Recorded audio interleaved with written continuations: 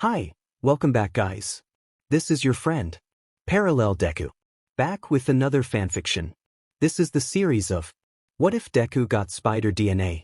Now before starting, please give this video a like. And subscribe to the channel if you want more videos like this.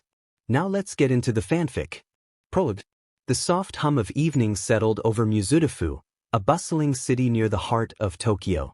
In a modest apartment on a quiet street, young Izuku Midoriya, a spirited 4-year-old with large, expressive green eyes and unruly dark hair, clung to his dreams with unwavering determination. Despite his tender age, Izuku's heart beat with the fervent desire to become a hero, a beacon of hope in a world where heroes were not just fantasies but everyday realities, thanks to the existence of quirks. In this vibrant world, a quirk was more than just a trait, it was a manifestation of one's inner power, a unique ability that set each person apart. From soaring through the skies to manipulating the elements, quirks varied as widely as the people who possessed them. Over 80% of the population boasted these extraordinary gifts, and many chose to channel their quirks for the greater good, becoming pro-heroes. These heroes risked their lives daily, embodying courage and selflessness to protect the innocent and uphold peace. At the pinnacle of heroism stood All Might, the #1 hero, a symbol of unwavering strength and hope. His fearless smile and indomitable spirit inspired countless individuals, including Izuku, who idolized him with every fiber of his being. Inside their small apartment, the late afternoon sunlight filtered through the curtains, casting a warm glow on the modest furnishings. Izuku tugged at his mother's sleeve, his voice bubbling with excitement. Izuku, it's computer time. Inko Midoriya, a kind-hearted woman with gentle eyes and a nurturing presence, sighed softly. Inko, geez, already? Okay, let's go. Together, they made their way to Izuku's room, a sanctuary filled with toys, drawings, and posters of his hero, All Might. Inko settled beside him, her fingers deftly navigating the computer as she pulled up Izuku's favorite video, a classic clip of All Might in one of his early heroic feats. The room was filled with anticipation, Izuku's small hands gripping an All Might action figure tightly as he waited for the video to start. Izuku, Mom, he whispered, his eyes wide with excitement, can we watch it now? Inko smiled warmly, her worries momentarily forgotten. Inko, man, you might have added 10,000 views yourself, but okay, here you go, sweetie. The screen flickered to life, and the familiar scene unfolded. All Might, larger than life, was in the midst of a chaotic disaster, surrounded by frightened citizens. Izuku watched with awe as the hero effortlessly saved one person after another, his laughter echoing through the room. Citizen 1. This guy has already saved 100 people? Citizen 2. This is amazing. How is he doing this? All Might laughed heartily, his voice booming with confidence and reassurance, his smile a beacon of hope amidst the chaos. All Might, fear not, citizens, for hope has arrived. Izuku's eyes sparkled with admiration, his young mind absorbing every word, every gesture. To him, All Might was not just a hero on the screen. He was the embodiment of everything Izuku aspired to be. The hero's final words ignited a spark within Izuku, lighting up his face with the pure joy of a child experiencing his first Christmas or stumbling upon a candy store for the first time. All Might, because I am here. Those words resonated deeply within Izuku, fueling his dreams of heroism. He mimicked All Might's hearty laugh, his small chest swelling with pride and determination. Izuku, he's the coolest in the universe, he declared with unwavering conviction. And once I get my quirk, I'm going to be just like him. Inko's smile faltered, a shadow of worry crossing her face. At 4 years old, Izuku should have already manifested his quirk, and the looming doctor's appointment tomorrow filled her with anxiety. She watched her son with a mixture of pride and concern, knowing how much he looked up to All Might. At the doctor's office. The following day, the sun rose with a promise of hope that quickly dimmed as Izuku and Inko arrived at the doctor's office. The sterile environment was a stark contrast to the vibrant world Izuku imagined. An elderly doctor, donned in thick goggles and a worn lab coat, delivered the news with a heavy heart. Doctor, I'm sorry, kid, it's not happening. Izuku's entire world shattered in that moment, his dreams collapsing with those 5 simple words. The All Might toy slipped from his grasp, crashing to the floor. Inko's eyes filled with panic as she clutched her son's arm. Inko, what really? Is there something wrong with him? Doctor, there's nothing really wrong with him. He's a perfectly healthy boy. He just never inherited a quirk. What are your quirks? Inko took a deep breath, her voice trembling. Inko, oh well, I can float small objects towards me, and his father, Hisashi, can breathe fire, but it's nothing too special, just like a lighter kind of fire. The doctor's expression remained solemn. Doctor, he should have inherited a combination of these quirks or one of them. But when we did his x-rays, it showed his toe was double-jointed, which is rare now. A recent study shows people with double-jointed toes usually don't have quirks. Plus, he's 4 now, so he should have gotten one by now. So, it's safe to say he won't manifest one. Izuku's heart sank as the reality that he would never become a hero settled over him like a dark cloud. Inko, trying to console him, used her quirk to gently lift the All Might toy from the ground. Inko, here you go, sweetie. She walked out of the office with a heavy heart, leaving a despondent Izuku behind. That night, the apartment was cloaked in silence. Izuku retreated to his room, shutting himself away for 10 long hours, the weight of his shattered dreams pressing down on him. The clock ticked relentlessly towards 9 p.m. when Hisashi Midoriya, Izuku's father, returned home. Hisashi, a tall man with a rugged appearance softened by kind eyes, greeted his son with a warm smile. His casual clothes contrasted with his former life in the military and his current work with an ambulance company roles he embraced to help others in his own way. Hey, I'm home from work, Hisashi called out. Inko stood at the doorway, holding a plate of food for dinner. She approached Hisashi, her face etched with concern. How was the doctor's appointment? Hisashi asked gently. Inko's voice quivered as she replied, Izuku, he doesn't have a quirk. He's officially diagnosed as quirkless. The news hit Hisashi hard. He turned to look at the door, hearing the faint sound of All Might's voice from the video still playing inside Izuku's room. Without a word, he gently took the plate of food from Inko's hands. I'll give it to him, Hisashi said, his voice firm but tender. You go rest, okay? Inko gave him a weak smile, grateful for his support. She leaned in to kiss his cheek before retreating down the hallway, her worry still evident in the lines of her face. Okay, there's more in the kitchen. I'll see you in bed. Hisashi stood outside the door for a moment, gathering his thoughts before he gently pushed it open.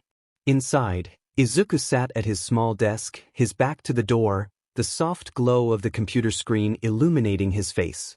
The All Might video played on loop, the hero's booming voice echoing in the otherwise silent room. Hisashi approached quietly, setting the plate down on the desk beside Izuku. He tried to keep his tone light, as if everything was normal. Here, Mom made some dinner. You haven't eaten anything since you got back, right? I know steak and mashed potatoes isn't your favorite, but you get what you get, right? I can add some cheese and ketchup if you like. The room remained silent, the only sound the distant laughter of All Might on the screen. Hisashi noticed the desolation in Izuku's posture, realizing that his son's spirit was deeply crushed. Izuku! Hisashi ventured softly. Understanding the depth of his son's despair, Hisashi decided to give him space. I'll just leave it on your desk. Please try to eat something before you sleep. As he turned to leave, Izuku's small voice called out, breaking the heavy silence. You see that? Hisashi paused, turning to glance at the screen where All Might's reassuring smile beamed down. Izuku's tear-streaked face mirrored the hero's unwavering positivity. He always has a smile on his face no matter how bad things get. Izuku said, his voice trembling. Tears welled in Izuku's eyes as he tried to muster a smile, mimicking All Might's strength despite his heartbreak. His small frame trembled as he voiced his deepest fear. Do you think I can still be a hero? Hisashi's heart ached as he approached his son, his own eyes glistening with unshed tears. Kneeling beside Izuku, he wrapped his arms around him, offering a comforting embrace. The weight of his son's despair pressed against him, but Hisashi remained resolute, determined to instill hope where it seemed all was lost. Son, you don't need a quirk to be a hero. A lot of people might say otherwise, but what they think doesn't matter. All you need is the desire to do what is right, the dedication to become better, and the hope that things will get better.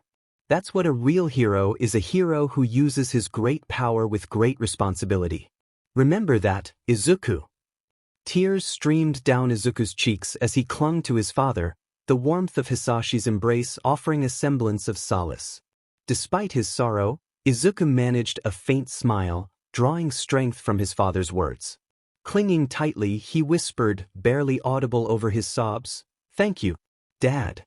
In that moment, amidst the shadows of doubt and despair, a flicker of hope ignited within the young boy's heart, a hope that perhaps, even without a quirk, he could carve his own path to heroism, inspired by the love and belief of his family. In the familiar setting of Aldra Junior High, the classroom was a study in contrast. Despite the teacher's droning lecture, most of the students were slouched in their seats, eyes glazed over with boredom. Their thoughts were anywhere but on the lesson. The late afternoon sun filtered through the windows, casting a warm glow over the room, but it only served to remind the students of where they would rather be anywhere but stuck in class. Among the disinterested crowd, one student stood out. Izuku Midoriya sat upright at his desk, his pencil moving rapidly across the page as he diligently took notes. His green hair, messy and unruly, matched his freckled face and large, attentive eyes. Unlike the others, Izuku was completely absorbed in the lesson, his brow furrowed in concentration. His small, slender frame seemed to shrink under the weight of his own intensity. To most of his classmates, Izuku was just the quiet, quirkless kid, but beneath his timid exterior, he was a star student, a genius who approached every class with a fierce dedication that few could match. The teacher, a middle-aged man with thinning hair and a tired expression, sighed as he glanced at his students, knowing full well that most of them weren't paying attention. He shuffled through a stack of papers on his desk and then looked up with a faint smile. "Alright, class. I could give you these career application tests, but let's face it, you all want to become pro heroes." At once, the room erupted in cheers. The students eagerly showed off their quirks, filling the classroom with displays of flame, light, and energy.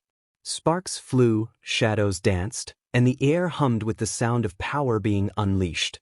But in the midst of the celebration, one student remained silent. Izuku kept his head down, his face tinged with shame. He clenched his fists under the desk, feeling the familiar sting of inadequacy. While everyone else reveled in their quirks, Izuku had nothing to show. No power, no special ability. Just a dream that seemed impossible. Suddenly, a loud, confident voice cut through the noise. "Bakugo, hey, teach, don't lump me in with the rest of these losers. I'm the real deal, and these rejects wouldn't even qualify as a pro's assistant." The room fell silent as everyone turned to look at Katsuki Bakugo, the blonde, spiky-haired boy with a perpetual scowl on his face. His red eyes gleamed with arrogance, and his posture radiated absolute confidence. Bakugo demanded attention, looking down at his classmates with disdain, as if they were all beneath him. Student 1, "Oh yeah? You think you're better than us?" One student shouted, his voice full of anger. Student 2, "You're just full of hot air." Another added, his quirk crackling in the air. Student 3, "Big talk, Bakugo. Are you sure you can back it up?" A third chimed in, his fists glowing with energy. Bakugo sneered at them, a wicked grin spreading across his face. Bakugo, "Oh please," he scoffed. "I'll take you all on. I'm going to UA, the #1 hero school. I'll become the #1 hero and be the richest and most famous of all time." The teacher, seemingly unfazed by the outburst, casually shuffled his papers and then glanced at Izuku. "Teacher, really, is that so? Oh yeah, you are applying, which is a pretty big deal." The teacher paused, then added with a curious look, "Teacher, wait, Izuku, aren't you applying too?" The classroom fell into an eerie silence. All eyes turned to Izuku, who felt his heart skip a beat. Even Bakugo looked surprised, his eyes narrowing as he stared at Izuku. Then, as if on cue, the room erupted into laughter. Student 1, really, Izuku? But he's just a quirkless loser. One student sneered, pointing at him. Student 2, he'll never make it, he doesn't even have a quirk. Another mocked, doubling over with laughter. Izuku stood up from his desk, trying to defend himself against his classmates. Izuku, actually, they just opened applications for quirkless students. And support gear has become really advanced. So I could be the first. Student 3, please, don't make me laugh more than I already am. A third jeered, tears of amusement in his eyes. Izuku's face burned with humiliation. He sat down at his desk, keeping his head down, his shoulders trembling as he tried to make himself as small as possible. The laughter felt like daggers, each one cutting deeper into his already fragile self-esteem. But then, a sudden roar of anger silenced the room. Bakugo, listen, you wannabe pro-hero rejects. Bakugo's voice thundered, filled with fury. Bakugo, if anybody has a chance at being a hero, it's him. He pointed directly at Izuku, his face twisted in rage. Bakugo, he's smarter than all of you combined. If you've got a problem with that, take it up with me. Flashback to years ago when they were 6. On a rainy afternoon in a small neighborhood, Bakugo, a smart and confident child, walked home after a long day at school. Despite his fiery personality, even he sometimes needed help with his studies. His parents had asked if anyone in the class could tutor him, and to their surprise, the first to volunteer was Izuku Midoriya. Though they lived on the same street and occasionally saw each other, Bakugo never paid much attention to the quiet, quirkless boy. But Izuku was known to be exceptionally bright and consistently at the top of his class. The teachers often praised him, though he never basked in the spotlight. Izuku mostly kept to himself, a result of being teased and bullied for being quirkless. Yet, despite all this, Izuku admired Bakugo from afar, fascinated by his fearlessness and powerful quirk. One rainy day, as Bakugo was heading home, he noticed a commotion ahead. 3 kids were ganging up on Izuku, pushing him around and hurling insults. Without hesitation, Bakugo sprinted toward them, anger boiling inside him. Bakugo, get away from him, idiots! Bakugo's right hook connected with the face of the first kid, sending him stumbling back. Kid 1, what the heck? Bakugo, I said back off. Kid 2, stay out of this if you know what's good for you. Kid 3, yeah, this quirkless loser needs to learn his place. Before the third kid could finish, Bakugo unleashed an explosive punch to his stomach, knocking the wind out of him.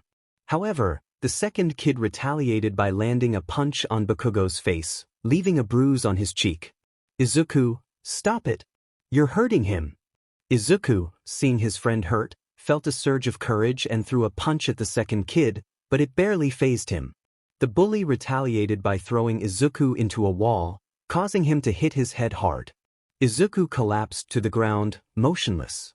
Panic spread among the bullies. Kid 1, oh no, he's not moving. Kid 3, did you hurt him? Kid 2, no, I didn't. Let's get out of here. The bullies fled, leaving Bakugo alone with the unconscious Izuku. Bakugo, that's right, you better run. Bakugo's triumph quickly turned to dread as he saw Izuku lying on the ground, hurt. He rushed to Izuku's side, gently shaking him to wake him up. Bakugo, oh no, Izuku, wake up. Come on, wake up. Izuku remained unresponsive, but Bakugo could hear faint breathing and a weak heartbeat. Relief washed over him. Bakugo, thank goodness. He's still breathing. Realizing he needed to act fast, Bakugo hoisted Izuku onto his back, determined to get him to safety. Bakugo, I don't know where you live, so I'm taking you to my house. My parents can help. He carried Izuku through the rain to his home. As he approached, his parents, who had been waiting outside for him on the porch, noticed Bakugo running down the street carrying Izuku. Mitsuki recognized the boy, as he belonged to her longtime friend from high school, Inko Midoriya. Their expressions turned to shock. Mitsuki, honey, get the first aid kit. Masaru, oh no, he's hurt. We need to get him to a hospital. I'll call for help. Mitsuki, what happened? Bakugo, still catching his breath, explained the situation. Bakugo, I was walking home, and some bullies were picking on him. I fought them, but one of the kids threw him into a wall, and he stopped moving. They ran and I brought him here. Mitsuki, all right, let's get him out of the cold rain. Wait for the medics to take him to the hospital. Bakugo, run to his house and get his parents. It's 10 houses down, apartment go. Bakugo sprinted to the Midoriya residence, his heart pounding with urgency. He banged on the door frantically until it opened, revealing Inko and Hisashi Midoriya. Inko, oh, it's Bakugo? Hisashi, what's up, kid? Bakugo, it's Midoriya. He got hurt, and he's not waking up. He's at my house with my parents. They called an ambulance. Panic immediately filled the faces of Izuku's parents. Inko, I'm going to run over to Mitsuki's. I need to get there before the medics and catch a ride with him, Hisashi said, urgency in his voice. Do you have his medical history? Inko asked, her voice trembling. Yes, I got it. Just stay here and I'll call you with updates. Hisashi replied, grabbing his coat, keys, phone, and wallet before rushing out of the house.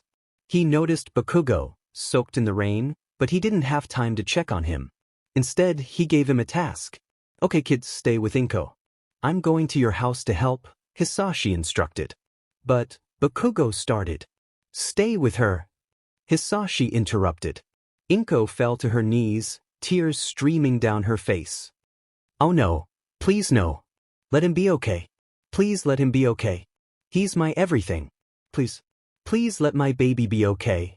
Bakugo, unsure of how to comfort her, gently took her hand and led her to the couch. He handed her a blanket and some tissues, but it did little to ease her overwhelming worry. But why does this happen? What did he do to deserve this? Inko cried. Bakugo hesitated, then spoke softly, trying to reassure her. Going to be okay. He's surprisingly tough. What do you mean? Inko asked, looking at him. When one of the kids hit me, he hit back and tried to defend me. But he got hurt because of it, Bakugo explained. You tried to help him? Inko asked, her surprise evident. Bakugo was taken aback by her gratitude, realizing she appreciated that someone had stood up for Izuku. Inko suddenly hugged him tightly, her gratitude pouring out through her tears. Thank you. So, you? She managed to say. Bakugo was surprised by the hug. He had always been given everything he wanted, praised for his natural abilities and his quirk that allowed him to create explosions. Yet, despite this, he felt something was missing within himself. But in that moment, receiving genuine gratitude for his actions rather than his gifts, he felt a sense of pride. However, that pride was tinged with shame, knowing it came from a mother who was scared for her injured son. Later, after what felt like hours, Inko fell asleep on the couch, exhausted from crying. Bakugo gently covered her with another blanket before exploring the apartment. He found Izuku's room, filled with All Might memorabilia posters, action figures, pillows, and more. It was clear that Izuku idolized All Might on a whole new level. Man, and I thought I was a fanboy. Bakugo muttered to himself. The door creaked open, and Bakugo turned to see Hisashi carrying a sleeping Izuku, now bandaged on the head. Hisashi gently placed Izuku in his bed and then turned to Bakugo with a grateful expression. Thank you for staying with Inko. I know how scary all of that must have been, but I know my wife was the most scared of all. So thank you for keeping her company, Hisashi said. Bakugo felt that same unfamiliar feeling in his chest again, a mix of pride and guilt. No worries, Mr. Midoriya. It's the least I can do. He got hurt because of me. That's not true. Izuku told me what happened in the Hisashi started, but Bakugo cut him off, anxious about Izuku's condition. Is his head gonna be okay? He got hit pretty hard. They did a scan of his head. His head and brain are going to be fine. He just needs time to heal. Why do you think it was your fault? Hisashi asked, crouching down to Bakugo's eye level. I tried to step in and help, but I failed. I thought I could beat those kids up. I was wrong. Bakugo admitted, his voice heavy with regret. You didn't hit my son. In fact, you tried to help him. I don't blame you. You did your best, Katsuki. You're a good kid. Be proud of that, Hisashi encouraged. Bakugo wasn't used to this kind of praise. He almost wished they would praise his quirk again so he could feel more comfortable. Trying to deflect the compliment, he asked, "He really likes All Might." Hisashi smiled knowingly, sensing a connection with Bakugo. Is that a bad thing? No. I do too. But not this much, Bakugo replied, glancing around the room. Hisashi admitted to himself that he may spoil Izuku a bit with All Might merchandise, but he also knew it was one of the few things that cheered Izuku up after tough days like today. Well, he wants to be a hero and idolizes him. And with all the people All Might has saved, who can blame him for wanting to be just like him? Hisashi said. Bakugo looked puzzled, remembering what the bullies had said. Isn't he quirkless? If he is, then how can he become a hero? Hisashi spoke from the heart, unaware of how his words would impact Bakugo for the rest of his life. Katsuki, you don't need a quirk to be a hero. All it takes is the desire to do what's right and to use the power you have responsibly. Sure, in many cases that means our quirks. But it's our actions that define us. It's not just your quirk that makes you who you are, it's what you choose to do with it. Today, you showed that you're strong. Not because you can win in a fight, but because you chose to stand up for someone who needed help. Bakugo finally realized what that sense of pride meant inside of himself. All those years of being praised for things handed to him suddenly didn't matter. He now had a new pride in his actions and what he could accomplish on his own. I am grateful to you, Katsuki. Izuku doesn't have a lot of friends. So it's nice to know someone at school has his back. Sadly, I wish this was the last time. But I know it won't be, Hisashi said, his voice filled with sincerity. I can't protect him all the time, and one day, I know I won't be here to do it. Hisashi's eyes softened as he looked at Bakugo, a depth of emotion striking the young boy. Hisashi, I know this may be asking a lot of you, but could you protect him when I'm not there? Promise me you'll be a good friend and look out for him. Keep making good choices. Bakugo was awestruck that someone would ask him, of all people, to take on such a responsibility. For the first time, he felt proud of something more than just his abilities.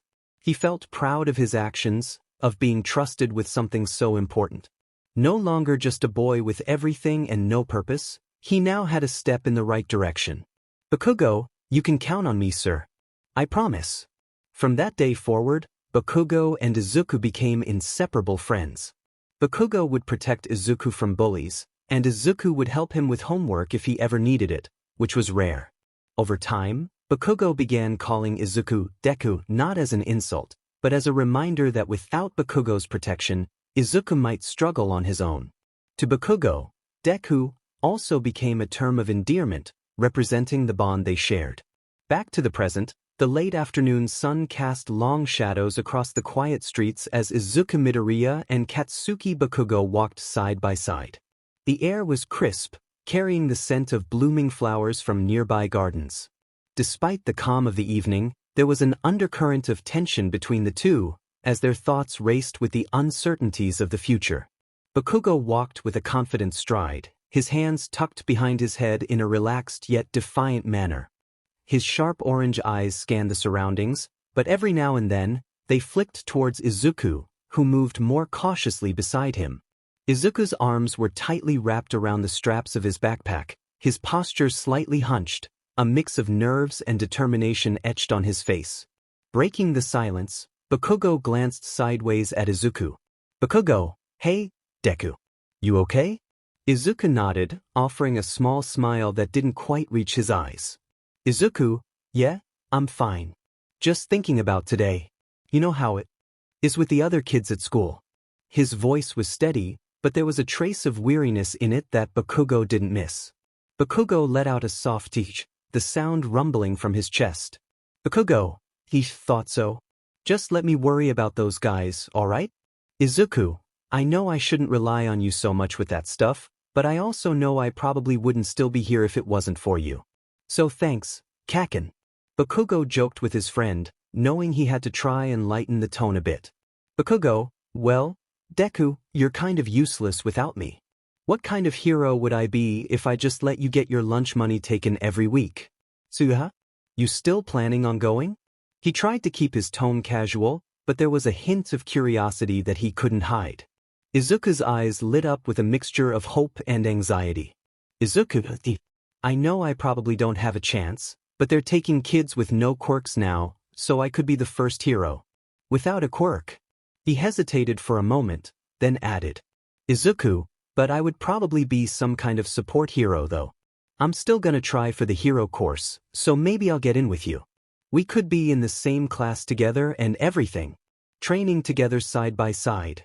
Bakugo, Bakugo knew it was a touchy subject with his dreams of being a pro hero. His parents tried their best to encourage Izuku to follow his dreams, especially his father. He knew Inko had so much doubt and worry, hoping Izuku would grow out of his dream and face reality. Bakugo didn't want to be the one to try and get Izuku to face his circumstances. However, Izuku already knew what everyone was thinking. Izuku, I know how stupid it is. I'm not dumb. But I have to at least try. Give it my best shot.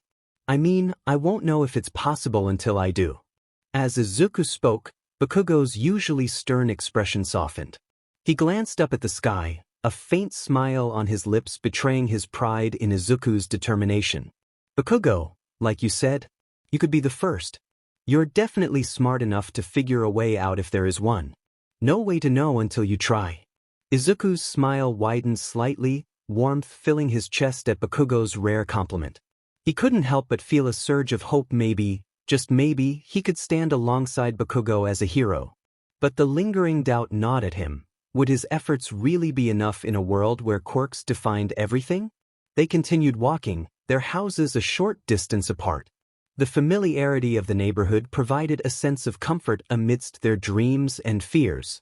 As they approached a familiar intersection, Izuku hesitated before bringing up the next topic, a subject that had been on his mind all day. Izuku, so, are you excited for the field trip, Kaken? Bakugo's eyes narrowed slightly, a hint of annoyance flickering across his face. Bakugo, why? It's just going to be some boring old lab. Izuku's eyes sparkled with enthusiasm, his earlier hesitation vanishing. Izuku, what, Kaken? It's not just some lab. It's Dr. Connor's lab, and they study genetic research there and how quirks work. They're the biggest leading researchers on quirks, which is huge. They could even figure out how to give someone a quirk. As Izuku's words sank in, Bakugo's expression shifted abruptly. A flicker of guilt crossed his face, and he looked away, trying to mask the unease that was creeping into his thoughts. He had downplayed something that was clearly important to Izuku, something that could be a glimmer of hope in his otherwise quirkless life. The realization hit Bakugo harder than he expected, stirring a mix of regret and concern within him. Bakugo, well, anyways, I'm gonna go home now. See you later, Bakugo muttered, his usual bravado faltering as he struggled to reconcile his own feelings. Izuku watched him, a hint of confusion mingling with concern. He reached out, placing a reassuring hand on Bakugo's shoulder. Izuku, later, Kaken. Bakugo glanced back, a conflicted emotion battling within him. He wanted to believe in the possibilities that Dr. Connor's research represented for Izuku. Yet, pride and fear held him back, making it difficult to fully embrace the hope that Izuku exuded so naturally. He turned away, trying to shake off the weight of his thoughts, but the unease lingered. As they parted ways, Izuku watched Bakugo walk away, a silent prayer on his lips. He hoped that one day he could stand next to Bakugo as an equal and perhaps, together, they could overcome the challenges that lay ahead. Connor's lab. Izuku, I can't believe we're actually going to Dr. Connor's lab. This is so amazing. Bakugo, calm down, man. I know you're excited, but this is a bit much. Izuku, you don't understand, Kaken. Dr. Connor's work on genetic engineering is light years ahead of anything we have now. The CRISPR technology that can identify and modify specific genes in DNA is incredible. Bakugo, sounds like he's playing God. Is it really a good idea to mess with that? What if he turns himself into a giant rat or something? Izuku, well, it's a highly regulated facility. I'm sure they have plenty of security measures and ethical boards to prevent anything like that from happening. Another student chimed in on their conversation. Student 1, maybe since you like the lab so much, you should just work there. After all, you don't have a quirk and are. He was interrupted by Bakugo grabbing the other student's shirt, his other hand emitting smoke and small explosions. He smirked, giving off a vibe of, you messed up. Bakugo, what was that last part? Student 1, nothing. The bus then stopped as they arrived at the lab. They stepped off the bus and met their tour guide. Izuku walked into the lab, completely awestruck by everything, from the giant electromagnetic microscopes to the genetic samples collected for quirk research. Izuku, this is so cool. Bakugo, Deku, calm down. You're attracting weird looks. Izuku noticed his classmates and other guests staring and whispering about him. Izuku, sorry. The tour guide then introduced the man himself, Dr. Connors. Tour guide. Now, I am honored to introduce the man responsible for all of this, Dr. Connors. His research into cross-species genetics and quirk research has been revolutionary. The man in a white lab coat, glasses, and a missing arm introduced himself to the class. Dr. Connors, thank you for the warm welcome. I'm very honored.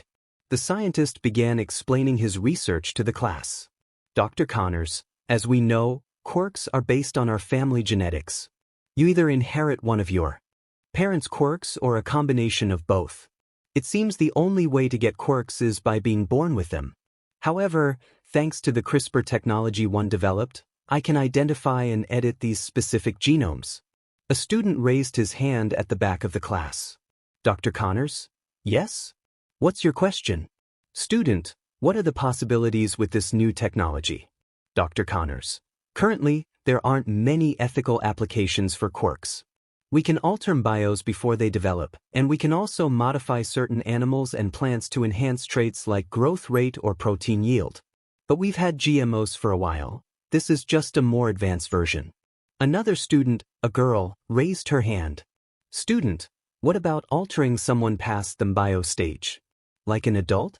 Dr. Connors, you have quite the imagination. Right now, that technology isn't available.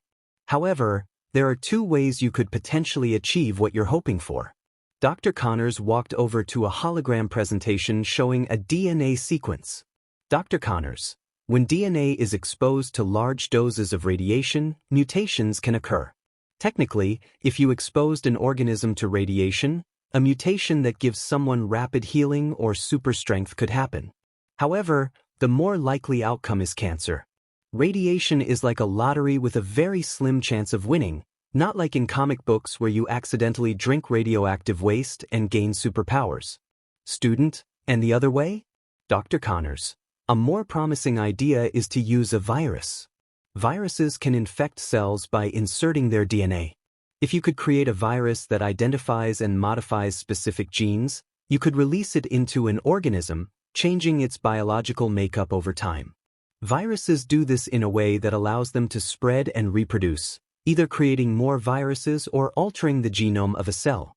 Student, could you give people quirks with this technology? Dr. Connors, to be honest, I'm not interested in that, and that's not the focus of my lab. We aim to find cures for diseases like Parkinson's, cancer, or Alzheimer's, using regeneration abilities from reptiles or enzyme production found in certain fish and insects. The class seemed bored by that answer, so Dr. Connors decided to engage their curiosity. Dr. Connors, theoretically, yes, you could give someone a quirk or superpower with this research. However, despite centuries of studying quirks, we still don't understand their exact origins or how they first appeared. We can only identify certain traits and reproduce quirk-like abilities, but not the quirks themselves. We have no idea where to even begin looking for quirks in the human genome. Student, that doesn't make any sense. Dr. Connors, well, you see. Izuku chimed in. Izuku, so it's like sending a JPEG? The whole class turned to look at Izuku, who was sitting in the back next to Bakugo. The scientist showed interest and amusement at his analogy. Bakugo, what's a JPEG? Izuku, it's a type of image file. It compresses an image's data to make it easier to send. But each time it's sent, the quality decreases, making it look less like the original. Dr. Connors, interesting analogy. Go on. Dr. Connors encouraged Izuku to continue with his unusual analogy, intrigued by the young mind. Izuku, if what you're saying about cross-species genetics and quirks is true, then right now, we have no way of finding or recreating the entire genome that allows a quirk to exist. So we focus on the specific data we're looking for in DNA and only take or transmit that trait. Dr. Connors, I must say, you have the most unique analogies, young one. What is your name? Izuku, Izuku. Izuku Midoriya. So, I have another question. Dr. Connors, go on. I'd love to hear it. Izuku, if the transferring of DNA between species is incomplete, doesn't that leave a large margin for errors or uncontrollable factors? If we try to replicate a quirk that gives someone the ability to shoot fire, we could also lose that quirk's ability to create an insulating layer of skin and not just produce fire.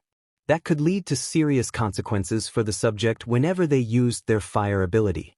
Dr. Connors, you are absolutely correct. That's why here at my lab, we are only in the animal testing phase and not the human testing phase.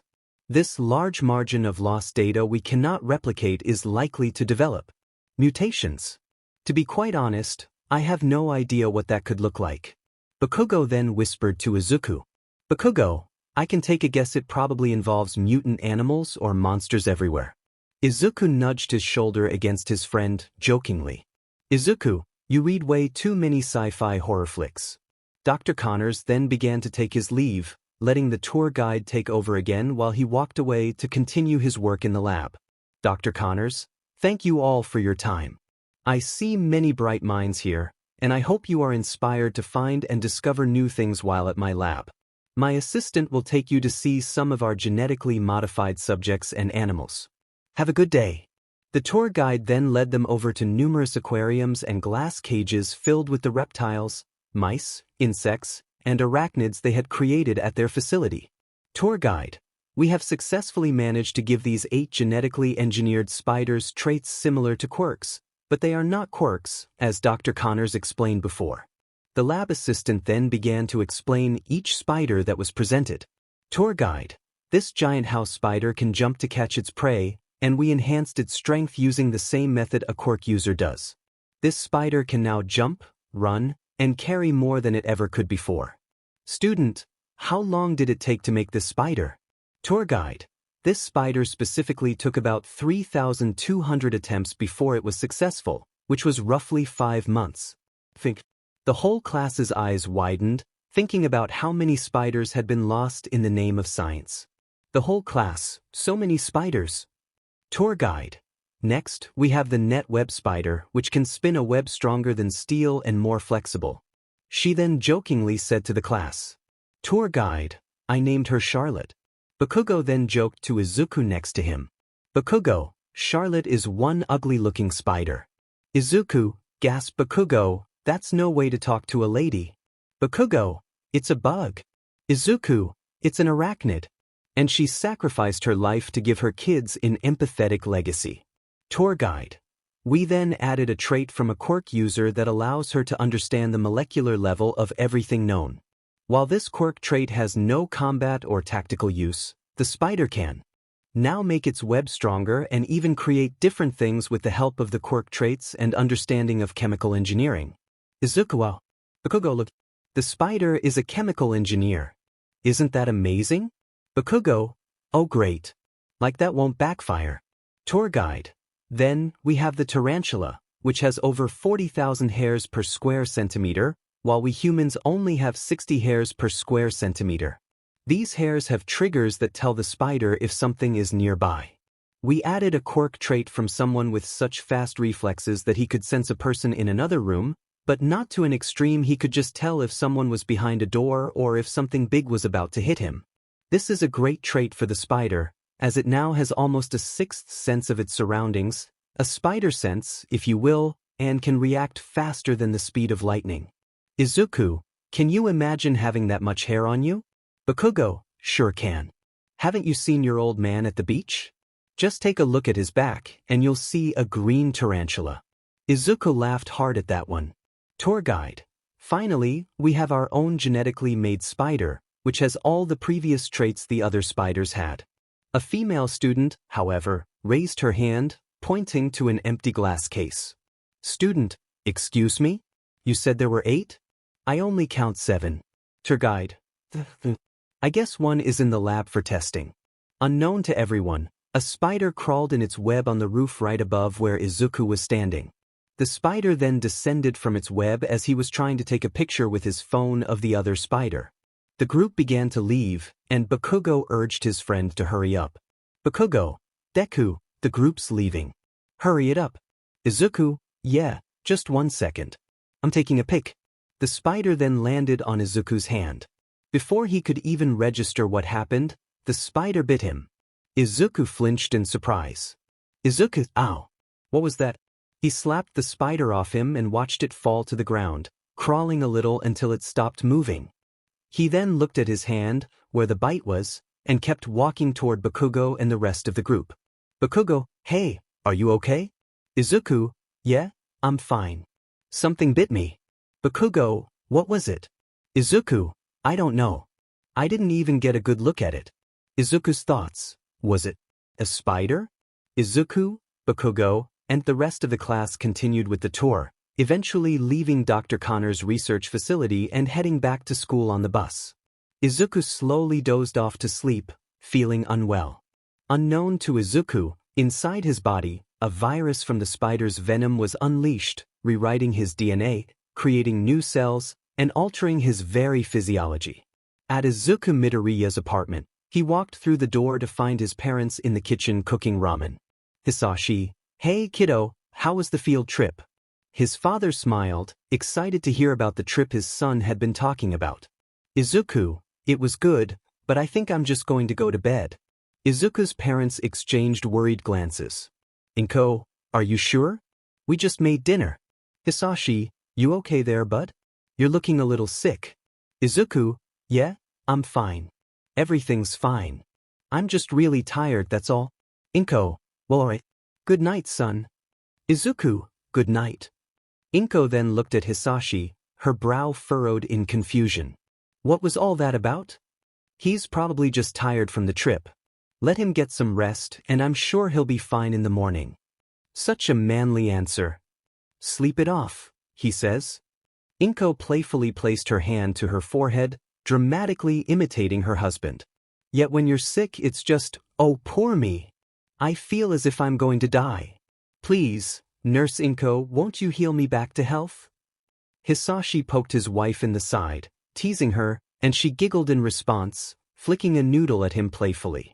He let it hit his face and slurped it up, making Inko laugh. In Izuku's room, he stood surrounded by All Might merchandise. He took off his shirt and looked in the mirror, seeing a skinny, scrawny boy, pale and sweaty from whatever was making him unwell. As he walked toward his bed, he suddenly felt dizzy and fell to the ground beside it. He grabbed a blanket, covering himself because he felt cold, and began to drift off. Unbeknownst to Izuku, his body was changing. In the middle of the night, in Izuku's parents' room, both Hisashi and Inko slept soundly, Inko wearing a sleep mask and Hisashi with earplugs in. Suddenly, the sound of pans clattering in the kitchen jolted Inko awake. What? Huh? She glanced at the clock on her nightstand and groaned. It's 1 a.m.? Ugh. Trying to return to sleep, she was disturbed again by noises from the kitchen. Reluctantly, she pulled off her sleep mask and got out of bed to investigate, her husband still sound asleep. In the kitchen, Inko walked in to find her son with a jar of peanut butter in his hand, jelly smeared on his cheek, and a knife in his mouth, presumably skiing on peanut butter. The kitchen was a mess, with an empty jar of pickles, an empty jug of milk, an empty Tupperware that had contained leftover ramen, an empty box of cookies, and several wrappers from hot dogs and mac and cheese scattered about. He was waiting for the microwave to finish cooking a pizza. Izuku Midoriya. Izuku froze and slowly turned to face his mother, who looked disheveled in her pajamas. Hey, Mom. What are you doing? Why are you eating? Everything. I don't know. I just got so hungry all of a sudden. It's like it won't stop. I'm just so hungry. As he finished speaking, the microwave beeped, and Izuku immediately opened it, devouring the pizza meant for 3 people in mere seconds. Hisashi walked in just in time to witness this. My god, son. Is there anything left? Izuku quickly cleaned up the kitchen, feeling embarrassed about his sudden feast. He kissed his mother on the cheek, saying good night, which made them both notice how sweaty and pale he still looked. Good night, ma. Kiss his cheek, love you. Good night, dad.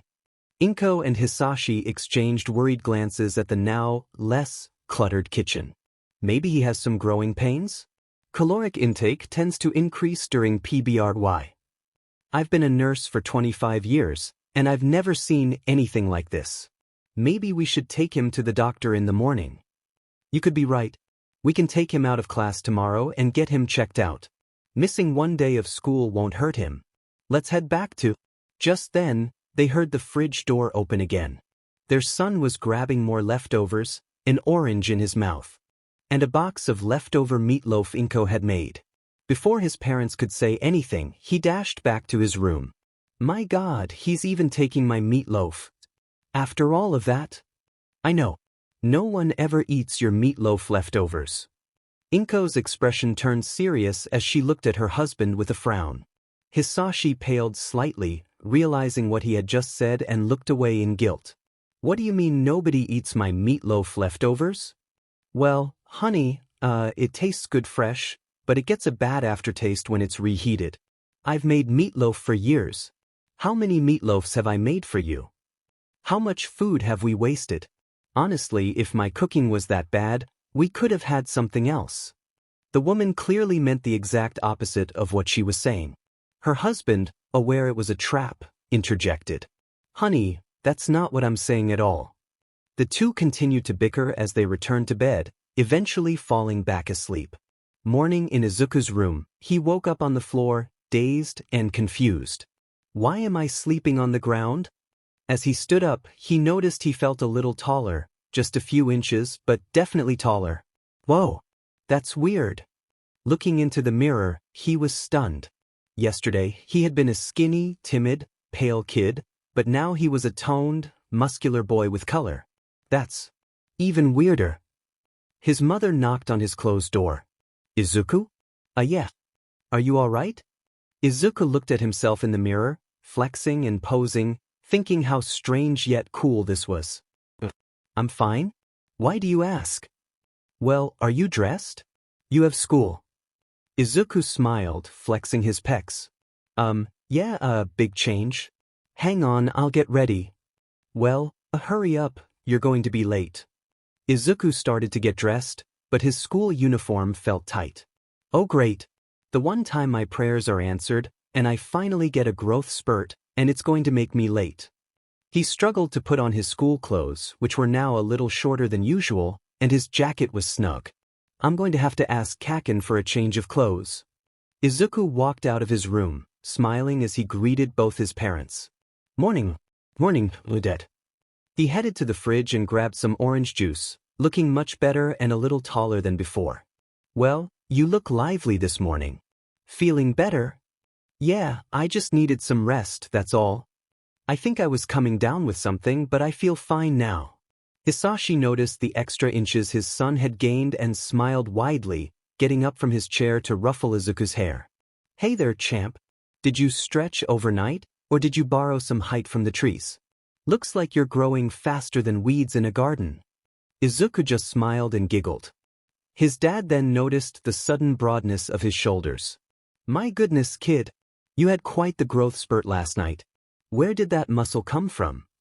Izuku replied, I'd say it's about time. My prayers have finally been answered. Maybe now I can actually outrun my bullies. I'm going to have to take you shopping for new clothes soon. It's better than having to take you to the doctor, Hisashi said with a chuckle. Inko chimed in, finishing breakfast and placing bacon on a plate for the two men in her life. Are you sure you're feeling better, sweetie? You were so sweaty last night and looked like you had a fever. I can always have you checked out at work if I really need to. You looked a bit under the weather. Izuku shrugged it off, finishing his orange juice and grabbing some bacon to eat quickly. I feel fine, Mom. Honestly, I actually feel really great. Like I'm lighter or something. Hisashi thought to himself, how is that possible? He ate a mountain of food last night. Did it all go to his muscles? Well, if you say so. Inko replied, still a bit concerned. Izuku then got ready to head out for school, grabbing his backpack and putting on his shoes while texting Bakugo for an extra change of school and gym clothes. Oh, Izuku. Don't forget, I'm going to be working late at the fire station today. So when you leave school, you need to help walk your mom home from work. Sure, no problem, Izuku replied. Inko smiled. We love you. Love you too, guys, Izuku said as he left, heading for the train station to get to school. Meanwhile, Hisashi and Inko finished their breakfast. Honestly, honey, I don't need to be walked home from my job. I'm perfectly capable of handling myself. I do it all the time in the ER, Inko said. I know, sweetie. But it's not just about that. I'm trying to teach him responsibility. Part of being a man is making sure the women in your life are safe, Hisashi replied. Oh, so I'm just some tool to teach our son responsibility, huh? Inko joked with a smirk. Oh, you know I don't mean it like that. I obviously just want to keep my special lady safe. You can never be too careful with these new villains around, Hisashi said. You mean your wife? Inko teased. Hisashi playfully threw a piece of bacon at Inko, who casually caught it in the air with her powers. My special lady is my wife, he said with a laugh. Inko finished her breakfast and walked over to her husband, giving him a kiss. And you are my one and only husband. Even after being married for 30 years, since they were both 20, they were still two lovebirds hopelessly in love with each other, never stopping their playful banter. Later at the train station, Izuku was running late due to heavy traffic, which delayed the pedestrian stoplights. He sprinted down the sidewalk toward the station. Just my luck to get stopped at every single crosswalk. Why didn't I just jaywalk? He recalled a time he tried to jaywalk but nearly got run over by a speeding car due to his lack of athleticism. But right as Izuku finally reached the train, the doors began to close, and it started to depart. Train 14 is now leaving Station Bravo, the announcer said. Oh no! Izuku exclaimed, sprinting toward the train as fast as he could. To his surprise, even as the train picked up speed, he was still catching up. With a giant leap, he grabbed onto the railing at the back of the train. I made it! He shouted, pulling himself up. However, when he let go of the railing, he noticed it had bent into the shape of his hand. What the? He stared at his hand in disbelief. I didn't even feel like I tried that hard to grab it. Before he could ponder further, one of the train employees slammed the door open, looking at Izuku with wide eyes. He was an older man with a nose like a mole and large goggles. What on earth were you thinking, kid? The train conductor exclaimed. I'm sorry. I was late, and I know what I did was risky, but I really didn't want to be late for school. Forget risky. It's dangerous, kid. I've been doing this for 30 years. You know how many people I've seen miss that jump, get run over, or even electrocuted by the rails? Quirk or no quirk, you could have really hurt yourself. Izuku began to think back to the jump, realizing how fast he had run and how far he had leaped. Come to think of it, how did I make it onto the train? He bowed down, apologizing profusely. I'm so sorry. I'm really sorry. Geez, kid, I get it. Look, I'm letting you off the hook because you're a kid. But don't do that again. Not being 20 minutes late to class isn't worth your life. Right? I promise. Izuku headed inside the train, taking a seat and looking at his hand with curiosity. What is going on with my body? At the school cafeteria, Izuku sat across from Bakugo, holding a fork and eating a school lunch of mystery pizza, fruit cups, a carton of milk, and peas. Meanwhile, Bakugo was focused on studying for a science test he needed to pass. I'm suddenly bigger. I ran faster than I ever have. I literally jumped onto a train to get to school today. I don't know what's happening to me. Is my quirk finally happening? Bakugo only half-heartedly listened, focused on his studies. Aha! Izuku looked at his friend, unimpressed. You're not even listening to me, are you? Nope. Trying to concentrate, you nerd. So shut it and just eat already. We have gym next, and you'll need the energy to dodge the bullies again. I'm pretty sure it's basketball today. So they're going to try and hit you with the ball again, I'm sure. Izuku, don't remind me. What are you even studying for? You're passing all your classes. Bakugo, yeah, but UA is a top elite school. It's not just practical ability that gets you in. I have to make sure my grades are up too. I don't want to take any chances, so I'm making sure I have as many A's as possible before the school year ends. Maybe bring my GPA up. Bakugo then hands Izuku a notebook, asking a question. Bakugo, so what was the formula for Newton's second law again? Izuku, force equals mass times acceleration, or FMXI. Basically, this principle states that an object will continue to gain net force as long as you increase either the mass of the object or the acceleration of the object. The opposite is also true if you decrease either variable. Bakugo, could you give an example? Izuku then picked up a pea from his lunch, explaining science like the nerd he is. Izuku, if I threw this pea at you really hard, like at Mach 5, the pea would generate a massive amount of force. However, if I just threw the pea at you like this. Izuku then demonstrated by tossing a pea at Bakugo's face, which bounced off his expressionless face. Izuku, then there would be less force because it's not going as fast. But if I threw a basketball at you just as hard as I did with the pea, it would hurt more because it has more force. Bakugo, okay, I think I got it now. Thanks. Izuku had taken some bites out of his pizza, finishing it while also eating the rest of his food. Izuku, okay. So can we talk about me for a second? I think my quirk is finally starting to manifest. Bakugo sighed, looking at his friend with a hint of pity. Izuku looked at him with a hopeful smile. He tried to be supportive, but as he applied for UA, he began to realize that sheltering Izuku was not going to help him in the long run. So he tried to have a heart-to-heart with him. Bakugo, Midoriya, you're not getting a quirk. You only get a quirk before the age of 4. You're 11 years past that. Izuku, yeah, but there have been cases. Bakugo, of quirk users getting their quirks at the age of that has only happened 4 times, though. Bakugo finished his sentence before he could. Bakugo, that we know of. So there's still a chance. I remember you telling me the same exact thing on your 11th birthday. Also, when you cried on your 13th birthday when it didn't happen. Izuku then wiped his mouth with a napkin after finishing all of his food. Izuku, Kaken, I'm not crazy. I swear I'm changing. I even grew a couple of inches and put on some muscle. Bakugo, you just finally hit a growth spurt. Plus, you don't look that big. Izuku then pinched the clothes Bakugo had given him. Izuku, that's just because I'm wearing an XL. A large used to look baggy on me last week. Plus, what about me bending the metal railing on the train? Or me catching up to the train? Bakugo, Deku, everyone has jumped trains once in their life.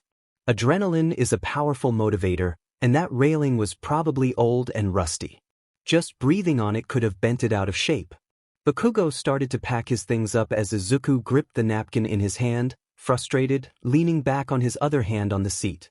Bakugo, Sai Midoriya, maybe it's time you give up on trying to be a pro hero? Izuku looked at his friend, hurt by his words. Izuku, you said that I could get into UA, though? Don't you still want to go together? Bakugo, I do. But, Izuku, if you don't have some type of useful power to help or defend yourself, you're going to get yourself hurt. Izuku looked down, relaxing his fist, feeling hurt by his friend's words.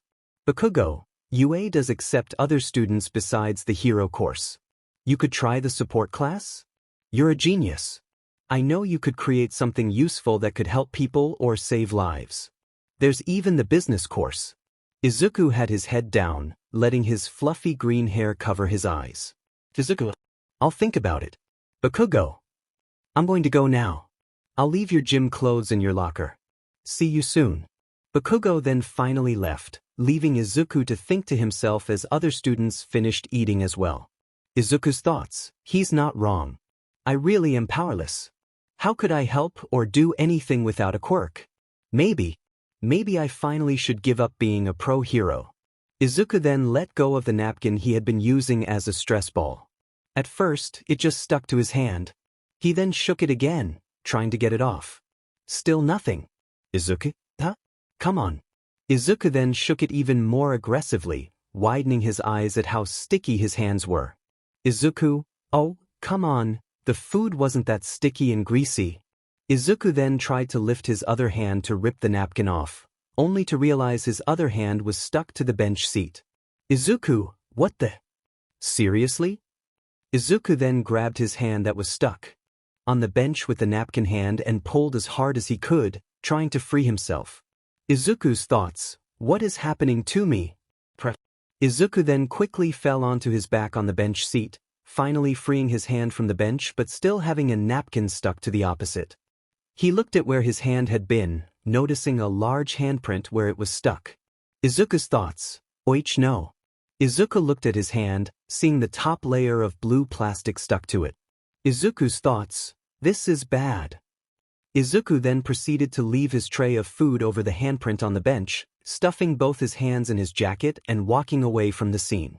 Izuku's thoughts, I'm not crazy. Something is happening to me? Inside the boys' gym locker, Izuku looked at himself shirtless inside one of the bathroom stalls for the locker room, examining his body once again in front of a mirror. He still had blue plastic stuck to his hand that he had ripped off the bench, along with the napkin he had been using before. Izuku, okay. What's going on with me? Izuku started to look at his eyes and pupils in the mirror. He lifted his arms up and turned around in front of the mirror. Izuku's thoughts, besides waking up jacked, I look completely normal. He then looked at his hands again. He noticed the spider bite mark that was left from the field trip the other day on the hand with the plastic. Izuku's thoughts, the spider bit me yesterday. And now things are sticking to me. And now I'm faster and stronger than before. How is that possible? Izuku's mind raced through all the worst-case scenarios. He realized that it wasn't a quirk he had, it was a mutation he had been given. Izuku's thoughts spiraled, oh no, this could be really bad. I could turn into a monster. Kaken even called it. Am I going to become some kind of spider creature? I need a doctor. I need medical help. I have no idea what's happening inside me. I could have something serious. I'm only 15 and I have spider issues. Izuku started to breathe faster, feeling panic rise within him. He placed both hands on the sink, staring down into the drain. This can't be happening. I wanted a quirk. I never wanted this. He turned on the faucet, splashing water on his face, feeling the wetness of a napkin and plastic against his skin. I can't freak out. It won't help. I need to relax. Sigh, relax. As he tried to calm himself, the plastic hand and napkin slipped from his grip, causing him to look up in surprise. He examined his hands closely, noticing very small, almost unnoticeable hairs. I just had to relax. Izuku looked at himself in the mirror, putting his gym clothes back on. An idea sparked in his mind. If I'm going to figure out my next step, I need to find out what I can do. Inside the gymnasium, two teams were engaged in a full-court basketball game while others ran laps around the gym. Some students sat on the bleachers, either on their phones, reading, or chatting. On the basketball court, one team wore vests while the other did not. Bakugo was on the vest team with 3 classmates, while the opposing team included Flash Thompson, the typical school bully. Bakugo shouted, "Get ready to eat hardwood floor, losers." Flash retorted, "Big talk from a dollar store firecracker." The other students on both teams thought, "Can you at least pass the ball so we can play too? It's just been you two this whole time." The coach, a man with a bit of extra padding and sunglasses worn indoors for some reason, stood between the teams. He tossed the ball into the air, and Katsuki quickly used his quirk to propel himself upward, grabbing the ball mid-air and making a slam dunk. "Get shut down, extra!" Bakugo yelled. "Hey, no quirks!" Flash shouted back.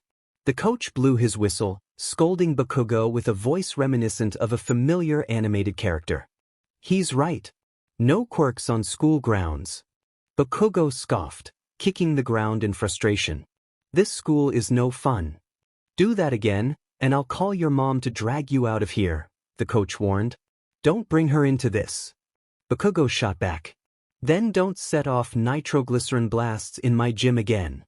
The coach thought to himself, "I can't believe I have to say that to kids. Thanks, Quirks." He set up another game, throwing the ball into the air again and blowing his whistle to signal the start. Flash took the lead, dribbling the ball toward the other side of the court. Meanwhile, Izuku finally stepped out of the locker room and approached the coach for attendance. "Good afternoon, coach. Sorry I'm late for roll call." "You better be. Oh wait, it's you." "Yeah, it's okay, Midoriya. Go ahead and take your usual spot with the other kids," the coach replied, pointing to a group of 8 students lounging on the bleachers. "Actually, sir, I was going to try and participate today." The coach raised an eyebrow in surprise. Izuku had always been one of the weakest students he had ever seen. "Are you sure, Midoriya? Remember what happened last month when Flash sent you flying across the gym?" Flashback to Izuku being tackled and thrown across the gym. "Or that time you got hit in the head and had to go to the nurse?" Flashback to Izuku getting hit in the face with a dodgeball. "Or that time." Before he could finish, Izuku smiled timidly, reassuring the coach that he was ready to try again. "Yeah, I'm sure. I've been working out. I want to overcome this and finally play a sport without getting hurt." The coach wiped a tear from behind his sunglasses. "Midoriya, you truly have the spirit of an athlete. It's too bad you're trapped in a powerless body and pretty much outmatched. If only." Izuku looked down, feeling defeated. "Thanks for the vote of confidence. Just wait on the other side of the court until this game is over. I'll tag out Bakugo so you can play." Izuku walked over to the bleachers, thinking, "Oh great. I want to test out my body, but I would have liked to go against Bakugo so he could go easy on me. Or have him as a teammate so I don't get overwhelmed." Meanwhile, on the court, one of Flash's teammates passed him the ball. Flash activated his quirk, making himself lighter and leaping for a dunk, slamming the ball into the net. "Boom baby. That's what I'm talking about." Bakugo muttered, "Lucky shot." No one noticed he was cheating by using his quirk. However, the ball bounced away during the game, knocking into a book belonging to the Wolf Girl quirk user. "Hey, you did that on purpose," she exclaimed. "You stupid jerk, eh?" Flash snorted in response. "No, I didn't. But talk to me like that again, and I'll make sure you regret it." The rest of the guys continued their game, while Izuku walked up to the Wolf Girl, waiting for his turn to play. He had overheard the exchange and couldn't help but make a comment. "You know that didn't even make sense? Dogs don't wear cones for hurt necks." He noticed the sketchbook on the ground and picked it up for her. "Here you go." "Thanks. Are you sitting on the bleachers or running laps?" "Actually, today I'm going to try and play a game." The Wolf Girl looked surprised and a bit worried for Izuku. "Are you sure, Midoriya? Last time, you got sent flying by Flash." Izuku opened his mouth to argue but suddenly felt a chill run up his spine. It was as if time had stopped. His reflexes kicked in, and before he knew it, he had dodged a basketball heading straight for the back of his head and caught it just in time to prevent it from hitting the Wolf Girl. All in a split second. "You know." The Wolf Girl looked astonished as Izuku bounced the ball up and down. "I think today is my lucky day." With newfound confidence, Izuku walked onto the court, dribbling the ball, surprising everyone around him. "Is Midoriya thinking about playing?" one student asked. "This isn't going to go well," another replied.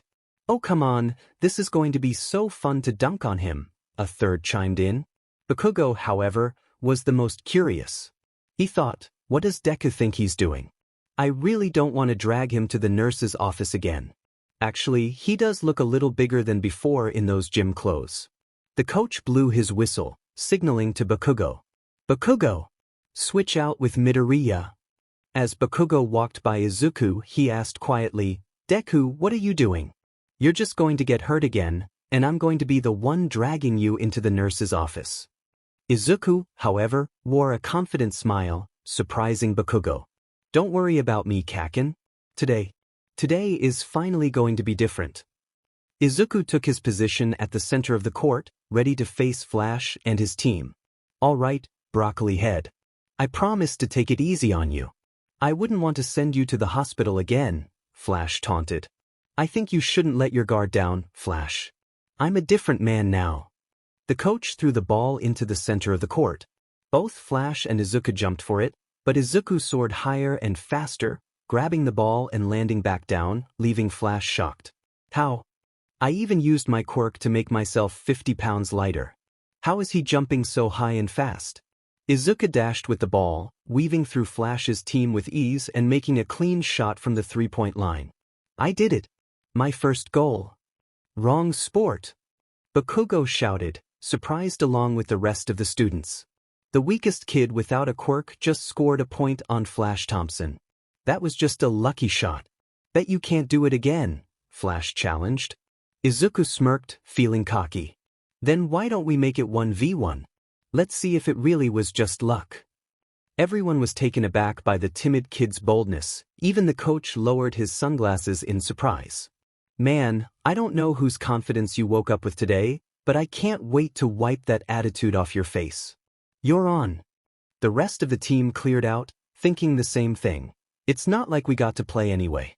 Now it was just Izuku and Flash facing each other, locked in a stare down. The coach threw the ball up and blew the whistle. Both jumped for it. This time I'll make myself lighter. I'm going to snatch the ball and score. But once again, Izuku leaped much higher and faster, landing before Flash even had a chance to dash and block him. Izuku was already halfway down the court. So fast? Izuku shot and scored another point. As he walked back to the center of the court, he bounced the ball with a grin. What happened there, Flash? I thought you were going to beat this attitude out of me. You're talking a lot of trash for someone I sent to the nurse's office before. You know, I thought they called you Flash because you were fast. Guess they weren't talking about basketball. Izuku shot him a knowing look, implying there were other ways he was too fast, which made Flash furious. He knew he couldn't fight Midoriya right now, so he just growled in frustration. Pass. The ball. Izuku had an idea, still wanting to test his new abilities. Yeah, Flash, sure. Just take the ball. He held out the ball, inviting Flash to grab it. But as Flash reached for it with one hand, he felt a strange pull.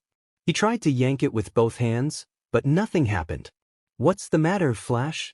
Just take the ball, come on. Flash looked at Izuku, puzzled, as he continued to struggle to take the ball from him. Izuku kept mocking him. Just take it. Look, I'll even look away and close my eyes. He covered his face with his hand and turned his head. Flash's friends began to yell at him. Just take the ball, Flash. Let's play already. Take the ball. But no matter how hard he tried, he couldn't get it from Izuku's grip. Eventually, Flash gave up, taking a few steps back. Izuku bounced the ball on the ground, showing there was no trick or glue involved, making it seem like either Izuku was really strong or Flash wasn't strong at all. Well, come on, Midoriya. You're some tough guy now. Bring it. Izuku dashed at Flash with the ball. Flash activated his quirk again, jumping to make himself lighter and blocking Izuku's path to the net. I'll make myself lighter to jump and intercept him. But Izuku leaped ahead, making a huge jump toward the net. Flash had attempted to activate his quirk again to increase his weight. He thought to himself, then I'll weigh 300 pounds and push him back down. Wow. However, with Izuku's strength and the force from his dunk, he pulled Flash along with him to the net. Flash instinctively grabbed the net, but with his new weight and Izuku's incredible strength, the hoops suddenly shattered. Glass pieces rained down, and the frame dropped to its lowest setting. Flash landed heavily on the ground, creating a small crater in the hardwood floor, while Izuku managed to land on his feet. Shocked by the chaos around him, Izuku stared at the broken glass and scattered equipment. Izuku exclaimed, "Holy!" Bakugo, who had been watching from across the gym, finished his thought with a simple, "That wow." Meanwhile, the coach, who took his job very seriously and had a strong fixation on maintaining the gym's cleanliness, stood wide-eyed at the scene before him. "Gym court. My floors. My backboard," he shouted. The coach then turned his ire towards Flash. "Flash, what did I tell you about using quirks at school? You're in big trouble, Thompson." In the principal's office, Izuku sat nervously in a chair outside while his father, Hisashi, spoke with the principal about the incident. "The whole hoop is broken? That's unfortunate," Hisashi said. "Yes, and the backboard too. It's surprising it happened, but thankfully no one was hurt," the principal replied. Hisashi continued, "So, am I going to have to pay for that? I understand he broke it, but it might take me some time to gather the funds." The principal interrupted, Oh, it's nothing like that, Mr. Midoriya. That hoop was quite old. We were planning to replace it in 2 years anyway. That's not the concern. Hisashi asked, if you don't want me to pay for it and no one is hurt, then why did you call me out of work today? Is my son in trouble? The principal sighed. Yes and no. Take a look at this. He showed Hisashi footage of the gym incident. Hisashi saw Izuku openly mocking Flash, but from the camera's angle, it appeared that Flash had caused the hoop to break. Did Izuku start the fight? Hisashi asked, surprised. Technically, they weren't fighting. They were competing and things got heated. You know how boys can be. However, I can't ignore that Midoriya was humiliating another student in public, the principal explained. What kind of punishment are we looking at here? Hisashi inquired. None. I know Midoriya, and this isn't typical behavior for him. He's a good kid, and I know he's trying to get into UA. Something like this could hurt his chances, so I'm letting it go. Nothing about today will go on his permanent record. That's very kind of you, sir, Hisashi replied. This is just a verbal warning. I know Midoriya doesn't have it easy here at school. He doesn't really talk to anyone besides Bakugo, so I was hoping you could speak with him before I or the other teachers have to, the principal suggested. Thank you, sir. I appreciate it. I will talk to him, Hisashi said. Great. If you don't have any other questions, you can go ahead and talk to your son. Do you want him to finish his classes today or take him home? Oh, I have to get back to work. He can finish the rest of his classes. He needs to pick his mom up after work as well. I'll talk to him afterward. Thanks again. Hisashi stood to shake the principal's hand, and the principal accepted. My pleasure. Have a good day. Outside the principal's office, in the empty halls, Izuku waited anxiously, clutching his backpack. He heard the doorknob twist and his father stepped out. So, am I in trouble? Izuku asked.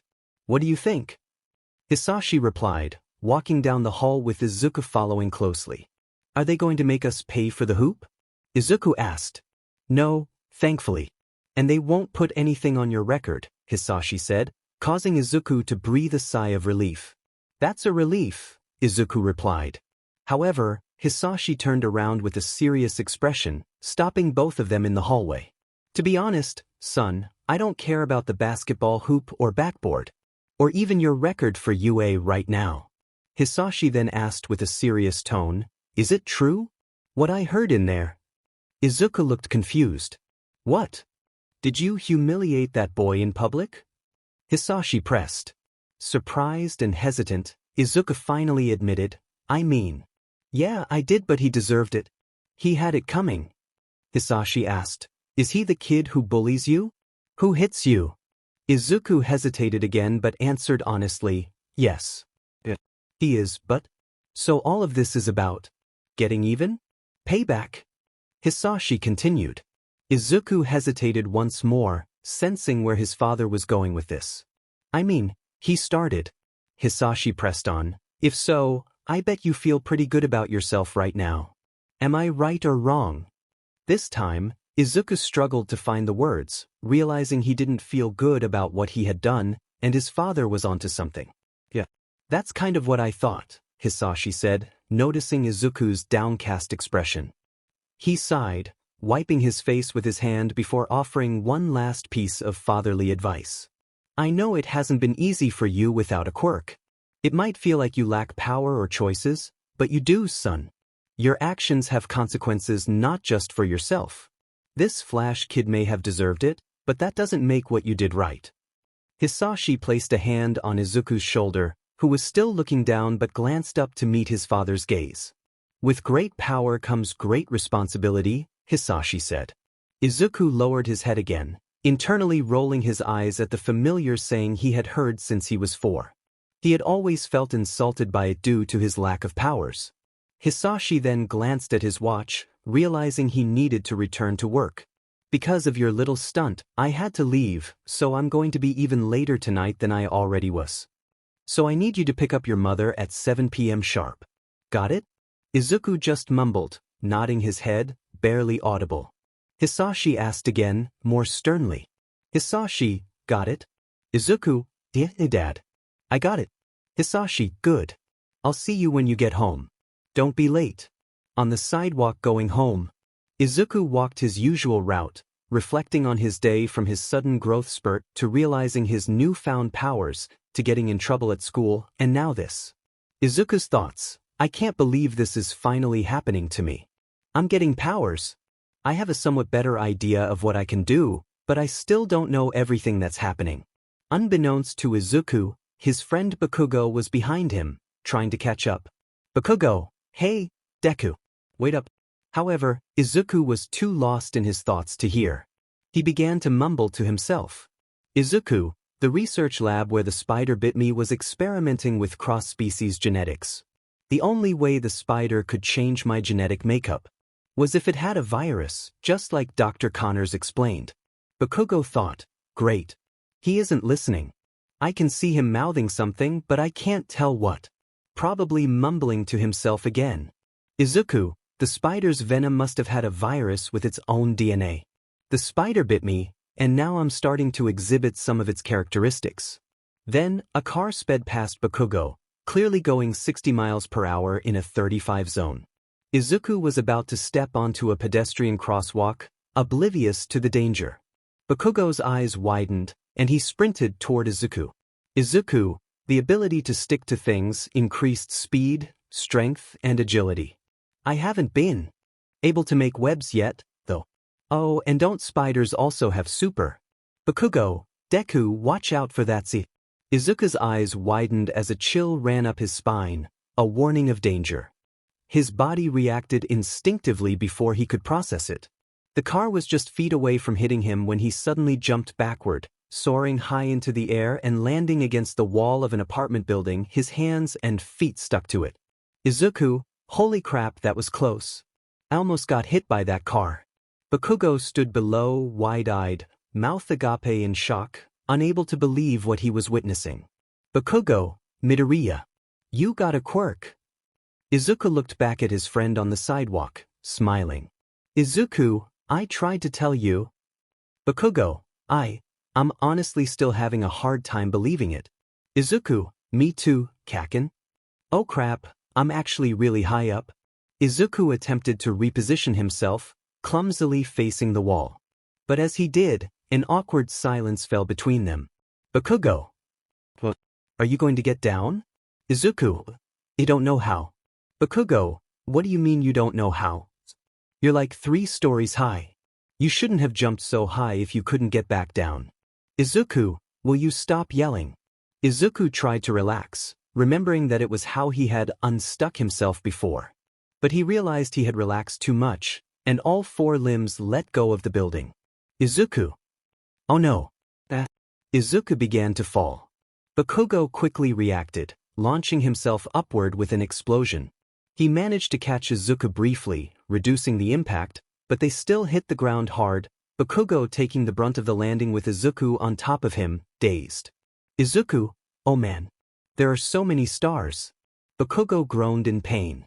Bakugo, get the hell off of me, please. Izuku immediately scrambled off, apologizing profusely. Izuku, I'm sorry. I'm so sorry. Sorry. Bakugo got to his feet, cracking his back and trying to ignore the stinging pain. Bakugo, so I take it you don't know how to control your powers yet? Izuku, no, not really. Before they could continue their conversation, a window from the apartment building opened, a neighbor yelling at the commotion. Neighbor, who's making all that noise? The neighbor looked down, seeing 2 kids and scorch marks from Bakugo's explosions nearby. Neighbor, are you kids lighting fireworks? What's the matter with you two? Bakugo quickly grabbed Izuku's hand and started running away from the scene. Neighbor, get back here and clean up your mess. Psy kids these days. No respect for property or the law. In a back alleyway, Bakugo leaned against a wall while Izuku tried to stick to the opposite wall. Bakugo, so, you think the spider from the lab gave you spider powers? Izuku managed to make his hand stick, pulling at it and seeing it stay in place. Izuku, yes. I think the spider had some type of virus in its venom, which transferred its DNA into mine, changing my physiology and giving me spider powers. Bakugo, so you didn't get a quirk? Izuku, technically, not. But come on. Look what I can do now. Izuku jumped onto the wall again, this time able to stick to it. He let one hand go, pulling himself up to cling to the wall higher, repeating the motion and scaling the brick building. Izuku, this is so awesome. Izuku then jumped off the wall, doing a backflip and landing on the wall where Bakugo was leaning. He climbed back down to Bakugo. Izuku, with this, I can be a pro hero. I can go to UA. We can both do the hero course together, just like we always planned. Bakugo put his hand on his chin. Bakugo, now hold on a second. While it's a miracle you got powers, we still don't know what you're capable of or if this is even permanent or what your limits are. Izuku, I know. I said the same thing. That's what I was trying to do in gym today and… Bakugo, and then you went overboard, shattering the backboard. Izuku stopped, realizing Bakugo had a point. Izuku, well, we can go to Dr. Connor's lab, tell them what happened, and they could help me. Bakugo, I don't know, Deku, if that's a good idea either. As far as we know, you're the very first person to be given a quirk. Izuku quickly interjected, it's not a quirk. You know, technically. Bakugo continued, slightly annoyed, you're the first person we know of to be given powers. That's a huge deal. We don't know what the deal is yet with Dr. Connors. He might be some generous doctor trying to cure diseases, or he could be a mad scientist trying to turn everyone into dinosaurs, or some evil scientist who wants to give people powers and quirks to become a super crime boss. Izuku replied, you have a point. I could end up as a science experiment where they dissect and test me. Exactly. Both Izuku and Bakugo fell silent, contemplating their next move. So what am I supposed to do now? How am I supposed to find out what I can do? Izuku asked. I think I have an idea, Bakugo said, pulling out his phone to text an address to Izuku. Meet me at this address. Do you care to let me in on the plan? Izuku inquired. I'll explain once you're there. Oh, and that. Bring a hero costume. In an underground wrestling arena, Izuku went home and changed into the outfit Bakugo suggested. He wore his All Might hoodie, sweatpants, and a red ski mask with goggles. Making his way through the crowd, he found Bakugo under some bleachers. He tapped Bakugo on the shoulder twice, and Bakugo turned to see Izuku in his costume. Really? All Might? Bakugo said, raising an eyebrow. It's the only costume I have. Izuku defended. You didn't have anything more spider-themed? Oh, I'm sorry. I didn't know I was supposed to have spider outfits for my spider powers that I never knew were going to happen to me. You couldn't have worn just the mask and a normal jacket? Do you only have All Might-themed hoodies? Drop it. Tell me what we're doing here. Am I going to fight or something? That's exactly what you're going to do. Isn't it illegal to use quirks or powers without a license? It is. Which is why you're wearing a mask so no one knows who you are. Trust me, it'll be fine. I've done this plenty of times. You never told me you had underground fights. I wanted to see those. You didn't miss much. I blew those losers away in under 10 seconds. I stopped coming here because it wasn't giving me enough of a challenge, and the referee is shady and keeps ripping me off. Ripping you off? How much money did you make doing this? How much money could I make? If you make it entertaining enough, you can get a good 80,000 yen. 80,000 yen. Don't I have to sign my name up or something? Did you sign your name up? What if UA finds out you do this kind of stuff? They'll never let you in. Which is why I registered under a fake name and fake ID. You have this whole double life that I never even knew about. Yeah. Sorry I didn't tell you. Anyway, I'm going to register you under me, and since you have the mask on, they'll think I'm you with a new costume going under a different persona. What is this, WWE? Kind of, but much less regulated with real fighting.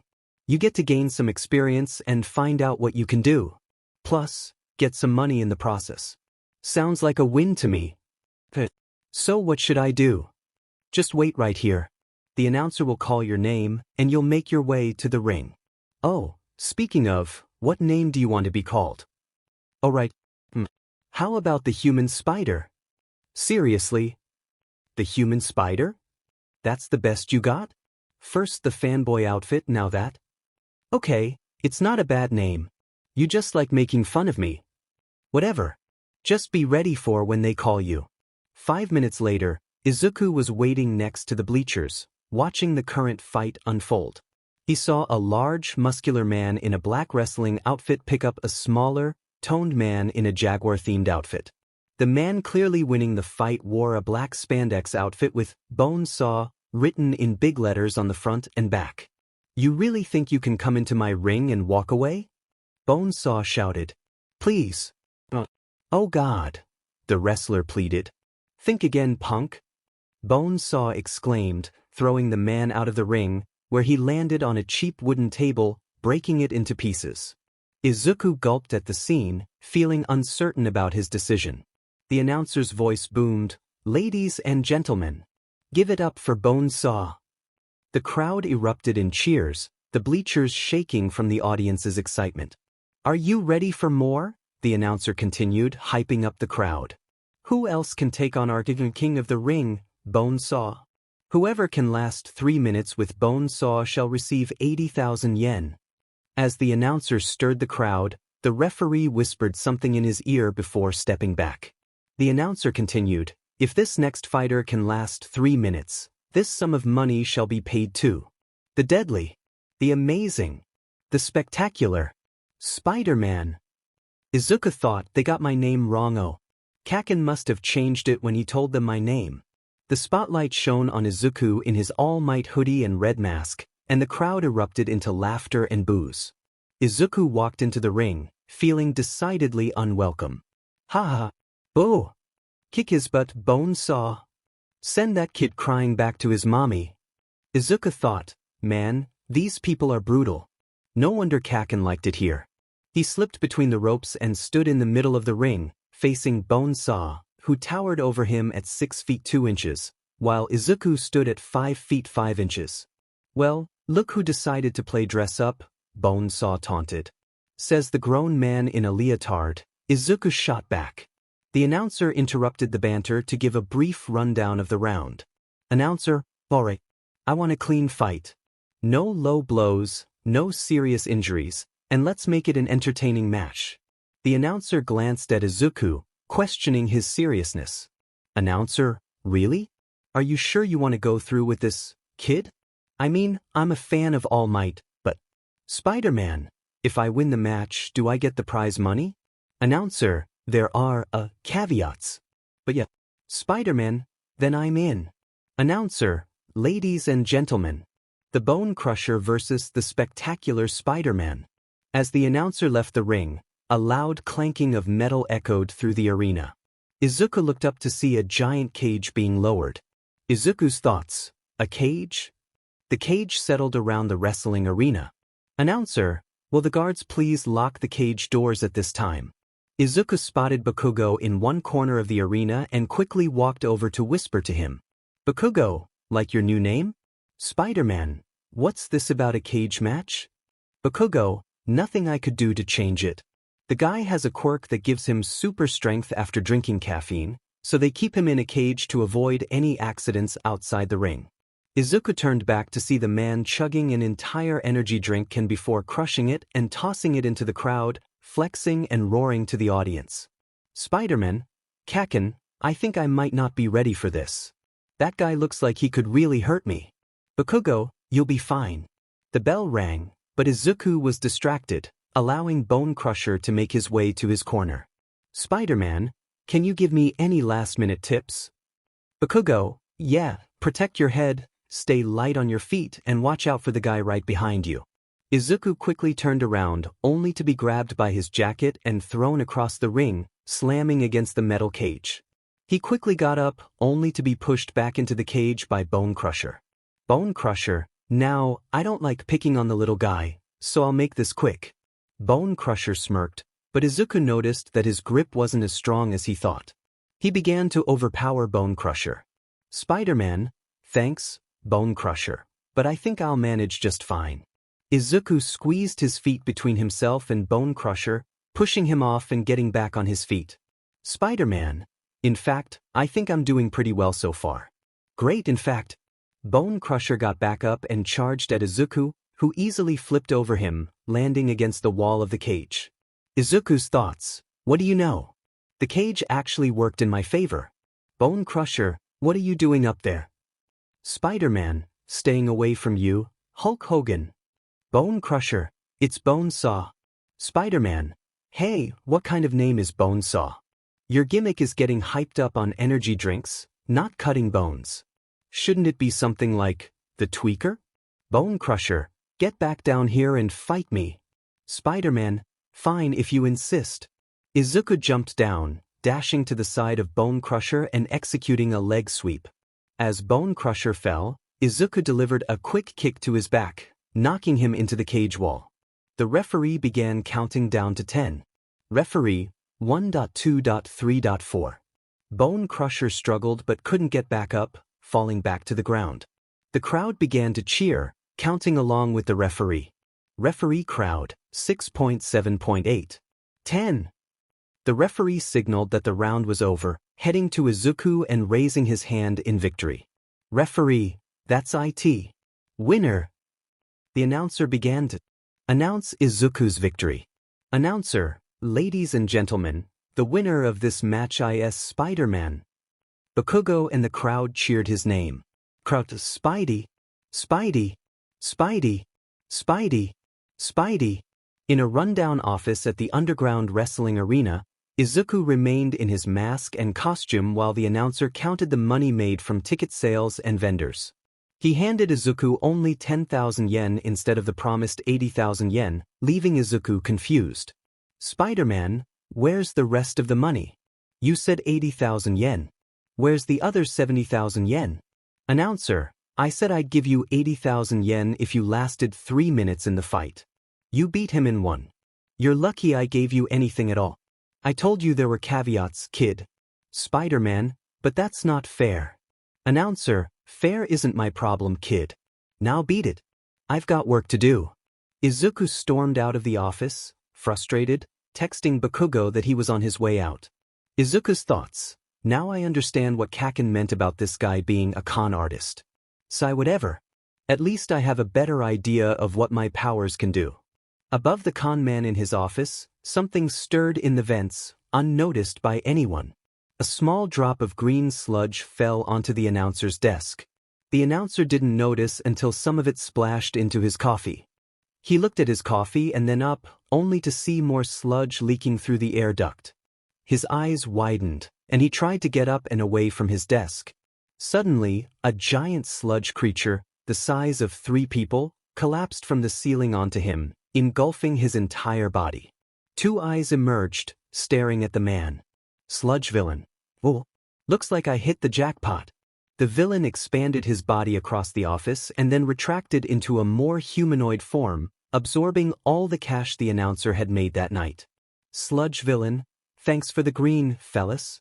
He then took off running from the office. Meanwhile, in a hallway leading to an elevator, Izuku pressed the button and waited for it to arrive. Suddenly, he heard the commotion. Announcer, stop him.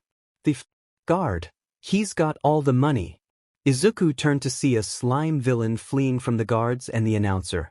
Izuku's thoughts, a villain? Here. He quickly began to think of what he should do. However, before he could think of a way to stop him, the villain was already at the elevator. Could hold the elevator. He's got my money.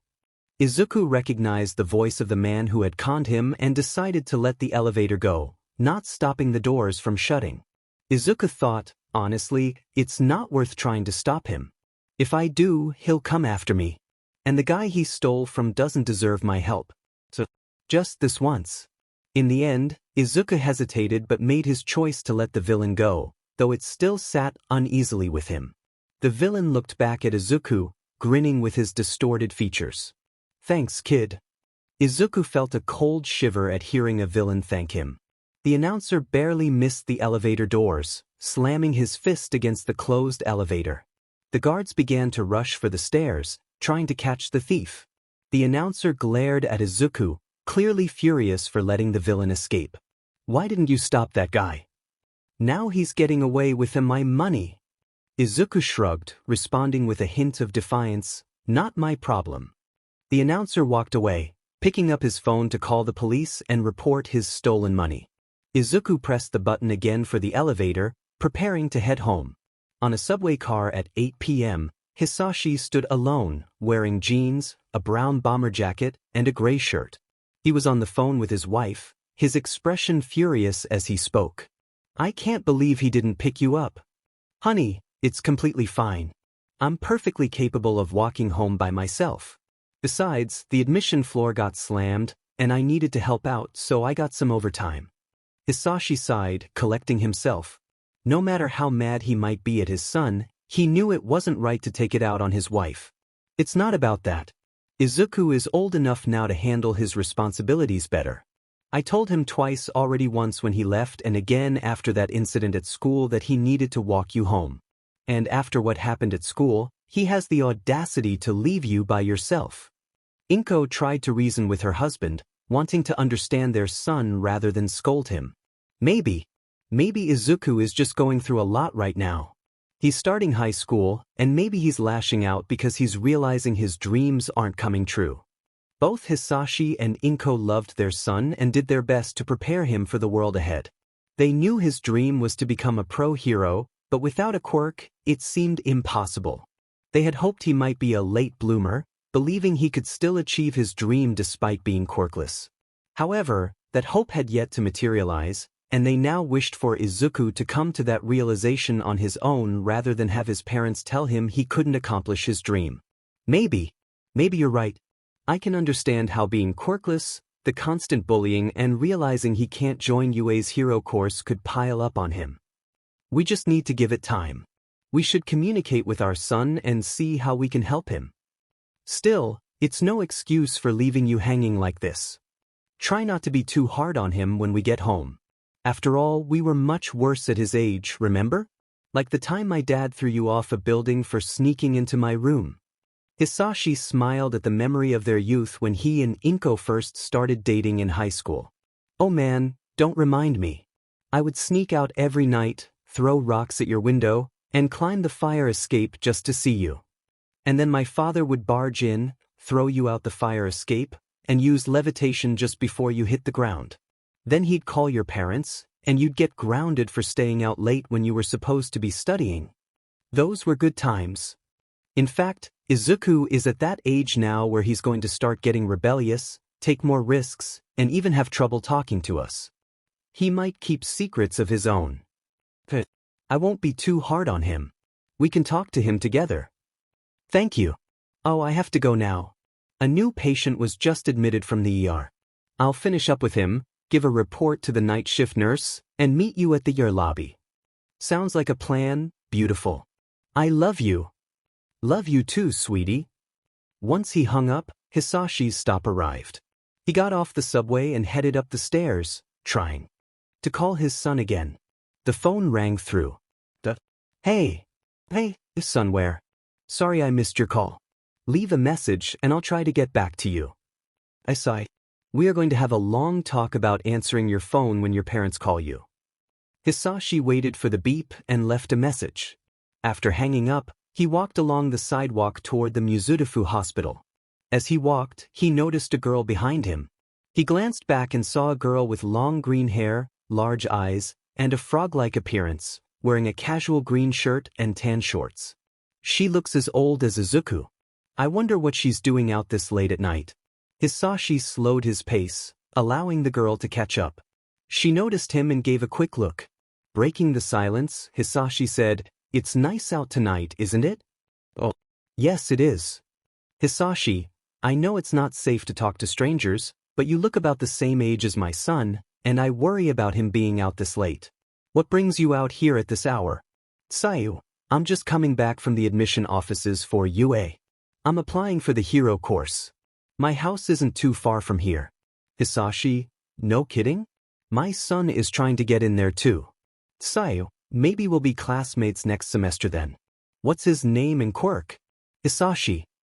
Well, nothing too impressive." Sayu sensed it was a sensitive topic and decided to change the subject. "Hisashi, his name's Izuku. Izuku Midoriya." He extended his hand to the girl, introducing himself. Hisashi, I'm Hisashi Midoriya. Tsuyu, I'm Tsuyu Azui. My quirk is frog. Hisashi, really? That's fascinating. So you can do anything a frog can? Tsuyu, I can jump really high and far, shoot my tongue out, hold my breath for 2 hours and even, well, I can do some unusual things. Hisashi tried to ignore that last part and focused on complementing her other abilities. Hisashi, those all sound like very useful powers. I'm sure you'll do great at UA. Best of luck, and get home safe. Tsuyu, thank you, sir. I hope to see your son in class. Hisashi turned his head forward again and began to walk faster, not paying much attention to her anymore. Tsuyu was also lost in thought, focusing on her steps along the sidewalk. Unbeknownst to them, someone was watching from the shadows. A tendril with an eye peeked out from a dark alleyway, first observing Hisashi and then shifting its gaze to the frog girl as she walked by. More tendrils began to emerge, surrounding her. Before she could react, a tendril shot forward, filling her mouth with a thick green substance. She instinctively tried to scream, but it came out muffled. Her limbs were quickly ensnared by other tendrils, lifting her into the air and pulling her into the alleyway. Hisashi turned at the sudden rush of air, but when he looked back, he saw nothing. The girl had vanished. Hisashi, where did she go? Inside the alleyway, Tsuyu struggled against the blob of green sludge that trapped her. She tried to scream, but the thick substance filled her airway, making her choke. The sludge formed eyes, teeth, and limbs, encasing her within its body. Sludge villain, stop thrashing around. I need to borrow your body for a moment. Tsuyu's eyes widened in fear, and she fought harder. In a desperate attempt, she took a deep breath through her nose. Sludge villain, the more you struggle, the longer it'll take me to take over. Just let me make this quick for both of us. She puffed her chest and shot her tongue out, reaching over 20 feet. Sludge villain, what kind of quirk is that? She blasted the sludge out of her mouth and once her tongue retracted, she screamed as loud as she could. Say, help me. Please, somebody help me. The villain tried to suffocate her again with slime, but this time she kept her mouth shut, determined not to let it back in. Hisashi heard her cries for help and quickly pulled out his phone, pressing the SOS button. Emergency services and hero agencies were dispatched to their location. He dashed toward the alley where he had heard her voice. Upon seeing the girl trapped in the villain's grasp, he acted without hesitation. Hisashi, let her go now. Sludge villain, oh great. Now there are 2 of you to deal with. Hisashi, I said let her go. Sludge villain, who do you think you are to make demands? Hisashi took a deep breath, trying to calm his racing heart. Hisashi, thinking I need to get him to release her. She can hold her breath for 2 hours, but he's trying to suffocate her. I have to get her away from him. Hisashi, I've already called the police. They're sending professionals over here. You might as well drop her and run. She'll only slow you down. Sludge villain, like hell I will.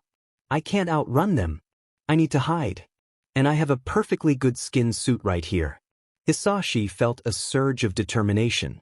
He checked his back pocket, ensuring the high-voltage taser was still there. He never wanted to use it, but today was different. Hisashi, thinking I don't even know if electricity will work on him, but it's my only choice. I have to take the risk to save her. Hisashi, her quirk lets her hold her breath for 2 hours. There's no way you can suffocate her before that happens. So, let her go. And take me instead. Sludge villain. Oh, you've got some guts. What's stopping me from just taking both of you? Hisashi, you're running out of time. The heroes will be here any minute. So take me. And let her go. The villain hesitated for a moment, then, after a brief pause, he threw the girl out of his body. She hit the wall and slid to the ground, groaning in pain. The villain lunged at Hisashi, expanding his form to engulf him. Sludge villain, you got a deal, hero. Just as the villain closed in, Hisashi pulled out his taser and blasted the villain with electricity. The creature recoiled, screaming in pain. Sludge villain, Once the taser ran out of battery, Hisashi dashed toward Sayu, who was just getting up. He grabbed her hand, trying to lead her away. Hisashi, run. Before he comes back. But a tendril quickly grabbed his leg. Hisashi, oh no. Sludge villain, I have to hand it to you. You surprised me. The villain began to pull him away, and he fell to the ground. Sayu tried her hardest to hold on to his hand. Hang on, sir, she urged. The sludge villain responded with a sinister laugh. Let me pay it back. With a swift motion, he swung Hisashi's body away, tearing him from Sayu's grasp and causing her to stumble back, gasping. Her eyes widened in horror as Hisashi's body collided with a wall in the alleyway, rolling out into the street before finally crashing into a car. Mr. Midoriya! Sayu cried out, panic rising in her chest. The sludge villain approached Hisashi, who was barely conscious. DMN. I might have hurt you more than I intended. Well, if you're dead, it just means less resistance to take over your body, eh? Suddenly, a car was hurled into the street, crashing into the villain and sending him sliding down the road. The car had come from a hero named Death Arms, a towering figure with 2 static generators on his fists. His quirk granted him super strength when charged with electricity. That's far enough. Death Arms shouted, charging after the villain. The sludge villain quickly reformed and attempted to escape. I've got to get out of here, he yelled. Come back here, coward. Death Arms called after him. Sayu rushed to Hisashi, who lay slumped over, blood trailing onto the concrete. He was barely breathing. Sir, please wake up. You have to wake up, she pleaded, shaking him gently while applying pressure to his head wound, her hands becoming stained. Just then, another hero arrived, Kamui Woods, who could grow wood-like appendages. What happened? He asked urgently. Please call for medics. He was thrown by that villain. He saved me. Kamui Woods quickly activated his earpiece. This is Kamui Woods. I need an ambulance sent to my location. I have 2 victims. One is stable, and the other is in severe condition with a head injury and multiple broken bones. Call the nearest hospital and inform them we'll be on our way soon. At the Mizudafu Hospital emergency room, Inko waited anxiously at the nurse's station. It was already past 10 p.m., and she felt her stomach twist with worry as the clock ticked. A coworker approached her, concerned. Inko, shouldn't you be heading home? Your shift ended at 7 p.m., and you stayed to help when it got busy. Plus, there's a trauma coming in. You don't want to get stuck with that on top of everything. Go home. I wish I could, Inko replied, her voice trembling. My son was supposed to pick me up, but something happened at school, so my husband is coming instead. I don't want to leave if he's on his way. He isn't answering his phone, and I'm starting to get worried. Before the nurse could reassure her, they received the trauma alert. Mizudafu, this is Rescue 9 coming in with a level 1 trauma. Dr. Strange, come listen, the nurse called, picking up the radio. She waved down the doctor to ensure he heard the report. This is Mizudafu, go ahead, the nurse said. Coming to your facility is a 50-year-old male. The patient was involved in a villain attack and is suffering from multiple blunt traumas. He has a head injury and a history of blood thinners. C-spine precautions are in place. The patient had a tension pneumothorax, which was fixed with needle decompression. He showed symptoms of shock and was started on fluids. He was intubated en route to the facility. We have 1 intraosseous line established and 2 18G IVs. The patient went into VTACH with no pulse and received 2 rounds of epinephrine and CPR, along with 1 defibrillation. We do have return of spontaneous circulation now. Current blood pressure is 90/54, heart rate 52, oxygen saturation 89%. ETA to your facility is 5 minutes. Any further questions or orders? Before the nurse could respond, Inko placed her hand on the arm holding the radio. My husband is the same age. And he also takes blood thinners. Can you ask about his hair color? Reluctantly, the nurse asked on the radio, fearing the worst. What color is the patient's hair? The patient's hair is green and messy. Inko's eyes widened in shock, the reality crashing down on her. Oh my God. Inko, listen to me, Dr. Strange interjected, placing a hand on her shoulder to get her attention. Meanwhile, the nurse began preparing for the trauma alert, ensuring the crash cart, blood, fluids, and medications were ready. "That's my husband.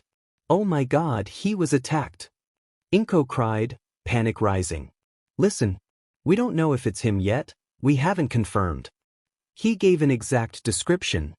Inko interrupted, her voice rising in desperation. "We're going to do everything we can. I need you to tell me his medical history and then go into the break room while we work on him." I can't just." Tears streamed down her face as she struggled to hold herself together. Dr. Strange held her firmly, offering reassurance. "I understand, but you know the rules. You can't treat family members, you'd only get in the way." Inko took a deep breath, forcing herself to focus on providing the doctor with her husband's medical history. Just as she finished, the paramedics burst through the doors, wheeling in the patient.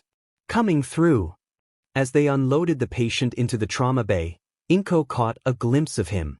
Her heart sank as she realized the truth. She had seen her husband, covered in dried blood, with tubes and wires surrounding him and visible injuries to his arms and legs. Overwhelmed, she broke down, collapsing to the floor. "Oh God! Hisashi!" Another nurse rushed to her side, helping her up as Inko's legs gave way. Her friend tried to guide her into the break room, shielding her from the sight of the chaos unfolding in front of them. The only sounds in the ER were the frantic efforts of the medical team trying to save a life and a woman's anguished cries, pleading for her loved one to survive. Meanwhile, at 9 p.m. in the neighborhood of Midoriya's apartment complex, Izuku was still wearing his All Might hoodie and costume from his wrestling match, this time without the mask. He walked along the sidewalk, deep in thought about his current situation. Izuku's thoughts: "Dad is going to be so upset with me. I completely forgot to pick Mom up today. He texted me saying he would do it instead. I'm grateful Kaken made up an alibi for me, saying I was helping him study at the library." As Izuku approached his apartment, he noticed the flashing red and blue lights of a police car. Izuku's thoughts: the police? Did something happen? Oh no, did Mom or Dad call the cops and say I'm missing? I texted them that I was heading home. Izuku hurried up the stairs to his front door. Upon opening it, he saw his mother in the living room, alongside Mitsuki, Bakugo's mother, and two police officers sitting in chairs across from them. "Inko, Izuku." Izuku was immediately enveloped in a tight hug from his mother. He began to apologize. "Izuku, Mom, I'm sorry I was out so late. Kaken and I were." She tightened her grip, cutting him off. When she looked up, he noticed dried tears on her face, which made him worry. "Izuku, Mom, is everything okay?" She struggled to find the words, and as she began to break down again, she fell to her knees in front of him. Confused and concerned, Izuku looked at Mitsuki, who also had tears in her eyes. She had heard the news from Inko and rushed over for support. "Izuku, what happened?" he asked, looking at Mitsuki. One of the officers approached him, sincere yet direct. "Police officer, I'm sorry, son. Your father has passed away. He was attacked by a villain on his way to pick up your mother from work." Izuku's eyes widened in shock. All he could hear was his mother sobbing, her tears soaking his hoodie. He fell to his knees, hugging her tightly as they both mourned the loss of his father and her husband. Later, in Izuku's room, he sat on his bed, processing not only the news of his father's death but also the identity of the villain responsible. The police had given them a description and assured them that they had issued a bulletin, so every officer and pro-hero in the area would be searching for the Sludge villain. However, Izuku could only blame himself, knowing that the villain he had let go had now taken his father from him. "Izuku, it's my fault. It's all my fault. I let this happen. I let the villain escape. I didn't pick Mom up, and Dad had to go instead. He's gone. Because of me." He buried his head in his hands, tears streaming down his face as he spoke to the memory of his father. "Izuku, Dad. I'm so sorry." A week later, at Izuku's school, he walked the halls, lost in thought. Students bumped into him accidentally, offering apologies, but he remained unresponsive, his gaze fixed on the ground as he headed to his locker. In his mind, he replayed that night over and over, remembering the villain he had let go and the chilling words, "Thanks, kid." Each recollection fueled his anger. As he fumbled with his locker, Flash Thompson walked by. Instead of his usual taunts, he wore an expression of empathy. Everyone had heard about Izuku's father's passing. Flash approached Izuku from behind, while Bakugo turned a corner in the hall, watching. "Flash, hey. Midoriya." Izuku frowned at the sound of his bully's voice, not in the mood for more insults or confrontations. "Izuku, not today, Flash." "Flash, I know, but listen." Flash placed a hand on Izuku's shoulder, not intending to be threatening, but Izuku perceived it that way. He quickly turned around, grabbing Flash by the collar of his uniform and slamming him against the lockers, surprising everyone, including Flash. "Izuku, I said, not today." Flash didn't fight back. Instead, he showed understanding. This was the first time he had ever tried to be kind to Izuku. "Flash, I get it. I'm a JRK, and I deserve that. I don't want to mess with you. I just want to say, I'm sorry." Everyone was taken aback, including Bakugo, who was watching closely, as well as a teacher ensuring things didn't escalate. "Flash, I'm sorry I bullied you. I'm sorry about what happened to your dad." Izuku felt a mix of anger and dissatisfaction. His blood boiled and tears threatened to spill from his eyes. The one time he had the power to retaliate, he couldn't bring himself to do it. Hearing Flash's apology meant something to him. Slowly, he released Flash, letting go of his shirt. "Flash, I'm sorry." He grabbed his bag from his locker and left without another word. Bakugo, "Deku, wait up." Bakugo, who had witnessed the entire exchange, stopped Izuku in his tracks. After a moment of hesitation, he hugged Izuku, leaving him wide-eyed. Bakugo was not one to express feelings easily. He typically showed only anger, pride, and laughter. He stepped back awkwardly, still adjusting to showing empathy. "Bakugo, Izuku. I'm sorry about your dad. I'm sorry about Hisashi. He was a really good man. I shouldn't have taken us to that wrestling place." Izuku, with a somber expression, corrected him gently. "Izuku, it wasn't your fault, Kaken. It was mine." Before Bakugo could respond, the bell rang, providing Izuku with the perfect excuse to escape. While he appreciated his friend's attempt to comfort him, he really just wanted to be alone. Izuku went through the rest of his day as usual, but today was different. He wasn't insulted once. There were no paper ball or spit bombs thrown at him, no wedgies or bathroom confrontations, and no tripping in the hallway. This unexpected peace gave him plenty of time to wallow in his own thoughts, unable to shake off the memories of that night, the way the Sludge villain had fled, the con man who had yelled at him to stop, the subtle slide of his steps allowing the villain to escape, and the chilling words of the man who had taken his father away. "Thanks, kid." Later, at the Midoriya apartment, Izuku walked through the door, taking off his shoes by the welcome mat. "Mom, I'm home," he called out, but there was no answer. He dropped his bag next to his room and called again, "Mom?" Not seeing her in the kitchen or living room, he ventured into his parents' room, now just his mother's. He opened the door to find her asleep in bed, surrounded by crumpled tissues, junk food wrappers, and a messy blanket that she clutched tightly. Izuku thought she must have been crying again. And stress eating. He and his mom were alike in that way, emotional eaters when overwhelmed. He grabbed another blanket and gently placed it over her. She nuzzled into it, murmuring a name that made Izuku freeze. His heart ached as he realized she was dreaming of his father. He imagined she was recalling the good times they had shared. To Izuku, they were the picture of love and commitment, and he envied her that. His own nights were filled with guilt-ridden nightmares, replaying that fateful evening over and over. But why didn't I? Izuku sighed and quietly left the room, turning off the light and closing the door behind him. He headed to the kitchen, hoping to eat away his worries. As he opened a ramen packet, it unexpectedly burst apart, scattering noodles everywhere. He stood in silence, listening to the last bits of dried ramen hit the floor. In a moment of frustration, he raised his hand, wanting to slam it down on the counter, but he stopped himself, knowing it would only lead to more damage and wouldn't ease his pain. He cleaned up the mess and retreated to his room, closing the door behind him. Sitting on the edge of his bed, he pulled out his phone and checked his voicemail. There was only one message from his father, the last call he had received before his death. With hesitation, Izuku pressed the button to listen. "Hi Izuku, it's Dad. I just wanted to check in on you. I know things have been difficult lately." But he couldn't bear to hear more. Tears streamed down his face as he hung up, burying his head in his hands. An hour later, Izuku sat on his bed, his head resting between his legs. A knock on the door broke the silence. Assuming it was his mom, he called out, "Come in." Inko entered, looking a bit more composed after wiping her tears.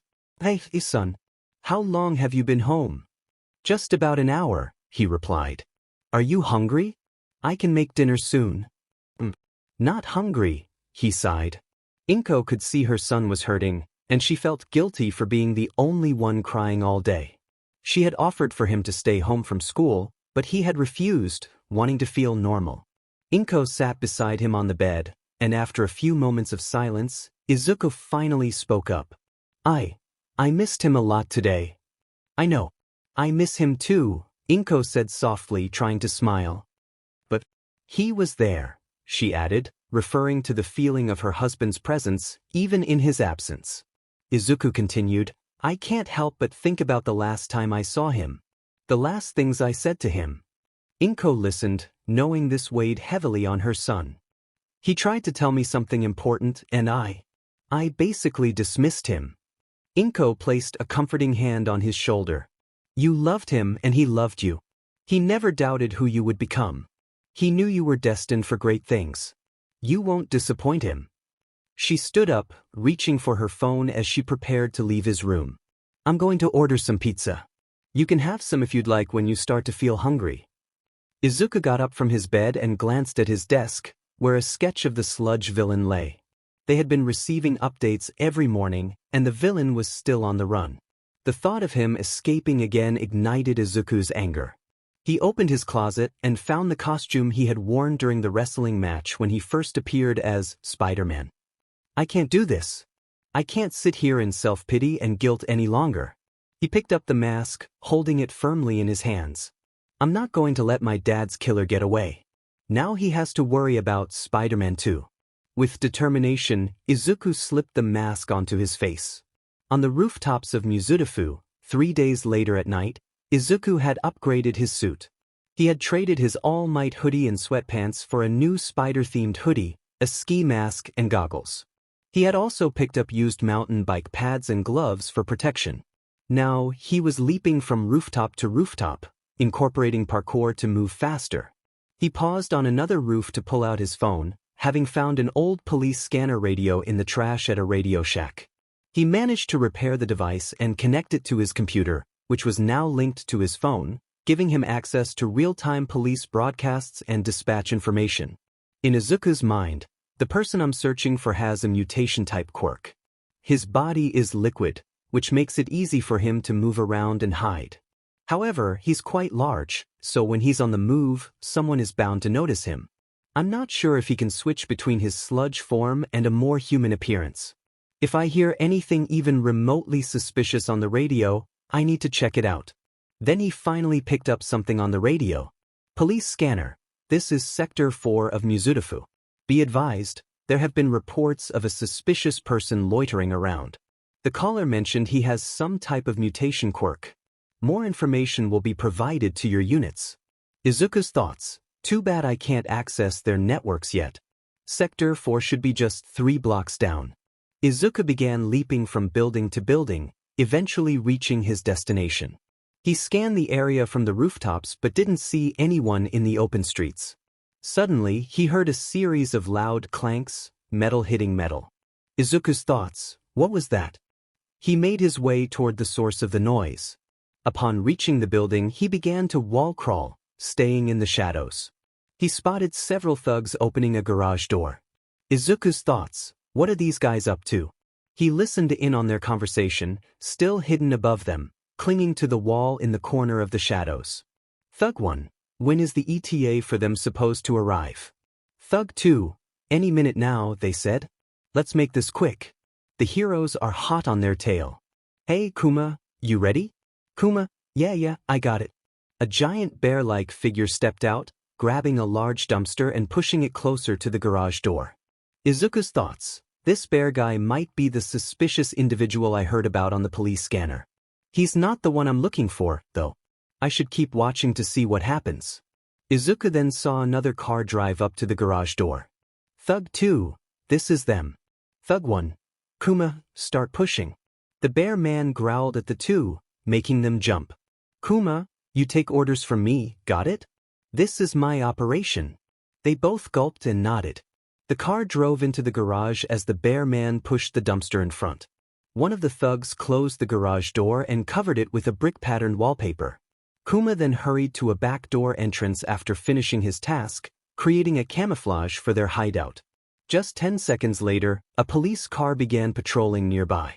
On another rooftop, Izuku spotted and recognized a hero, letting a bit of his fanboy excitement show. Izuku's thoughts, that's Kamui Woods. He must be after these guys. It's actually so cool to see him from this angle. Kamui Woods signaled into his earpiece. Kamui Woods, no sign of them. Are you sure they went this way? The hero shot a tendril out and pulled himself up to another building, continuing his search. Izuku's thoughts, I get it now. They're hiding right now. They must specialize in keeping villains and criminals low profile when the cops and heroes are on their tail. Which means the Sludge villain could be doing the same. I need to find a way in and gather more information. This could be my first lead. Izuku crawled along the wall around the building until he found an air vent. He perched in front of it and began to pry it open. Izuku's thoughts, this looks like an air vent. I might be able to sneak inside through here. After managing to open the vent, he climbed in feet first. Once his whole body was inside, he attempted to replace the vent panel, but it wouldn't fit, and he ended up dropping it, causing a loud crash. Izuku, oh no. Izuku's thoughts, I hope they didn't hear that. A thug emerged from a side door. Izuku quickly hid inside the vent, making sure he wasn't seen. The thug looked around but only noticed the vent panel on the ground. He glanced up to see the vent open. Izuku was sweating nervously inside. Izuku's thoughts, please be oblivious. Please just ignore it. Thug 2, I guess there must have been a loose screw or something. It's getting windy tonight.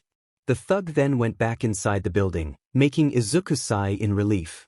He began his descent through the ventilation system, eventually finding another vent panel. He could see into a garage filled with cars on lifts, including the one that had just escaped from the police. A TV was set up on a wooden table, surrounded by a worn-out green couch and lawn chairs. The two thugs from before were sitting on the lawn chairs. Thug 1, so what was that noise? Thug 2, a vent fell off because of the wind. It's nothing. Then the quirk user, Kuma, walked in from another room, watching the two as they watched TV. Kuma, our new guests have settled in. They'll stay for a couple of nights until the heat dies down.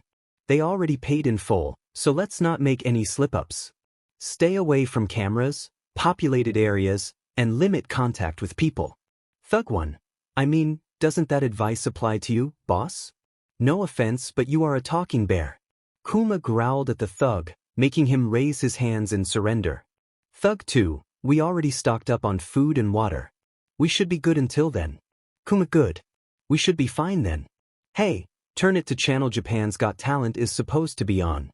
Izuku's thoughts, so I was right. This is a place where villains hide. I can't believe I got so lucky on my first night out on patrol. I need to find some kind of record book. It's unlikely since they're criminals and operate off the books, but it's the only other thing I can do right now. Izuku continued to navigate through the vents, doing his best to remain as quiet as possible.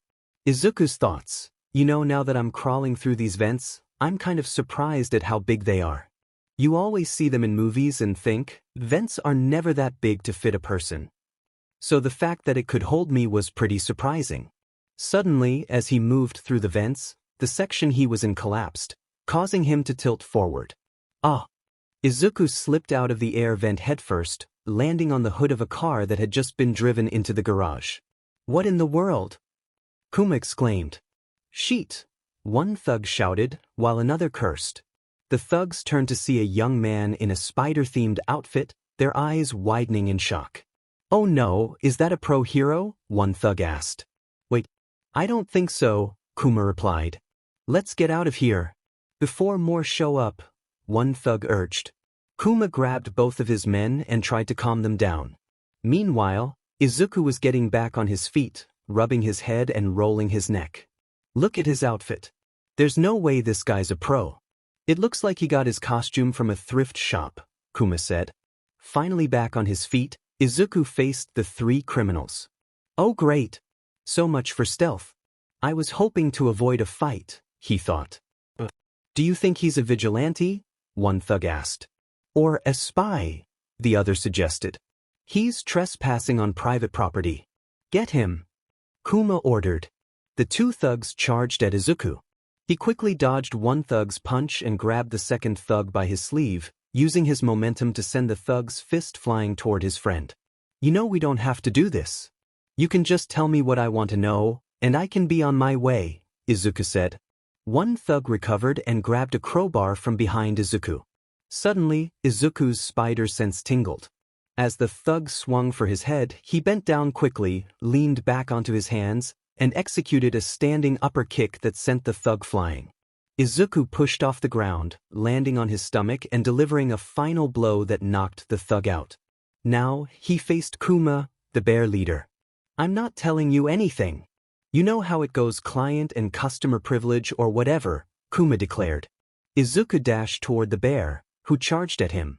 Izuku slid to the ground, dodging a slash attack from Kuma, then hit him right in the stomach, surprising the bear quirk user. "For such a small guy, you pack a punch," Kuma exclaimed. However, Kuma managed to retaliate, knocking Izuku away. He crashed into some hanging chains but quickly grabbed them and swung back into the fight. "Well, you know what they say, what goes around comes around." He executed a powerful kick that knocked Kuma back a few steps, taking the wind out of him. Izuku bounced off and stuck to the wall. "Gra, I'm gonna take you down, you little punk," Kuma shouted. "Settle down, Yogi Bear. I'm not after your picnic baskets, just some information," Izuku replied. Before Kuma could recover, Izuku jumped and dashed toward the couch in the garage. "Hey, Smokey the Bear. Catch." He lifted it and threw it at the villain with ease. "My couch," Kuma exclaimed, catching it with some difficulty. Izuku then used the couch as a springboard, launching himself into a double uppercut that knocked Kuma onto his back. Izuku landed perfectly after a backflip. "Had enough yet?" he asked. Izuku approached the bear quirk user, grabbing him by the fur on his neck and preparing to interrogate him. Meanwhile, another thug began to stir behind him. "I want the next words out of your mouth to be answers to my questions," Izuku demanded. "I told you I'm not talking," Kuma protested. The thug behind Izuku quietly grabbed the crowbar again, inching closer to take a swing. Just as he got into position, he swung hard for Izuku's head. But with one swift motion, Izuku caught the crowbar, yanked it from the thug's hands, and returned the favor by knocking him out. "That stunt didn't work last time," Izuku said. He then wrapped the crowbar around Kuma's neck, making the villain's eyes widen. "I'm done asking nicely. Last chance. Tell me what I want to know, or I swear I'm going to make you a new collar." Kuma finally relented, pleading for his safety. Okay. Just stop before you choke me." Izuku loosened the crowbar around Kuma's neck, creating a makeshift collar. "What do you know about a sludge villain? Have you been hiding anyone or know someone who can turn their body into liquid?" I know some guys from years ago who you might be talking about," Kuma stammered. Izuku slammed Kuma's head onto the ground, making the metal clank loudly. "I mean recently." No one has come by for my services that fits that description," Kuma insisted. "Are you lying to me?" Izuku pressed. "No. Honest. I swear that's everything." Izuku stood up, dragging Kuma by the back of his collar, causing the villain to panic. "Wait. I told you everything. I don't know anything about the sludge guy you're looking for." Before Kuma could process anything, he felt chains wrapping around the metal of his crowbar collar. "Wait. What are you doing?" Kuma shouted. "You thought I was going to let you go? No way. The authorities will be here soon." Using the chains, Izuku fashioned a makeshift leash for Kuma, bending the metal into the frame of a car so he couldn't move. He then grabbed more chains from around the garage and tied up Kuma's hands and legs, hanging the remaining criminals from the roof. Izuku stepped back, clapping the dirt off his hands. You guys shouldn't be able to get out of that. Suddenly, he heard a door open behind him. He turned around to see another man walk out, holding an empty roll of toilet paper. Presumably, the man who hired the other three for protection and a place to lay low was not pleased. Hey, do you guys even keep toilet paper here? I paid you 100,000 yen for a safe house, and you can't even keep some. The criminal halted mid-sentence, his eyes widening at the sight before him. The notorious villain he had hired, along with two of his bodyguards, were knocked out and bound in chains, suspended from the ceiling. And then there was a man in a spider-themed costume, clearly responsible for this predicament. Great, the criminal muttered. Listen, if you could do me a favor and… Before Spider-Man could finish, the criminal bolted for the door. Not do that, Spider-Man sighed, watching him flee. The criminal dashed out of the room and into the back streets, disappearing into the alleyways.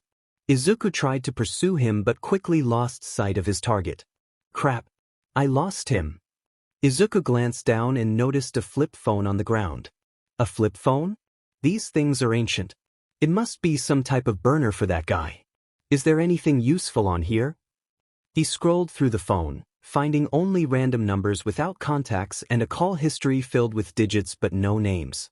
I guess not. I could try to hack the phone and see which cell towers connected to it. Except I have no idea how to do that. Izuku face-bombed beneath his mask, realizing that this vigilante life was going to be much tougher than the movies made it seem. At least I can call the authorities. They can pick up the 3 guys I caught.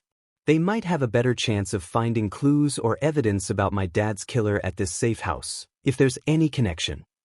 He dialed 110, Japan's police number, and waited for a response. Eventually, a female dispatcher answered. This is the Mizudafu Police Dispatch. Are you safe right now?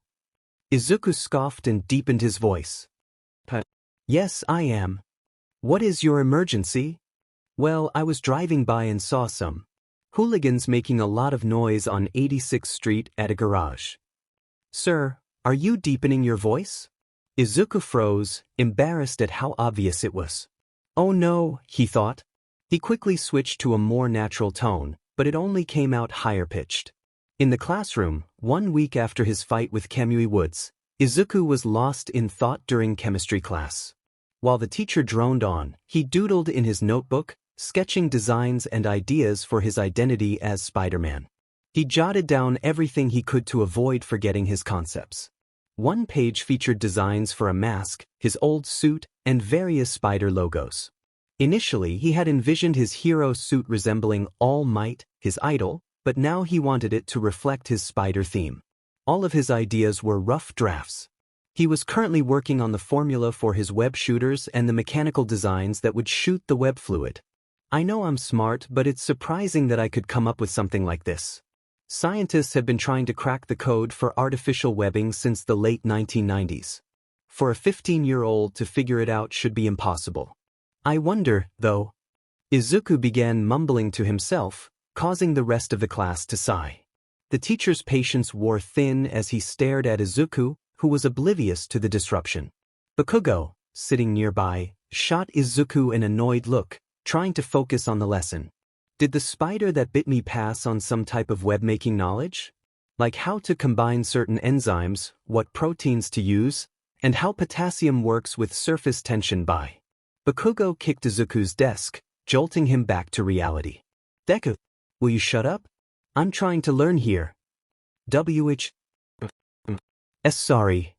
The teacher then called on Izuku to answer a question on the board, hoping to remind him to pay attention. Midoriya. If you've been taking notes, explain the concept of electronegativity and how it influences chemical bonding. Izuku responded confidently, electronegativity is a measure of an atom's ability to attract electrons in a chemical bond. It influences the type of bond that forms between atoms. If the electronegativity difference is large, an ionic bond forms. If it's small, a covalent bond forms. The teacher stood in stunned silence for a moment, realizing it would take more than that to catch Izuku off guard. Anyways, as I was saying, the teacher resumed the lesson, while Izuku returned to his sketches, prompting Bakugo to glance at him with curiosity about what he was working on. Later, in a chemistry lab at another high school, Izuku had found a location that had the equipment he needed to create his web fluid. It looks like the coast is clear. All the faculty have left, and the janitors should be gone for the night. The lab I'm looking for should be on the 3rd floor. He waited until nightfall and snuck into the lab, dressed in his normal street clothes, a green hoodie, brown shorts, and a black shirt. He scanned the area to ensure no one was watching. After confirming there were no cameras, he used his spider agility to leap over the fence in one smooth motion. He quickly made his way to the side of the school, hugging the wall, and began to crawl up it. Continuing to look around to ensure no one could see him, Izuku crawled over to a window on the 3rd floor of the school. He opened the window easily, as it wasn't even locked, and climbed inside the classroom. He was greeted by a proper lab filled with glass, vials, sinks, and various other equipment. Izuku exclaimed, "Oh, this is great. I should be able to make what I need here." He dropped his backpack on the ground and headed to a closet, where he picked out a white lab coat and safety glasses. After removing his green hoodie, he put on the lab coat. "I just needed a space to work and properly perfect my web formula. Once I work out all the K and KS in my web-making process, I can produce it at home more easily," he thought to himself as he began his work. Knowing he only had tonight to perfect the web-making process, he set up glass vials and a Bunsen burner, starting the intricate task of creating his web fluid. In his mind, he calculated, "The fluid I'm making is a sticky compound with incredible tensile strength. Normal spider silk is incredibly strong, with a tensile strength 5 times stronger than steel. If my math is right, I should be able to produce a silky thread that can hold back any villain who gets caught in it." As he poured a glass vial into a large beaker, the mixture suddenly began to foam and expand rapidly. Izuku quickly grabbed the glass vial with one hand and rushed it to the sink before it overflowed onto the counter. Once the foaming stopped, he noticed his hand was covered in a white, silk-like material. He attempted to pull his hand out of the sink but found it stuck. "Oh great, not again. First my stickum powers and now my webs. Why can't I just stop getting stuck on things?" he lamented. 20 minutes later, Izuku had somehow managed to free himself. He had made some adjustments to his formula and brought a bike pump, building a nozzle with a hose connected to a pressure chamber. "I changed a few things, so now the web fluid should be less reactive to carbon dioxide, which caused it to expand and set too quickly. Now to test if I can shoot it through this nozzle I made," he said, pouring his web fluid into the pressurized chamber and sealing it off. He then used the bike pump to build up air pressure inside. Talking to himself, he explained, "The pressure building up inside the chamber will force the web fluid out. The nozzle will shape the fluid into a thread or any other form I want." After stopping the pumping, he carefully grabbed the hose nozzle and gently released the trigger pop thwip. "Gah!" Izuku exclaimed as his face was suddenly covered in webs and fluid. He took off his safety glasses and saw that the nozzle had popped right off the hose. "I think I used too much pressure." An hour later, after fixing the nozzle again, Izuku prepared to test the web fluid once more, this time using less pressure in the chambers. "Okay, let's try this again," he said, setting up carefully, squinting his eyes in anticipation. He pressed the trigger, producing a satisfying THWIP sound in the room. When he opened his eyes, he saw a line of spider silk shot out and stuck to the wall of the classroom. "Yes!" he cheered, but his excitement quickly faded as he noticed the web began to melt and unstick from the wall. "No! Damn it! It's not sticking enough." Examining the web line he had shot, he saw it start to decompose in his hands. Realizing the issue, he sighed. "The oxygen in the air is acting on the catalyst too quickly. If I decrease the catalyst in the web, it should have a longer lifespan. I wanted the webs to be biodegradable and dissolve after a while. So the nozzle works, but it's back to the drawing board with the fluid again." 30 minutes later, Izuku had once again changed the formula for his fluid. He set up the web chamber, added pressure, and aimed the hose nozzle at the ceiling, targeting a metal support beam. The web shot out successfully and stuck to it. He cut the web line off the nozzle, letting it hang from the roof. So far, so good, he said, giving the web line a few tugs and feeling it hold strong to the support beam. Izuku smiled enthusiastically. So far, so better. He then grabbed the line and hung from it, fully trusting it to carry his weight. He even started to hang upside down, smiling at his success. Until suddenly, snap. Dash. Ow frick. My head, he groaned, laying on the floor and looking up. He saw that the anchor the web line was attached to had broken. The webbing isn't sticking enough to surfaces. I need to try a different acid base that will set harder once exposed to air. He groaned again, slapping his hands on his face, frustrated at having to return to the drawing board yet again. An hour later, Izuku was ready for another test run. This time, the web fluid should be fine. The nozzle and pressure chamber work great. So this time it should work. He aimed the hose nozzle at the ceiling again and shot out a web line, which successfully attached to the roof support beam. It's attached successfully. He tugged at the line with more strength this time, hoping it would stick better. This is holding up pretty well, he noted. After finishing his tugs, he grabbed onto the web line and hung from it with his hands. The line remained attached to the ceiling, able to hold his weight. Holy crap. I did it, he said in disbelief. He began to lightly swing from the line, using his legs for momentum, and smiled and laughed at his success in creating a synthetic spider web. Ha! I did it. I made web fluid. I just accomplished what hadn't been done in over a century. The next day in Izuku's room, he meticulously documented the process he used to create his web fluid, eager to replicate it at home. The only challenge ahead was gathering the necessary materials to synthesize more webbing. Now, he needed to focus on creating wrist-mounted pressurized web shooters. Dressed in pajama pants and a plain gray shirt, Izuku tinkered at his desk, working on his web shooters. He utilized supplies from his dad's toolbox and borrowed items from the maintenance crew in his apartment building, along with treasures he found at a junkyard on the beach. Izuku thought to himself, I got lucky finding a lot of useful junk at the beach this morning. I managed to salvage buttons from a robot vacuum, a box of cartridges, and spare metal and wiring from a fridge and laundry machine. I even repurposed a microwave's motherboard into a mini timer mechanism for my web shooter. He continued to ponder. The concept is the same as before using air pressure to shoot fluid out.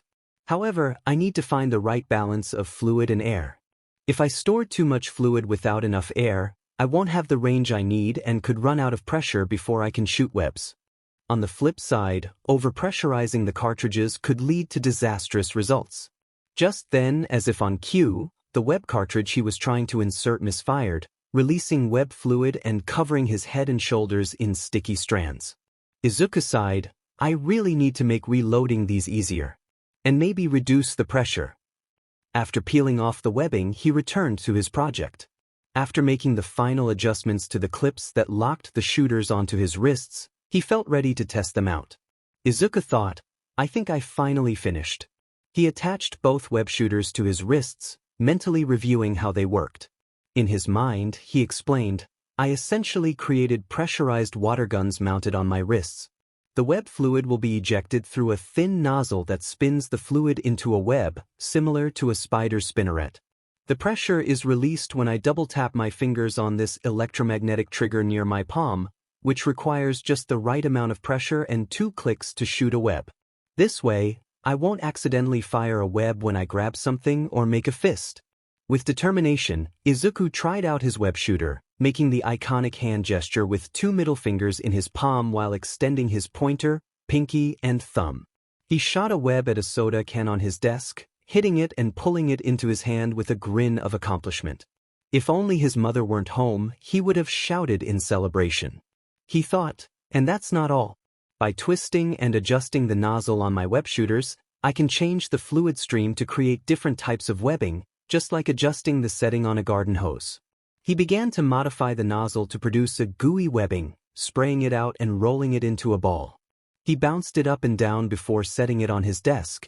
Izuku mused, by changing how I shoot my webs from thin lines to broad nets, and even paste and glue I can create various shapes and tools. The possibilities are endless. However, it will take practice to master making different types of webs. Maybe I could even invent other gadgets for creating different webs. He rummaged through his closet and pulled out an old briefcase, revealing his thrift shop spider costume. Izuku thought, I guess I'll save those ideas for later. Now it's time to test these web shooters in the field. The next day in the city of Mizudafu, Izuku walked the streets in casual clothes, a blue hoodie and cargo shorts, wearing his yellow backpack. He casually strolled into an alley, glancing around to ensure no one was watching. He removed his backpack and opened it to reveal his spider costume. Izuku thought, it's finally time. I can't wait to see what these web shooters can do. He quickly changed in the alley, feeling the cool breeze and a bit exposed in just his boxers. He thought, I should really consider a costume that fits better under my clothes. Once he changed and packed away his clothes, he pulled out his web shooters and attached them to his wrists. Izuku noted, they're a little snug, but since I'll be swinging from these, I definitely don't want them falling off. He retrieved a utility belt from his backpack, which held clips of additional web cartridges he had made. Izuku thought, I'm glad I built a utility belt for extra storage. I initially designed my web shooters to connect to a pressure tank and fluid tank on my back, with hoses leading to my arms. But that would have been too heavy and made me a target when fighting villains. He unbuckled the belt and looped it around his waist under his shirt, securing it in place. Izuku continued, so instead, I designed a belt that holds more web cartridges.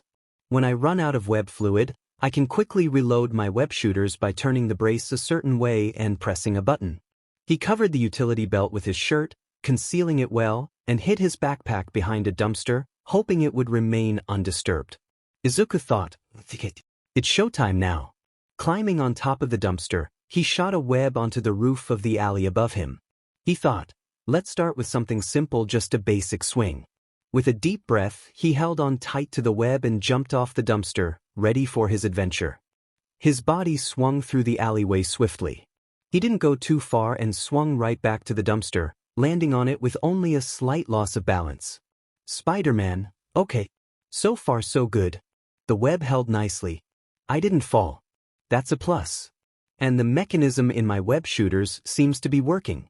Let's try something a little harder now. Izuku then used his powers to jump up from a fire escape, climbing the stairs until he was 2 stories off the ground. He held his hand out again, feeling a bit more nervous at this height.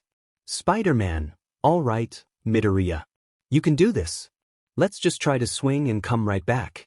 Get used to being high off the ground and swinging. He sat on the outside edge of the fire escape, shooting a web line to the alleyway roof ledge. Holding on tight to the webbing, he took a deep breath before letting himself fall off the fire escape once again. He flew through the air, but suddenly the brick ledge his web was attached to broke, causing him to drop. Spider-Man, no. Izuku quickly tried to shoot another web line, but instead of hitting a solid surface, it grabbed a flower pot from someone's window garden, pulling it off as he fell. Using his agility, he managed to maneuver and land on his feet. Spider-Man, okay, that was close. Suddenly, the flower pot landed on Izuku's head, shattering on impact and scattering soil and a yellow flower around him. He stood still, staring at a wall, only saying, Spider-Man, ow. Izuku shook his head, brushing the dirt off himself. Spider-Man, all right. Maybe web swinging will be a little harder than I thought. I just need to practice. He jumped and clung to the wall of the alleyway, climbing halfway up the 4-story building. Spider-Man, at least I'm getting better at wall crawling. Perched on the wall, he had a clear path of the alleyway in front of him, ready to try again. Spider-Man, okay. This time I'm going to try swinging from one web and making another to swing on. All those hours playing grapple games on my phone are finally going to pay off. Izuku launched a web to the wall of the alleyway, tugging on it to see if it would hold. He then let go of the wall he clung to with his powers, swinging through the air and feeling the momentum in his gut. Izuku's thoughts, okay, here goes the second swing. With one hand still holding onto the web, he shot another web line to the opposite alley wall. Letting himself fall, he held himself in the air with 2 webs, then released the previous web line, swinging through the air again. Spider-Man, it worked. I did it. Izuku prepared for another swing, shooting a web again and gliding through the alley. Spider-Man, I can't believe I'm actually doing this. This is so awesome. He continued this process, getting used to the rhythm of swinging, catching, and releasing. Spider-Man, okay, I think I got the hang of this. Now to really test what I can do. Eventually, he swung onto the side of a taller office building, climbing the glass tower. On his way up, he caught the attention of office workers inside, watching him climb with ease. He made it all the way to the top, climbing onto the roof. Looking down, he realized how high he was, easily 20 stories up. Spider-Man, oh, really high. As he looked over the edge, the world began to spin, and his stomach dropped. He felt chills and sweat running down his skin. Spider-Man, oh boy, I'm going to be sick. He was about to lose his lunch and his mask but quickly swallowed it back down, sighing in frustration. Spider-Man, come on Midoriya. Don't tell me you're getting cold feet now. I didn't even know I was scared of heights until now. Izuku slapped his face, trying to regain his composure. Spider-Man, you've already made it this far. You're not backing down now. Besides, there's only one way down, and that's down. He looked over the edge again, this time climbing onto it. One wrong step could lead to a quick drop. Izuku took a deep breath, hyping himself up. Spider-Man, okay, you can do this. You know your web shooters work. You did the math. You got the practice. So, here goes. Izuku fell forward, letting gravity do the work. After 2 seconds of falling, he shot a web line to a building. Spider-Man, it'll work. Because it has to. The line caught tension and began to swing Izuku fast through the air, lifting him forward. He let go of the web, falling through the air before shooting another web and swinging again. Spider-Man, I'm doing it. I'm doing it. He repeated this, getting used to the high-speed travel of web swinging, and what a rush it was. Spider-Man, this is better than any roller coaster ride I've ever been on. Izuku reveled in the feeling of web swinging. He used to feel stuck on the ground, looking up and hoping. Now he soared through the sky with freedom and grace, seeing the people below him as tiny figures. Spider-Man, if only the other kids at school could see me now. Going from quirkless nobody to boy genius who creates web swinging. However, too busy enjoying his accomplishment, he failed to notice the dead end he was swinging toward, leading to a billboard. As he shot his last web onto a building, he realized his mistake. Spider-Man, oichino, how do I turn? In a panic, he tried to shoot a web line to the side but missed entirely, swinging face first into a billboard advertising dental care. He splatted against the building, letting go of his web and sliding down the billboard, landing on the ground with a painful grunt. Spider-Man, me and my big mouth. 2 hours later, in the neighborhood of Midoriya's apartment complex, it was getting close to nighttime. Izuku was swinging through his neighborhood, heading home. Spider-Man, I can't believe someone stole my backpack. Now I have to sneak into my room, grab a change of clothes, and climb back out the front door so Mom doesn't suspect anything. Izuku swung and landed on the wall of the apartment building he lived in, starting to climb toward the window of his room. Spider-Man, and now I need a new backpack too. Using his powers, Izuku clung to the glass of his window, carefully opening it to avoid making any noise. He crawled from the outside onto the roof of his room, catching a glimpse of his mother in the kitchen. He slowly and quietly shut the window. With one hand, he dropped down onto the floor of his room, staring at the door. Izuku took off his mask, letting out a deep breath of relief. Suddenly, he turned around and froze, seeing his friend Bakugo studying at his desk. Bakugo, Izuku, They both stood there in stunned silence, shocked to see each other. Bakugo, Deku? Izuku quickly shushed his friend, trying to get him to lower his voice. But it was too late. Inko, Katsuki? Did you say something? Inko had heard Bakugo and started to come into his room. Izuku quickly jumped onto the roof, making a loud thump. Luckily, he managed to avoid being seen by Inko, clinging to the roof and wall above her. Bakugo was left in awe at the sight. Inko, did you say something, Katsuki? Bakugo. Bakugo's mind raced. What should he say? Izuku pleaded with his eyes, trying to convey to Bakugo to say nothing. Bakugo, that I was saying where is I mean Izuku? Inko, you know I really appreciate you trying not to curse around me, but you shouldn't be talking like that in the first place, Katsuki. It's bad manners. Bakugo brushed off her comment about his language, knowing that if she could see Izuku right above him, she would be more concerned about that. Bakugo, right? I'll try to do better. Inko, thank you. But I'm starting to worry about where Izuku is. It's already 7 p.m. and he's still out. Do you know what he could be doing? Bakugo glanced up at Inko, seeing Izuku in a spider-themed costume, clearly nervous. Bakugo, he's probably out, trying new coffee places. Izuku cringed at Bakugo's response. Izuku's mind, really? Out of all the things? Inko, coffee places? This late? And at his age? Oh no, that's not good at all. I'm going to have to talk to him about that. I've seen too many patients with issues from too much caffeine at such a young age. Anyway, I'll give him a call. I'm sorry he's been out so late and left you waiting. Izuku's mind, I'm really looking forward to that conversation. Bakugo, well, I tried to call, and he wouldn't answer. I didn't tell him I was coming over either, so it's fine. Inko, well, you can stay for dinner. We're having chicken curry and rice. Inko left and shut the door, making Izuku let out a deep sigh of relief. He lowered himself from the roof with one hand and quietly said, Izuku, sigh that was so close. Bakugo then whispered aggressively to Izuku. Bakugo, what the heck is the matter with you? Izuku tried to shush Bakugo, but he caught his hand before he could cover his mouth. Bakugo, don't try to shush me. What are you doing coming in through your window? And what's with the new outfit? As Bakugo tried to overpower Izuku, he realized it wasn't working. Izuku wasn't even breaking a sweat. Izuku began to whisper back. Bakugo's mind, wow. He really is stronger now.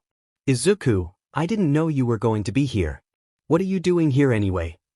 Bakugo, I was going to ask you to help me study. You get physics and are way better at math. And stop dodging the question. What's with the costume? You're not going to that wrestling place again, are you? Izuku shook his head vigorously, denying it. Izuku, no. Absolutely not. Izuku let go of Bakugo's hand and took a seat on his bed while Bakugo sat in Izuku's chair at the desk. Izuku, I've been going out trying to find the villain who killed my dad. Bakugo was surprised and showed great concern for his friend, keeping his voice low but clearly stern. Bakugo, you're becoming a vigilante. That's so reckless. What if you get caught or worse hurt? Deku, it hasn't even been 3 weeks since you got your powers.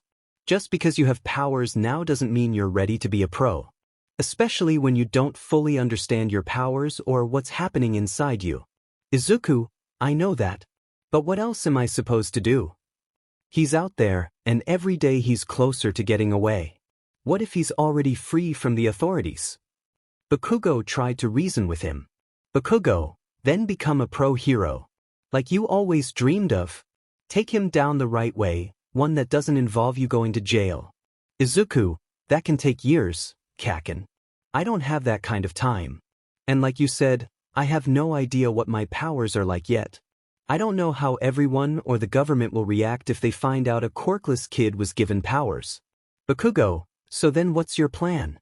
Run around in your thrift shop getup, getting yourself into trouble until you find him?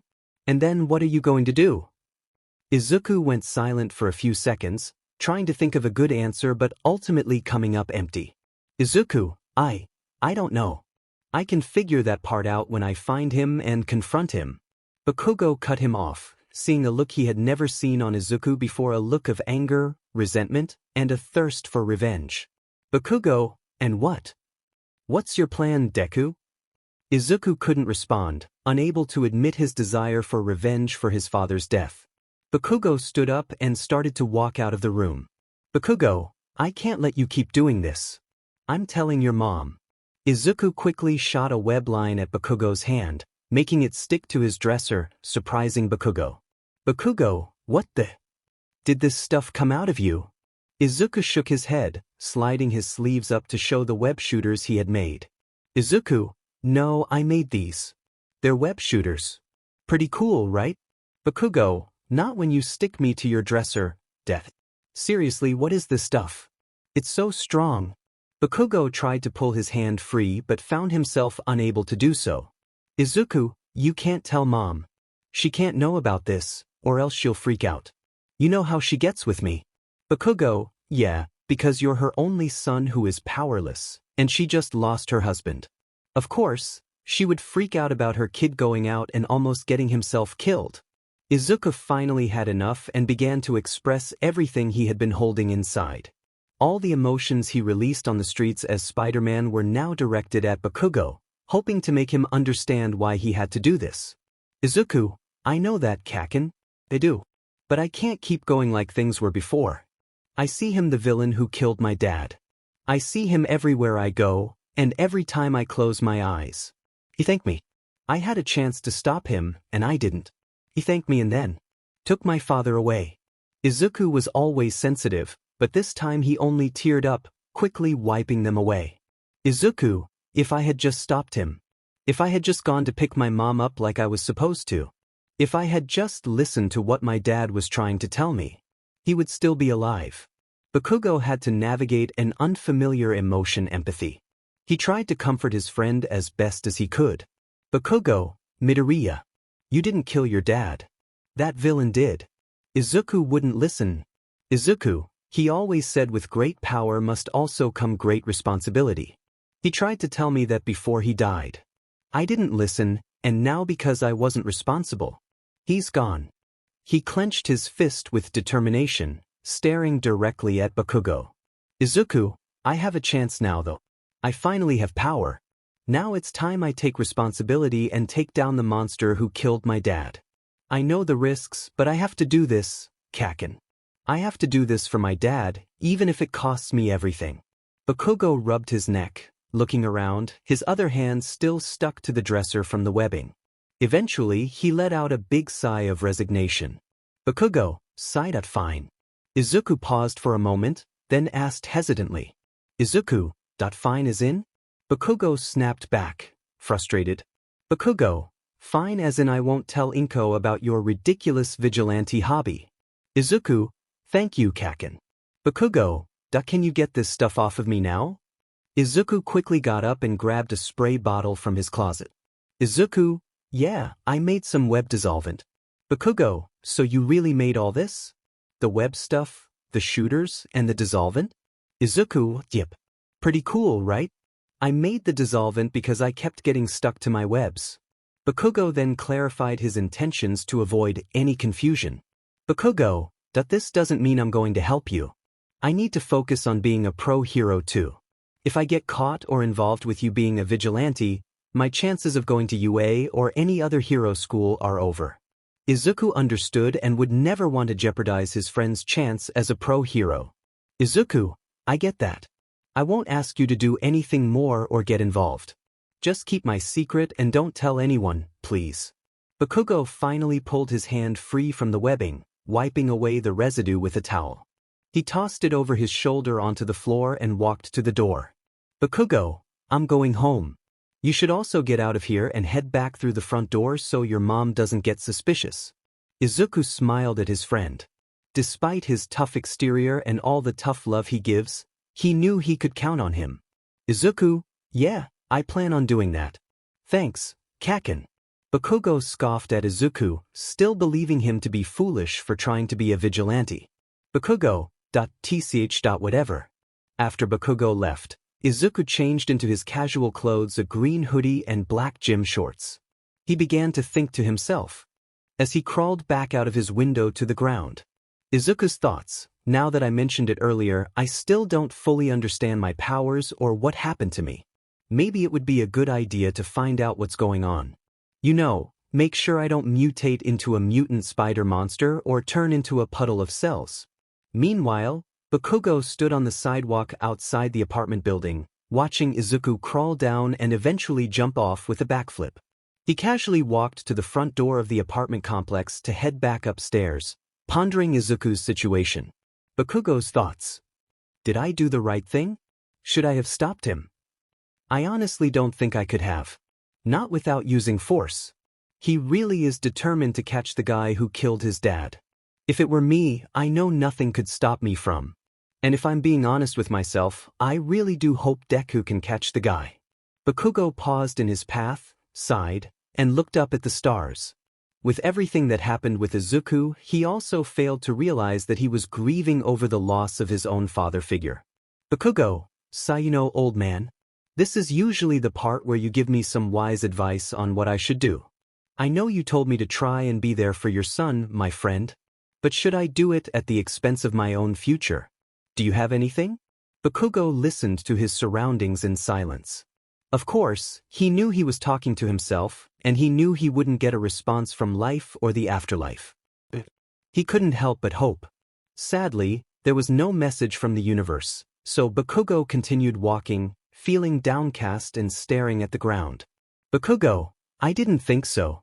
Nighttime in the tall buildings of Mizudafu, Izuku donned his spider costume from a thrift shop. He had started to swing through the city, one web at a time. He was still slow and awkward with his swinging, never letting go of a web unless it was to shoot another. Spider-Man. Okay. This is going a lot better than before. Man, this is still so awesome. Izuku continued to swing from building to building, becoming more accustomed to web swinging through the city. Spider-Man. Alright Midoriya, don't get too excited. I need to make my way to Dr. Connor's lab. I need to find answers about what happened to me. As he swung through the city, he began to experiment with parkour and web slinging, successfully navigating the buildings. Spider-Man, I say that, but I don't even have a real plan on how I'm going to do this. I need to break into their computer and pull whatever data I can from their servers. Izuku finally stopped swinging and landed on the wall of a building. He looked to his right and saw his destination, Dr. Connor's lab. The same place that held the spider that bit him and gave him his powers. Spider-Man, it doesn't sit right with me that I'm breaking and entering into someone's workplace, especially Dr. Connor's life work. I've followed his research for years, hoping for this very situation. And instead of using it to become a pro and attend UA, I'm resorting to theft. Izuku shot another web and swung toward the facility. Spider-Man, but what choice do I have?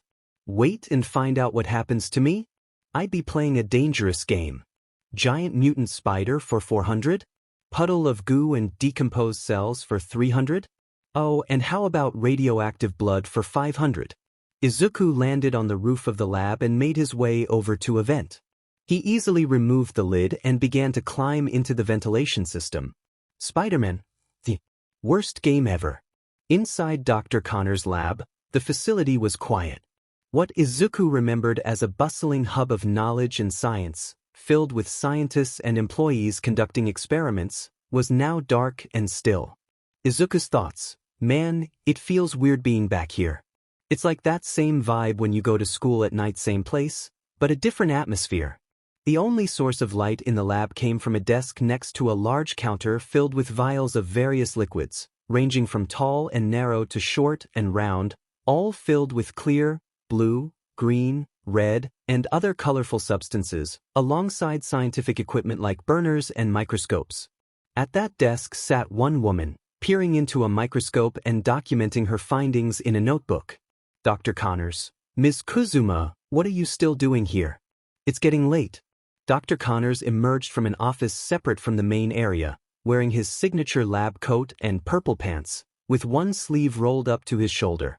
The woman lifted her head from the microscope, and Dr. Connors joked about her appearance, noting how the lenses had left her with raccoon eyes. Dr. Connors, even raccoons need to sleep. Melody Kuzuma looked confused until she rubbed her eyes, realizing what he meant. Melody, oh ha, very funny. I was just finishing up documenting the latest microspecimens and their progress. Dr. Connors, have you found anything promising? The woman leaned back in her chair, sighing in disappointment. Melody, sigh no. The virus isn't infecting enough cells quickly enough to sustain itself. The cells are doing a great job defending themselves. Too bad it doesn't understand we're trying to change it for the better. Dr. Connors took a moment to look at her research notes and peer into the microscope. He then leaned on her desk, using his one good arm to emphasize his points. Dr. Connors, maybe the issue isn't that it's not spreading fast enough. Perhaps the problem is that it's not good at hiding. Viruses like HIV and AIDS are extremely effective at evading the immune system because they target specific immune cells that act like alarm bells. If the alarm bells don't sound, other white blood cells won't fight back, allowing the virus to do its thing and genetically alter the cell's DNA with the genome we want to add. Melati smiled as the idea clicked in her mind, understanding what he was saying. Melati, why didn't I think of that? That's why I'm so glad to have you here.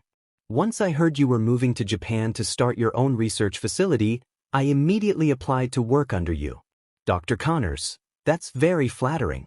However, I wouldn't be here if it weren't for the sudden funding I received from Mr. Shield and Oscorp. They basically twisted my arm to move my lab from Florida to here in Japan. Melati, speaking of which, how are you settling into this country? Dr. Connors, fine so far. The language is still taking some time to get used to, and I do miss the weather in Florida. Melati, really? With all that humidity and heat? I mean, don't get me wrong, the beaches in Disney World are great, but I would struggle with heat exhaustion living there. You really are cold-blooded like your pets. Dr. Connors, test subjects. Not pets, ha. Dr. Connors had been a trauma surgeon and pathology doctor for the U.S. government until he lost his arm in an explosion during an operation. Afterward, he began studying cross-species genetics, hoping to find a way to restore his arm and help other veterans and disabled individuals who had lost limbs. Melati began to rub her foot, and Dr. Connors tilted his head slightly to see her fiddling with a sock over her stump, where her foot had been amputated just below the knee due to a car accident. The shared experience of losing a limb and the desire to regain what they had lost had brought these two together in their work. Concerned, Dr. Connors asked his colleague, Dr. Connors, have you been giving yourself enough rest and staying off your feet? Melati, why? Dr. Connors, wow, you didn't even try to make that convincing. Melati tried to defend herself. Melati, I'm taking breaks. I just needed to get through this batch of specimens before they expired. Dr. Connors turned off the microscope in front of her and began to help pack up her bag, laptop, and other supplies. Dr. Connors, you can't keep working late hours like this. For one, I can't afford to pay you overtime. Second, it's not good for your stub if you keep standing on your peg leg all day. Melati, gasp, are you seriously playing the disabled card right now? Giggles.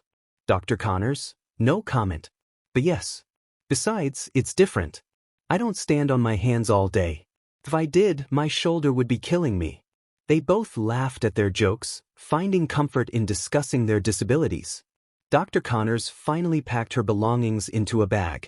Meanwhile, Izuku began to make his way into Dr. Connors' office, crawling silently from the roof of the lab into the room without being noticed. Dr. Connors said, "You've already recorded and documented the latest specimens.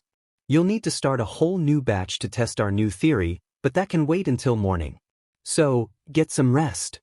The lab technician finally relented, adjusting her prosthetic leg and grabbing her backpack from Dr. Connors. Melati sighed, "Fine. I'll see you tomorrow, sir." "Good night, Melati. I'll be right behind you." "Just need to close up shop," Dr. Connors replied. After she left the lab, Dr. Connors began his rounds, locking all the doors and ensuring the cages for the lizard, mice, snake, rabbit, and other insects were secure. He checked the temperatures in the refrigerators to make sure none of the specimens would expire. Meanwhile, Izuku continued to snoop in Dr. Connors' office.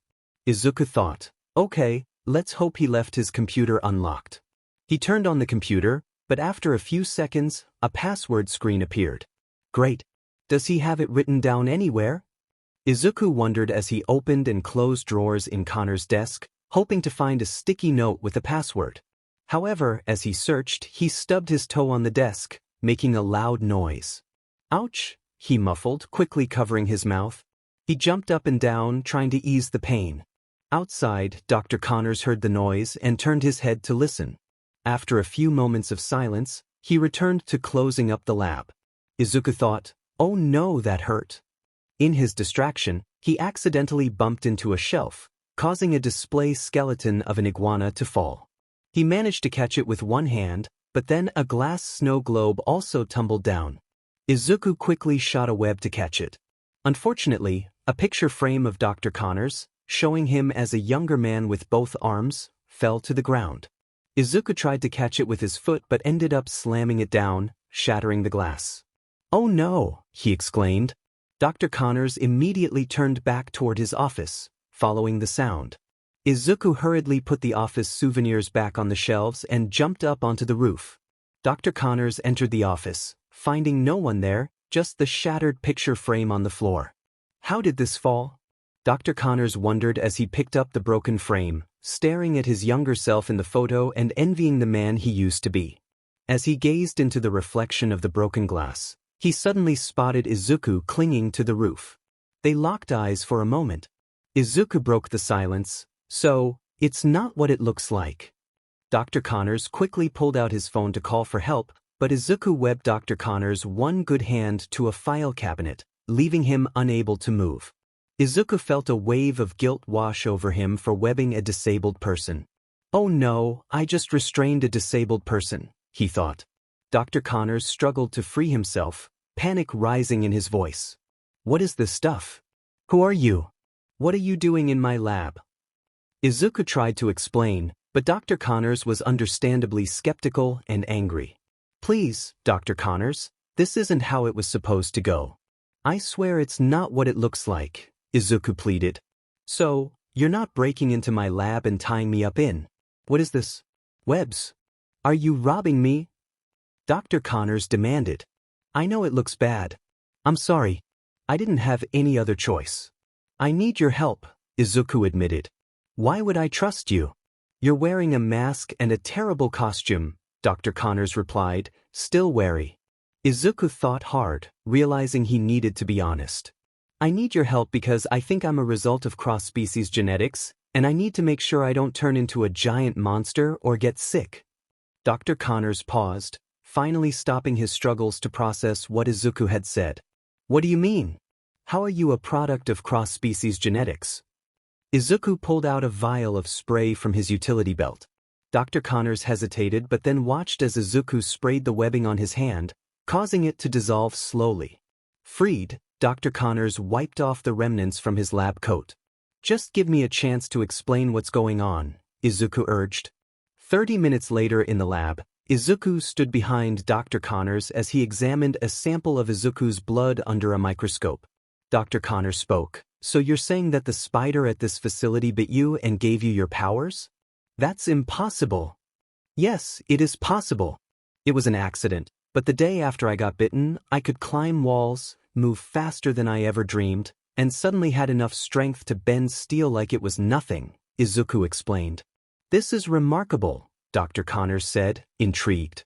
Your cells are maintaining a healthy life cycle and are not mutating or dying uncontrollably. The virus within the spider's venom has successfully integrated the spider DNA into yours. Your cells are now equally half human and half spider. He then looked behind him to see Izuku in his costume leaning on a table, sparking his curiosity. Dr. Connors, if you wanted answers about what happened to you, why wear the mask and sneak into my lab? Why not ask me directly? Spider-Man, I was scared. Honestly, I still am. I've followed your research for a couple of years. I'm actually a fan of yours. So I know what kind of breakthrough this is. My powers may not exactly be a quirk, but the fact that it's now possible to rewrite DNA to give people powers is terrifying. Izuku nodded his head side to side, swinging his arms in the same way. Spider-Man, I have no intentions of becoming the next Area 51 project for some mad scientist or government. Dr. Connors, I can understand that. But think about what this could mean for the world. We could find and develop so many cures for diseases. Dr. Connors hugged his missing arm, now feeling hope and a light at the end of the tunnel. After so many years, he may have finally found a way to get his arm back. Izuku understood where Dr. Connors was coming from, not just for himself, but for others like him who had lost a limb and parts of themselves. People who are sick and deserve a chance at life. Spider-Man, I know, document. I get that this is your life's work. I know what this means to you. To be honest, I never wanted you to find out about me. I don't really have a choice now, though, since you found me and everything. I need to find out if what I have is stable. If I'm going to turn into something uncontrollable or if my powers are permanent. So can you give me any answers? Dr. Connors took a moment to think, leaving a long pause in the air. Dr. Connors, from what I can see from this man's blood alone, the mutation is stable. I can't tell if it's permanent, and it doesn't look like it's evolving. However, Dr. Connors was at a standstill with himself. He wouldn't be lying if he said he didn't quite know and needed more time to tell. However, he also had ulterior motives, wanting to study Izuku more and find the answer to how he could replicate the results. So he finally answered back to Izuku. Dr. Connors, I can't say for certain if your powers are permanent or stable. I would need to run some more tests. As far as I can tell now, you're fine. A complete success in genetic engineering. However, that could change. If I had more time, I could give you a definite answer. The doctor extended his only hand to Izuku. Dr. Connors, I promise to never ask who you are. You can keep your secret identity. I won't publish anything that I find with you. Just give me the chance to help you, since I'm the only one who really can. Izuku had a gut feeling that he shouldn't say yes. However, the man seemed very sincere and genuine. He felt he was coming from a place that wanted to help. So, Izuku reluctantly shook his hand. Spider-Man, okay. But you have to swear to me, Dr. Connors, that you won't publish any of your research on me. That you will be the only one who knows or works on my case. Dr. Connors, I swear to you. What should I call you? Spider-Man, you can call me. Spider-Man. Dr. Connors, well, Spider-Man, let's get to work. In a joint hero agency office near the police station at night, the pro-heroes who help protect the city and work with the police have joint hero offices stationed at police stations. Pro-heroes individually will either have their own agency or headquarters or sometimes partner with other heroes. However, police stations will also create their own joint hero offices for the pros to use as a base of operations so that multiple hero agencies and other pro-heroes can work together along with the police. The police stations will have a monthly debriefing on what's been going on around the area, where other pro-heroes can share what's been happening if they feel it's necessary. This time, multiple heroes sat in a debriefing room, all facing a whiteboard with one officer going down a list of subjects. Some were recognizable like Kamui Woods, Mount Lady, Death Arms, Snipe, Fourth Kind, and other less-ranked heroes. 1 week after Izuku broke into Dr. Connor's lab, out in the city during the evening, Izuku was once again swinging through the city. As he did, he felt his phone vibrate. He quickly landed and perched over a water tower. Pulling his phone out, he saw his mother was calling him. He pulled his mask up just enough to uncover his mouth and started to talk into the phone. Spider-Man, hey mom. What's up? Inko, Izuku, where are you? It's already 4 p.m. and you're not home yet. Is everything alright? Spider-Man, yeah mom, everything is fine. I was hanging out with Bakugo, and I'm heading to the library to study. Inko, he isn't going with you? Spider-Man, no, he said he already did enough studying. He's been studying a lot lately to get into UA. Inko paused for 3 seconds before bluntly asking Izuku. Inko, are you lying to me? Izuku was taken aback, mostly surprised at how well she could tell. Izuku, how did she know? Should I bluff and keep going? Knowing he couldn't admit to swinging through the city fighting bad guys, he quickly tried to defend himself. Spider-Man, why would you think I'm lying? Inko, Izuku, your school called me today. They said you asked to go to the bathroom and just left class early. Izuku, I was hoping to get an early start on patrolling for the Sludge villain. Spider-Man, no, I didn't mean to skip. I didn't feel so good and had to use the bathroom for so long that I lost track of time, and before I knew it, class had ended. Inko, okay. Do you know when you'll be back? Also, can you pick up some eggs on your way home? Just as she said that, his phone vibrated again, this time showing a notification from the police scanner app. He tried to quickly end the conversation he was having with his mother. Spider-Man, I think I'll be home by 6 or 7-ish. I have to catch this bus stop. I love you. Inko. Wait, Izuku. He then hung up the phone on his mother, pulling his mask back down over his mouth. Spider-Man, I really hope she doesn't come after me for that. Izuku pulled out his phone, listening to the police scanner for updates. Police scanner, we have a burglary alarm at Sector 4 Bale Avenue. Reports of a mutant quirk user speeding around. No description yet. Spider-Man, that could be him. Izuku immediately swung toward the given address, his heart racing at the thought of finally confronting the villain he had been tracking for a month. This might be his chance for payback. Izuku's thoughts. I've had so many false alarms and villains who weren't him. Every time I think I've found him, I get this rush of adrenaline. My heart feels like it's pounding out of my chest. I can feel the excitement in my fingertips. It's a reminder of how much I want to find the villain who took my dad from me. After swinging into an alleyway at the address, Izuku clung to the wall, hidden in the shadows. He observed what appeared to be a half-man, half-fly figure trying to break into the back entrance of a jewelry store. Izuku's thoughts, and every time I find out it's not him, but just another mutant villain, I feel disappointed and frustrated. Izuku quickly spun a web in the alley, creating a massive wall to block the entrance before the villain could see him. Izuku's thoughts, I guess I better catch this guy for the police. Now that I'm here, I can't just let him rob this place. Positioning himself at the opposite end of the web trap, Izuku prepared for action. Izuku's thoughts. Besides, after all those disappointments, taking down these bad guys helps me blow off some steam. The villain was trying to dissolve the door handle with some sort of acid. Just as the handle fell, the door cracked open. Flyman, nice. Payday, here we come. No more eating out of garbage for me this month. Spider-Man, you actually eat trash? That's pretty gross. Izuku quickly webbed the door shut, causing the villain to turn and see him clinging to the wall. Flyman, who the hell are you? Spider-Man, nice wings. But can they help you dodge a spider's web? The villain leaped back, using his wings to propel himself. Izuku quickly shot a web at his leg, sticking him to the ground. Flyman, stay back. I'm a fly. I shoot acid. The villain inhaled deeply and belched out acid toward Izuku. He dodged to the side just in time, glancing back to see a fire escape melting from the acid. The fly villain then spat acid on his foot, freeing himself from the webbing. Spider-Man, I've heard of fly fishing, but fly fighting? This is definitely a first for me. The villain tried to fly backward out of the alley while continuing to shoot acid at Izuku. Izuku easily swung and dodged, moving from wall to wall while making jokes at the bug villain. Spider-Man, Flyman, you're really starting to bug me. Literally. Get it? Suddenly, the villain found himself caught in the web Spider-Man had set up earlier. Flyman, what is this stuff?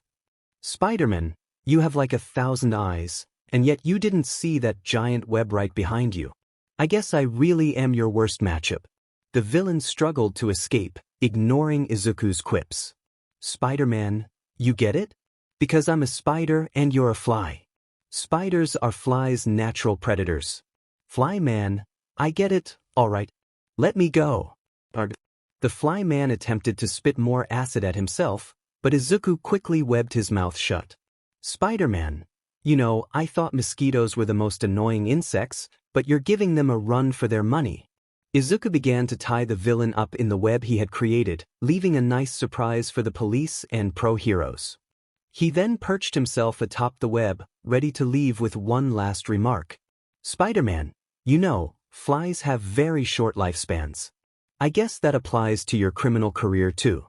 Because after tonight, it'll all be over. Izuku shot a web toward a nearby building. The fly villain continued to struggle against his bindings, but to no avail. As Izuku swung away into the city, he called back to the villain. Spider-Man, I'm going to buzz off now. Flyman, say hi to the police for me. They'll be here soon. Later, at Dr. Connor's lab around 5 p.m., Dr. Connors was working on a laptop in the middle of the laboratory. Above him was a skylight. Izuku landed on the roof and opened the skylight, creating a web and slowly descending upside down in his iconic spider fashion. Spider-Man, hey, Dr. Con. Dr. Connors? What? Dr. Connors jumped out of his chair, startled by the voice above him. He turned to see Izuku sliding down his web. Dr. Connors, you scared me. Haven't you ever heard of using a door? Spider-Man, I'm a spider. Doors don't really fit the vibe. And I wasn't sure if anyone else was here. Dr. Connors, nobody's here. I knew we planned to meet around this time, so I made sure to give everyone the day off. Izuku let himself down to the ground and released his web, which quickly shot back up to the roof, where it would dissolve in a few hours. Spider-Man, so, have you found anything from all those tests? Dr. Connors, yes, I have. Dr. Connors began to showcase the data he had gathered from testing Izuku's blood, scanning his body, and studying his powers and abilities. Dr. Connors, I believe our original theory about the venom in the spider containing a virus with its own DNA is accurate. From all the tests, I can confirm it. You've shown increased strength, speed, agility, reflexes, and the ability to climb walls. Additionally, your body shows no signs of rejection or an immune response. I think it's safe to say, Spider-Man, you're not turning back to your normal self anytime soon. Spider-Man, what about the other way around? Is there a chance the foreign spider DNA inside me could take over? Dr. Connors, only time will tell for certain. However, from what I can tell, no. The decay rate inside your body is quite honestly remarkable. Any cancers, mutations, or rogue cells that your body produces from the virus are effectively eliminated and disposed of. This allows the proper sequences of genetic information to be carried on, preventing the foreign species from taking over your DNA. Spider-Man, so, I'm not going to mutate or get cancer. Dr. Connors, yes. I believe so.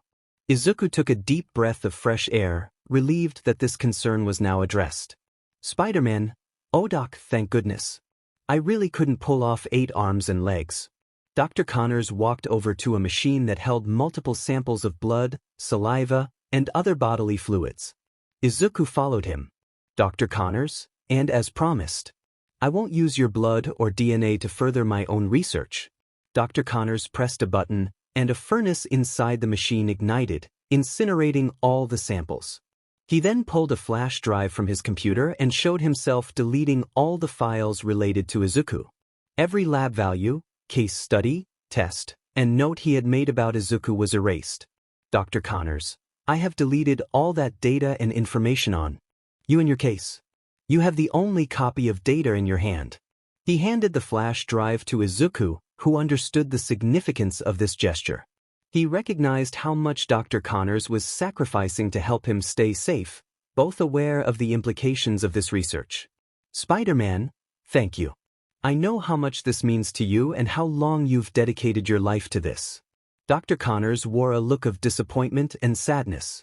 Dr. Connors, you really don't understand. So many years spent. What took you only a chance of luck?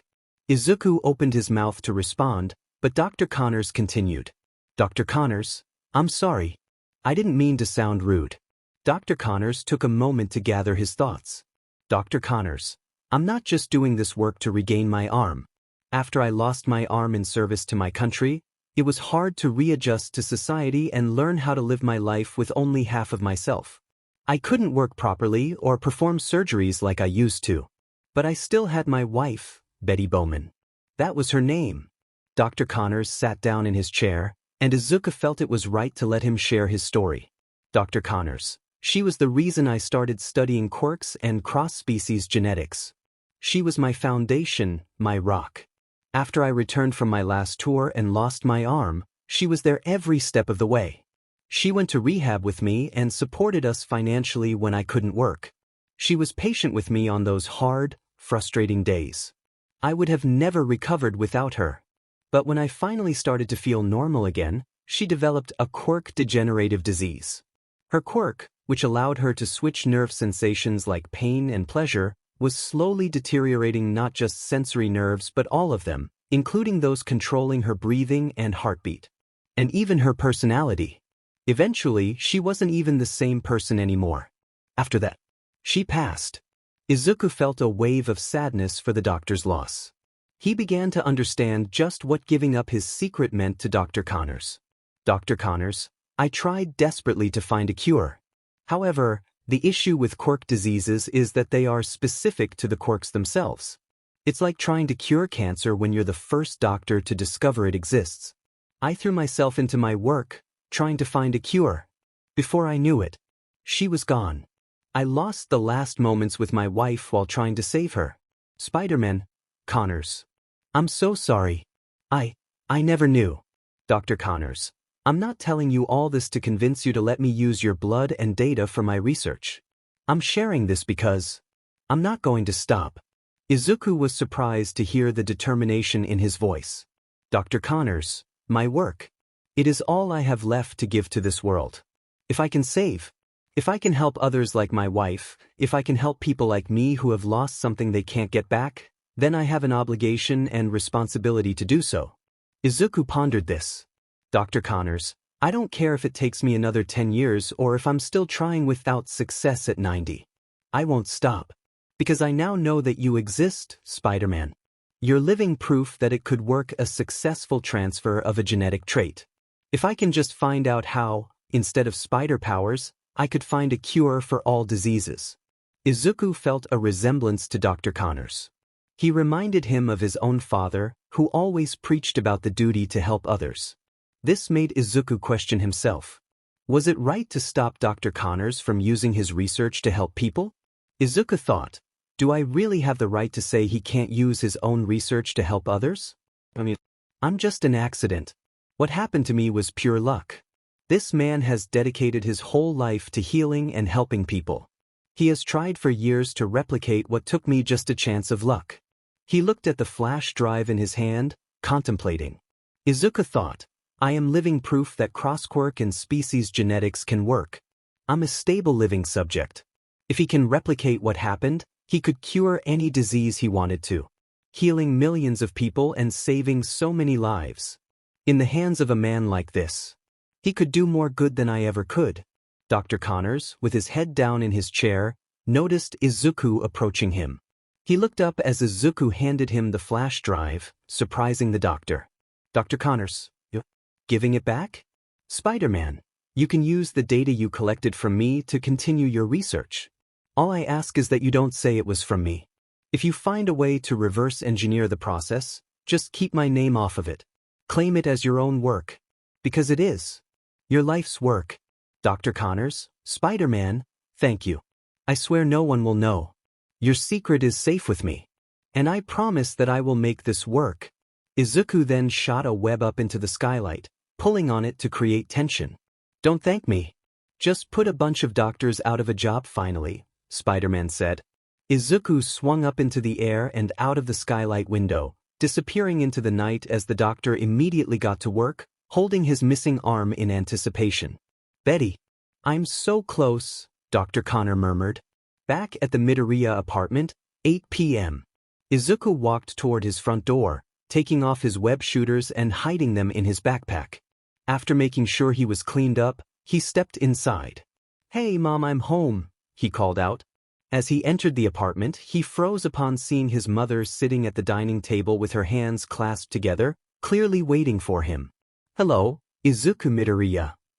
Izuku's heart sank. Oh no, she used my full name. She must be upset about me hanging up on her. So, how was? Did you get the eggs like I asked you to? Izuku Midoriya. He froze again, suddenly remembering he had forgotten the eggs. Oh no, she said it again. His mother was never one to yell or be angry with him, that was usually his father's role. But when she did get mad, it was terrifying for Izuku. It meant he was completely in the wrong, and there was no way to defend himself.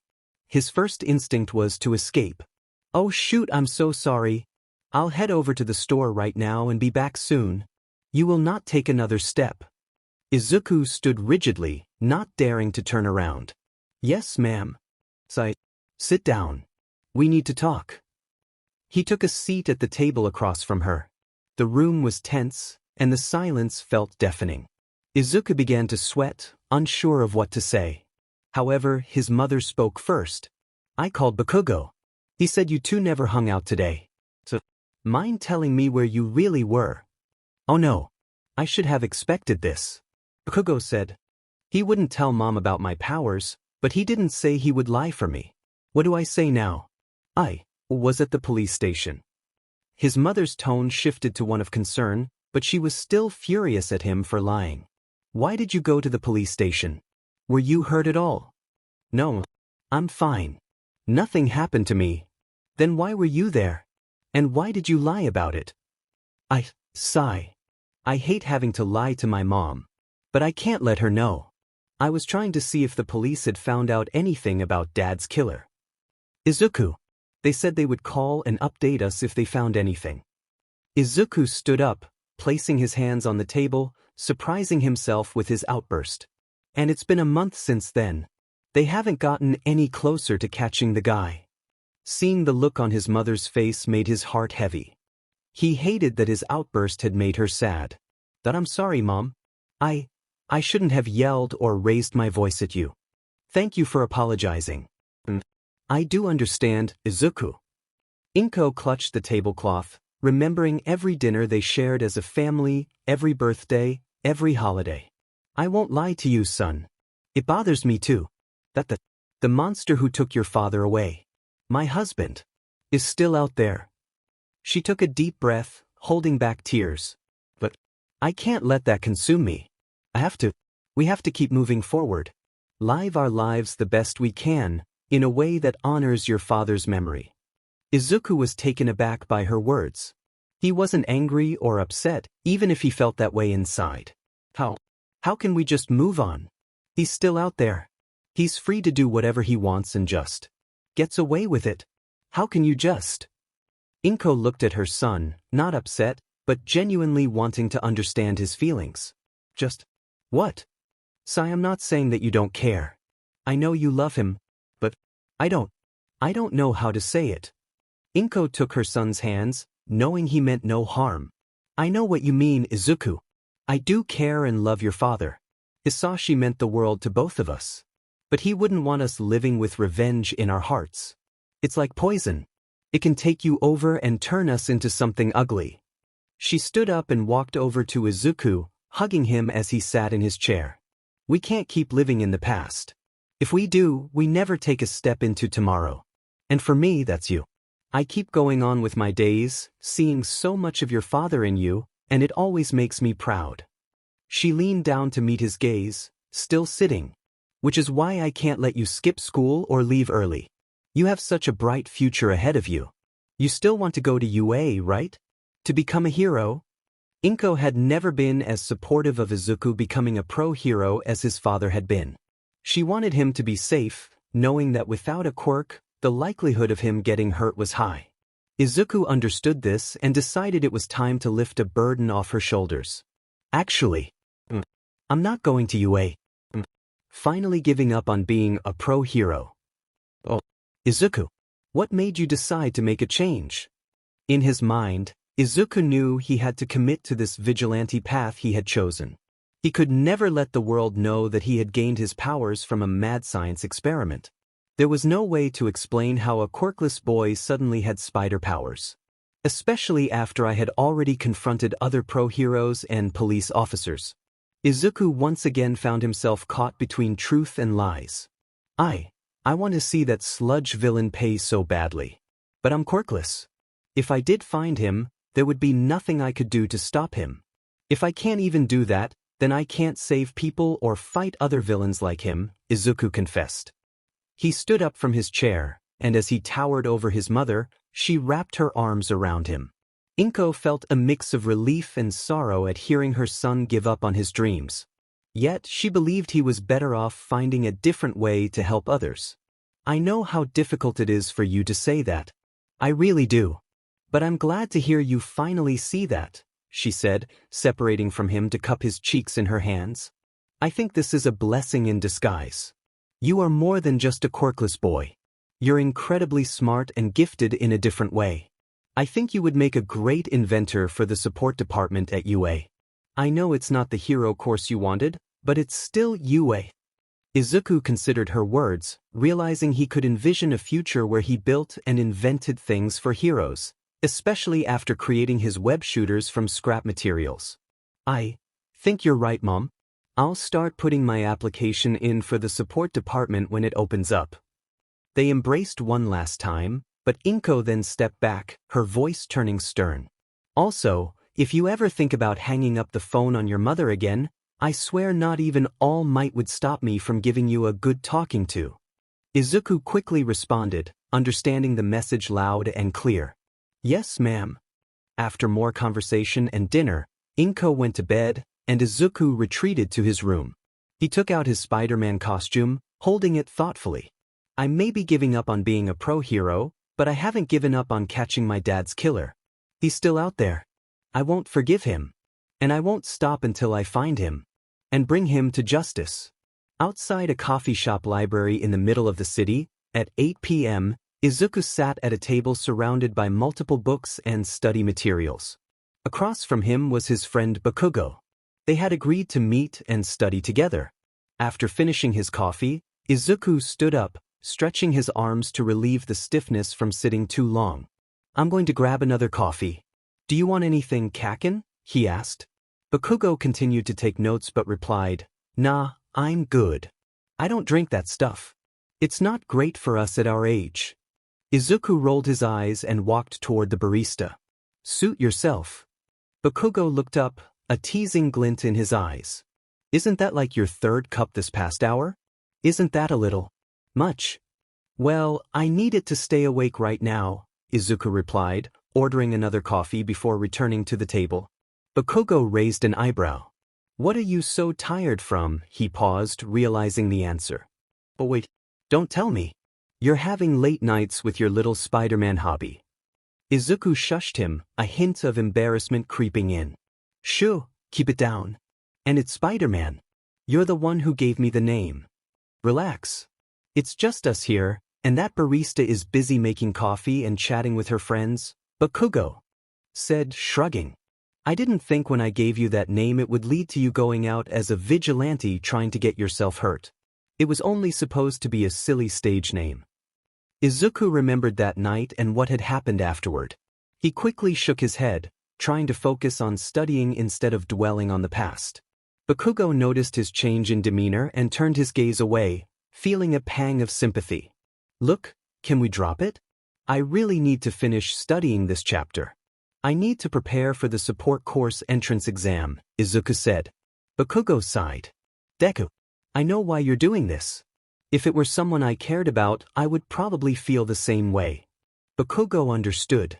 If it were his mother who had been harmed, he would have been far more relentless in his pursuit. But he knew Izuku was different. He wasn't a hot-headed teenager. He was kind, compassionate, and reserved. Seeing his friends so fixated on revenge felt unnatural. But honestly, what's your plan for catching this guy? And when you do catch him, then what? Bakugo pressed. Izuku rubbed his face in frustration, knowing where this conversation would lead. So far, I've been responding to every police radio call related to the last possible areas he could be in, along with any calls about mutant-type villains or suspicious activity. I haven't had any luck, though. I've taken down about a dozen villains so far, ranging from a bear man to a porcupine guy, and even a plant girl. It's strange how many of them are based on animals. What do you think? Bakugo didn't take the bait to change the topic, pressing on with his second question. Midoriya, what are you going to do when you somehow manage to catch the guy? Izuku felt the weight of that question settle heavily in the air. Izuku, I'm going to stop him, obviously. I can't let him hurt anyone else. I won't let him take away another kid's dad. So, are you going to let me study now? Izuku asked Bakugo, who knew him well. Despite Izuku's gentle nature, Bakugo recognized the intensity in his eyes. Bakugo, you won't even admit it. You can't even say it out loud. Izuku, what? Bakugo, what do you want me to say? When Izuku was truly frustrated with his friend, he stopped using his childhood nickname, Kaken. He pressed his forehead against his textbook, pencil in hand. Bakugo, that you want him gone. That you're doing all of this for a chance to make him pay. Izuku snapped, the pencil breaking in his grip. Izuku, of course I want him gone. He took my dad from me. After his outburst, they locked eyes, the weight of their emotions hanging in the air. Bakugo, Deku, you're not a killer. It's not who you are. Izuku, yeah, well, I never thought I could dodge bullets or stop a bus with my bare hands, and yet here we are. Things can change, Bakugo. Bakugo, not you, though, Midoriya. You've wanted to be a pro hero your whole life. You want to help people. You're not the type for revenge. Before Bakugo could continue, Izuku's phone buzzed. He glanced at it and saw another police report about a villain on the loose. Quickly, he put in an earbud to listen to the police call. Police scanner report. Reports are coming in about a large, fast, green monster villain running through the city, heading toward the NW Bridge. Police units are en route, ETA 20 minutes. Closest pro hero ETA is 25 minutes. Izuku hurriedly packed his bag, while Bakugo slumped back in his seat, arms crossed, knowing Izuku was about to leave him behind. Izuku, I have to go. Bakugo, go play vigilante. Izuku exited the coffee shop's study library. Just as he was about to dive back into his studies, a barista placed a coffee down in front of him. Bakugo quickly tried to intervene. Bakugo, oh sorry. I didn't order this, my friend did, and he just left. The barista, surprised but unfazed, thought for a moment before deciding to let it go. Barista, oh really? It's on the house. Bakugo hesitantly accepted the coffee, having never tried it before. Bakugo, are you sure? Barista, yeah, just take it. No big deal. Feeling obligated to accept her kindness and the universal rule of always taking free food, Bakugo took the coffee. The barista walked away and he lifted the lid, feeling the hot steam. He took a careful sip, trying not to burn his mouth. Bakugo, he found it bitter but took another sip. Bakugo, I guess it's not so bad. Out in the city, Izuku, dressed in casual clothes with his backpack slung over his shoulder, began parkouring across the rooftops. He reached into his backpack, retrieving his web shooters and fastening them to his wrists.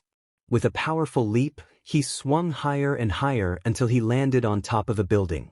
From his vantage point, he scanned the bridge mentioned in the police report, but he couldn't see the creature they had described. However, he did witness it pushing cars aside with ease. That could be it. Time to suit up and take action, Izuku said to himself, quickly changing into his Spider-Man costume. Meanwhile, a few minutes earlier, a silver SUV was stuck in traffic on the bridge. Inside sat 3 people, 2 women in the front, 1 blonde and 1 brunette, and a young boy of about 6 years old in the back seat. The boy, Koda, sat quietly, absorbed in a game on his phone, his hat with 2 horns obscuring his eyes. The 2 women began to express their concern about the traffic. Hey, Mandalay, what do you think is causing the delay? Ryuko asked. I'm not sure, Ryuko. It shouldn't be this bad, unless something happened, Mandalay replied. Should we check it out? Can you use your telepathy to find out what's going on? Ryuko suggested. We can't remember? We have Koda with us. Plus, I've told you before that I can't read minds. I can only project my own thoughts. Let's just wait for now. It's only been 20 minutes of bad traffic, Mandalay reassured her. Oh right. Sorry, I feel silly for asking after we've been a team for so long, Ryuko said. The 2 women were pro heroes, part of the Wild Wild Pussycat team. Today was their day off, and they had decided to spend it with Mandalay's nephew, Koda. Mandalay's quirk allowed her to speak into someone's mind, while Ryuko could manipulate the earth around her. As they waited, Koda suddenly lifted his head from his phone, sensing something. He murmured. Koda was usually quiet, having withdrawn since the loss of his parents, who had died in service while trying to stop a villain. This tragedy had left him with a deep resentment toward heroes, creating a rift between him and his aunt as well as her colleagues. As they continued to wait, Mandalay kept her focus on the road, while Ryuko glanced at the rearview mirror. Her eyes widened in alarm, and she reached back to protect Koda. Koda, get down, she shouted. Suddenly, a car plummeted from above, crashing onto their SUV, causing the roof to cave in and glass to shatter. Ryuko leaned over to shield Koda, but he saw blood trickling down her face. Ryuko! Koda exclaimed, panic rising in his voice. Back with Spider-Man, Izuku swung down toward the bridge, witnessing cars being tossed into the air, some colliding with others. One was teetering on the edge, about to fall off. Oh no! Time to really test this webbing. I hope it can hold a ton, he thought, quickly webbing the back of a car. He struggled but managed to hold it long enough to secure it to the bridge. Phew, that was close.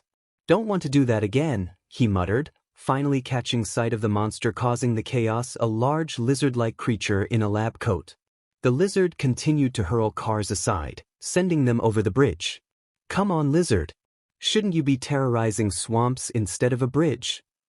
Spider-Man quipped, trying to mask his fear. As the lizard threw more cars, Izuku swung into action, catching them mid-air and securing them to the bridge. Did someone order a giant lizard for their commute? Because this is overkill, he joked, trying to keep his spirits up. Meanwhile, Mandalay managed to escape through the window while Koda and Ryuko remained inside the car.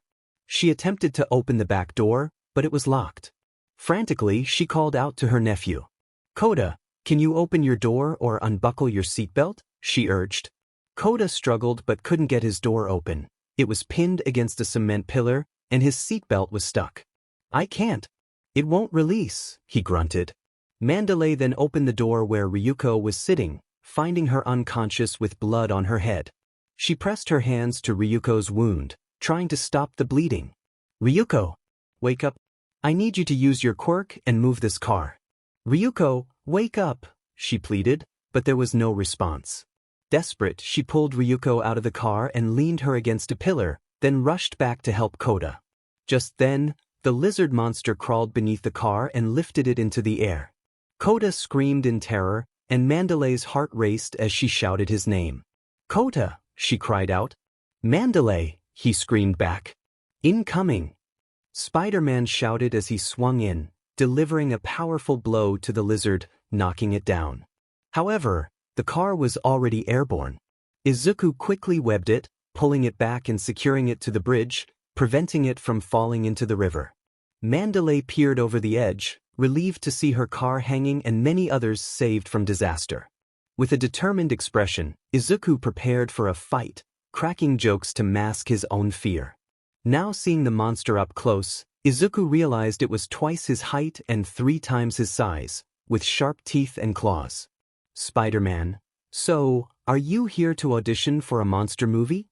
The lizard monster then lunged at Izuku, who performed a backward handstand to dodge. Spider-Man, because you're giving me some serious Godzilla vibes right now, and it's not working for you. He shot a web at the creature, pulling himself into a web strike that pushed the lizard monster back into a car, which crumpled under the impact. Izuku jumped off the lizard and landed on the edge of the bridge. The lizard roared and hissed at him, then began to crawl away. Spider-Man, hiss all you want, but you're not getting away that easily. He extended his arm, ready to shoot web at the creature. Suddenly, Mandalay grabbed Izuku's side, surprising him. Mandalay, please. Help my nephew Koda. He's stuck in one of the cars you saved. Izuku turned to see the car dangling over the river. He glanced back at the lizard, which was still trying to escape. He noticed it was starting to shrink and shed its skin, a sign of weakness and a chance to take down the villain for good. He looked at Mandalay, who pleaded once more. Mandalay, please, he's only 6. Izuku made a choice. He turned around and shot a web at the bridge support beam, swinging over to the car where Koda was trapped. He landed on the upside-down vehicle and used his powers to grab the window and rip it off in one swift motion, startling the young boy. Koda, hey, get away from me. Spider-Man, hey kid, don't worry. I'm here to help. Koda, get away from me. You're just a stupid pro-hero. Spider-Man, look, your aunt sent me. Koda, she's not my mom. Izuku could tell that this kid had a complicated family situation and some issues with pro-heroes. He decided to play along, hoping to calm Koda down and get him out safely. Spider-Man, Koda, right? Listen to me. Koda looked at him with tears in his eyes, clearly scared and stubborn due to whatever baggage he carried. Spider-Man, I'm not a pro-hero. I'm just a guy in a costume trying to help. Izuku took off his mask, revealing his face for the first time to someone else. He needed Koda to trust him. Izuku, see? Koda felt a bit safer seeing Izuku as just a normal guy instead of a masked figure. Izuku tossed his mask to Koda. Izuku, hey, want to hold this? Koda held the mask in his hands, feeling its weight and the sweat on it. Izuku began to crawl inside the car. Koda, it's wet. Izuku joked back to the boy, continuing to build trust. Izuku, yeah, this suit is a bit of a sauna, especially when you're fighting giant lizard monsters and swinging around. You get it? Izuku hugged the back of Koda's seat.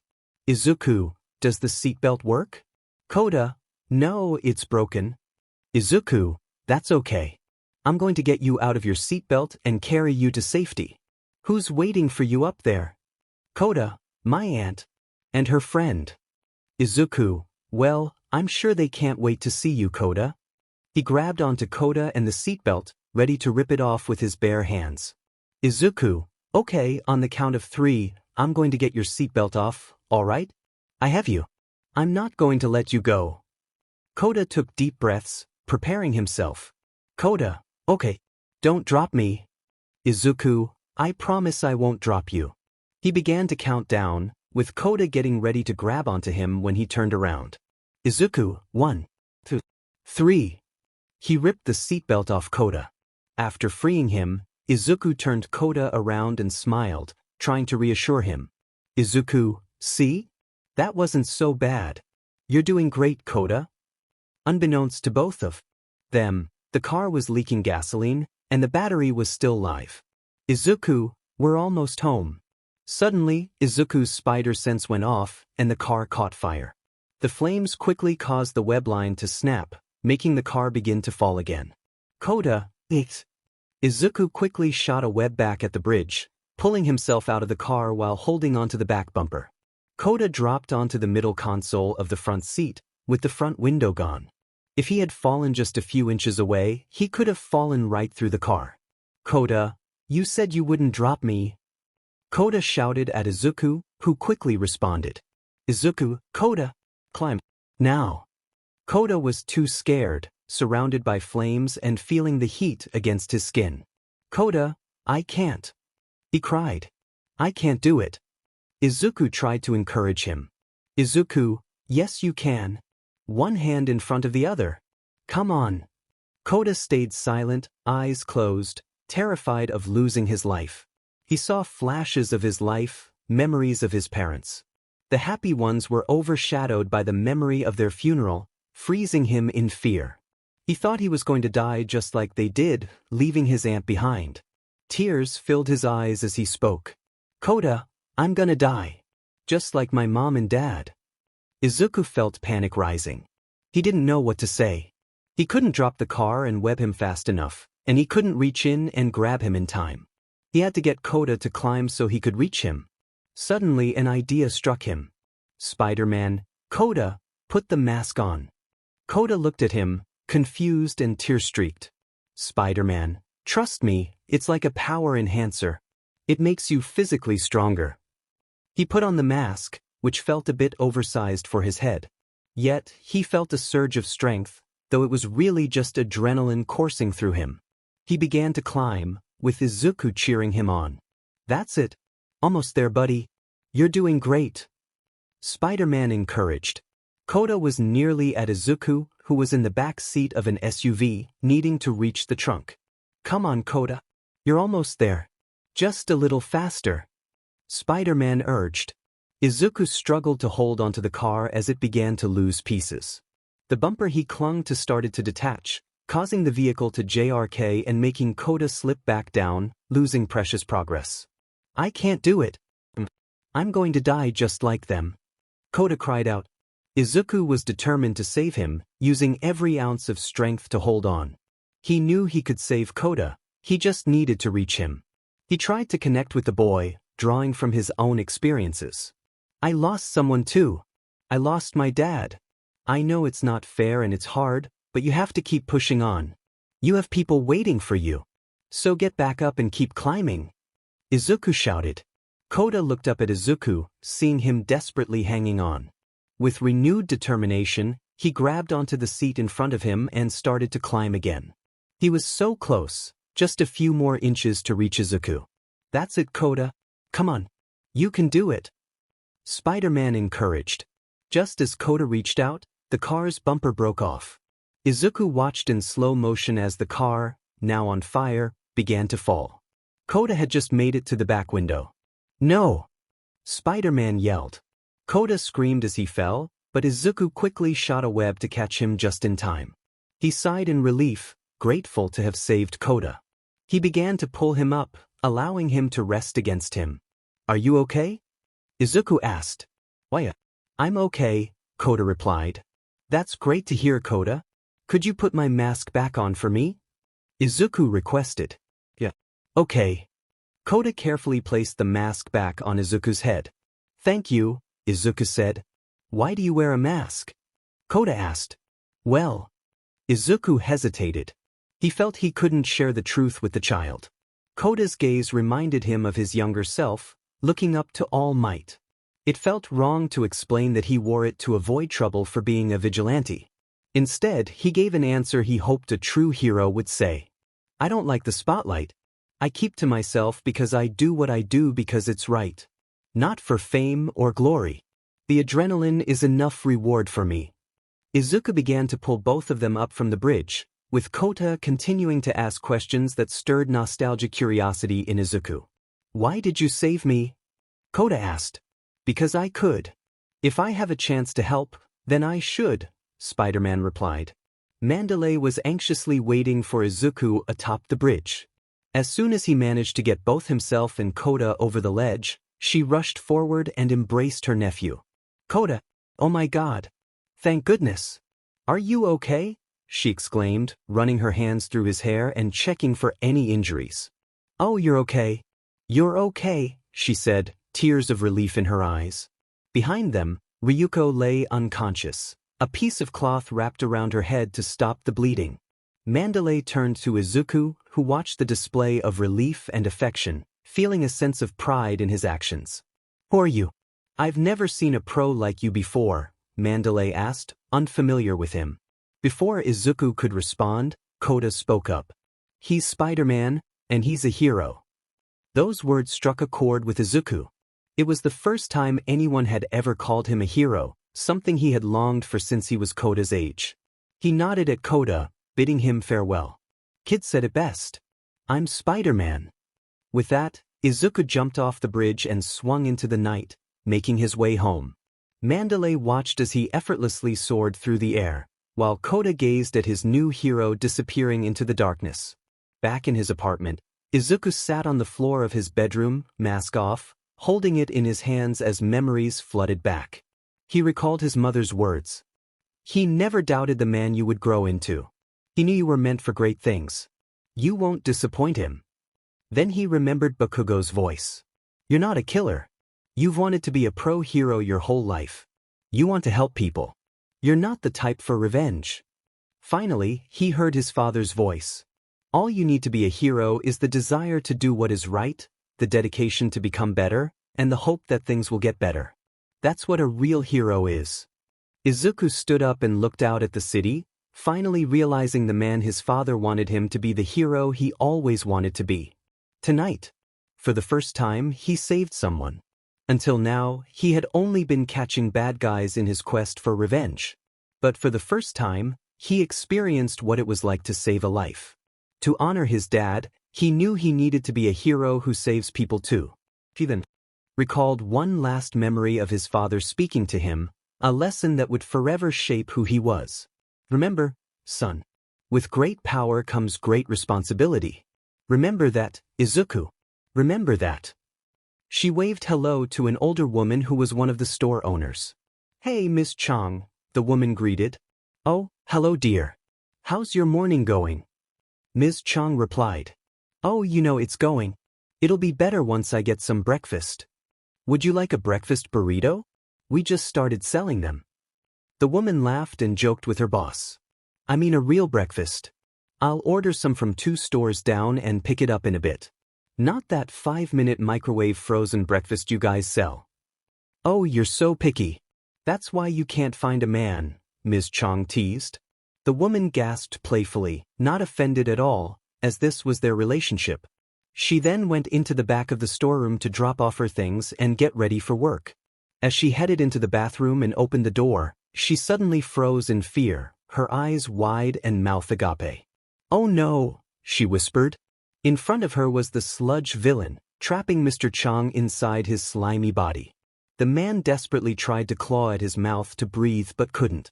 The woman felt the urge to scream and run, but the Sludge villain quickly spoke. "You scream. Your boss dies and I go after you and everyone in this store next. Nod if you understand." The woman fell silent, only nodding in acknowledgement. "But now here's what's going to happen. You're going to go to that cash register, take all the money out, come back here, and give it to me. Then I'll leave with my new suit here." Upon hearing this, Mr. Chang struggled even more, thrashing around. However, no sounds were made due to the villain's fluid-like body, which prevented him from moving much or hitting any hard surfaces. The woman hesitantly took a few steps back, the look of horror still on her face. "Mr. Chang. He gave me a job when no one else would." Her heart ached as she walked back out to the front of the store, seeing Ms. Chang at the register, completely unaware of what was happening. They both were so kind. The woman opened the register and started to pull out all the money. Ms. Chang, confused, grabbed her hand. "What are you doing?" However, she could see something was off, noticing the scared and pale look on the woman's face. The woman, unable to live with herself, had one act of bravery left in her. I can't just let him die." She tried to nonchalantly press the silent alarm under the register, which Ms. Chang noticed with wide eyes. Unbeknownst to both of them, the Sludge villain extended one of his eyes to keep watch on the women, seeing her press the silent alarm and start to walk back. "Darn it. I was hoping to have more time to sneak into this skin suit. Now that she called for help, I won't have enough time. I have to make a run for it before the pros show up." The Sludge villain then burst out of the convenience store, quickly snatching the cash with a tendril and knocking down aisles and people with one swift motion of his arm. "I'm out of here, suckers." The villain crashed through the glass windows, sending shards flying everywhere. Civilians ducked for cover and began to run away. With loads of cash stuck inside his body, the Sludge villain started to flee. Meanwhile, a skinny man with long blonde hair, wearing a baggy white t-shirt and green cargo pants, watched the scene unfold. He quickly glanced around and saw the villain trash the security cameras. "But no one can see me transform. Now then." Suddenly, the man grew to twice his height and 3 times his size, developing enormous muscles. His once baggy shirt and pants became incredibly tight, and his long blonde hair stood straight up. He walked over to the woman and the couple who owned the store. "Are you okay?" Ms. Chang exclaimed. "Yes, honey. I'm fine, thankfully. Still catching my breath. That villain came up from our bathroom toilet." Mr. Chang replied. They both turned to the employee woman, who began to apologize profusely. "I'm so sorry that I gave him your money. I didn't know what else to do. Oh God, I don't know how I'll pay you back, but I'll figure it out, I swear." However, Mr. Chang placed a hand on the woman's shoulder, smiling to reassure her. "Don't say that. No money is worth our lives. You did the right thing to comply. I just hope that villain doesn't hurt or harm anyone else." Then a booming voice came from behind the three. "Have no fear, citizens. I will stop that villain." They turned around, and a mixture of shock and smiles filled the room as they saw the number 1 hero, All Might, standing before them in all his glory. "Because I am here." Meanwhile, Izuku was somewhere else in the city, walking home from school. School had just finished, and he was deep in thought as he made his usual commute. It's been a week since the bridge incident. Since then, I've started to expand my radar for crime and the types of villains I fight. Just this week, I've stopped a jewelry robbery, saved a guy from a car accident, and prevented a construction worker from falling. Feels nice, actually. This is the first time since. Izuku was about to think, this is the first time since my dad died that I've felt content with my life. However, those thoughts brought up memories and feelings of anger, guilt, and regret that began to eat away at him. I know that helping people is what would have made my dad proud. But I haven't avenged him yet. The Sludge villain is still out there. I haven't given up on taking him down. Izuku then made his way toward a tunnel under a bridge. When I finally find him, I'm going to make him pay for what he did to. As he was about to step into it, his spider sense began to tingle intensely. Huh! He suddenly stopped in his tracks, feeling his spidey sense stop. He took another step to test if it would go off again, and it did, ringing and buzzing like crazy. He took a few steps back and surveyed the bridge and tunnel, not spotting any signs of danger. However, he decided to play it safe. Izuku thought, I guess this bridge isn't safe. It must be old and ready to collapse or something. I know a different way I can take. He began to walk off in another direction. As he left, a dark sludge began to ooze out of a manhole cover, and suddenly, the Sludge villain pulled himself out of the sewer. Damn it! That kid was going to be my next hiding spot. Did he notice me or something? Doesn't matter. I still need to escape. And get out of here. I didn't think All Might would show up. I've been on the run for more than a month now. Once this is all over, I'm fleeing the country and heading to New York. I hear their sewers are massive, and nobody would be able to find me there. I could easily escape the authorities with that kind of transportation network. The Sludge villain then began to run away, trying to distance himself from All Might. Moments later, All Might himself jumped out of the manhole that connected to the sewers. I hate when they escape through the sewers. Why can't they ever run through an alleyway or take a bus? He looked around, noticing the manhole cover had been moved and small traces of sludge leaving a trail. Looks like he went this way.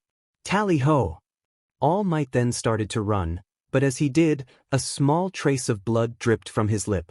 Feeling it on his face, he quickly wiped it away with his arm, glancing at the blood on his forearm as he continued to run. Damn it! I'm reaching my limit. I need to catch that guy soon before my hero form runs out of energy. Meanwhile, Bakugo was walking home through an alleyway with some friends from school.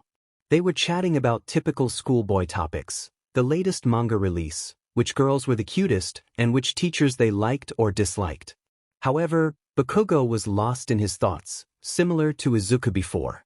He pondered, I've never seen Izuku like this before. Ugh, honestly, it doesn't sit right with me. Since the first time he met Izuku, Bakugo had always thought he was too much of a pushover and a goody two-shoes. Yet, at the same time, he admired that part of him. He had witnessed Izuku being raised by his parents, Hisashi and Inko, and understood why he was the way he was. Even without a quirk, Izuku was always kind and considerate.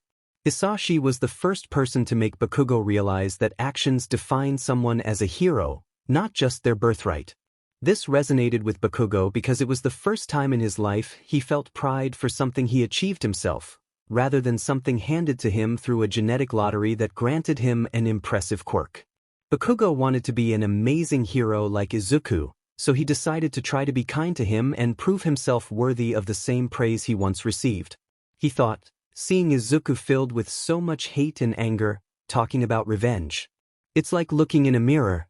Bakugo was self-aware, knowing he had a short temper that often led him to resort to violence first. He recognized that it stemmed from his upbringing. His mother, whom he loved, was incredibly strict with high expectations for her son, gifted with an amazing quirk. His father, whom he still cared for, was unreliable and failed to teach Bakugo how to be a hero, let alone a real man. Seeing Izuku raised by parents who were gentle and loving made him envious. He mused, if it were my parents who were killed by a villain, I would be the same way. Maybe even worse. At least Izuku hesitates. I saw it in his eyes when I brought it up. But me. When Hisashi died, Bakugo was also affected. He felt that the only man who encouraged him to be better was gone, and his only son, a constant reminder of that strive for improvement, was slowly being consumed by anger and vengeance. He felt like he was failing the man who helped him become a better person. He thought, did I know I wouldn't hesitate to take that villain down? Lost in thought, his two school friends snapped their fingers in front of his face, catching his attention. What the? Bakugo exclaimed. Whoa, sorry man.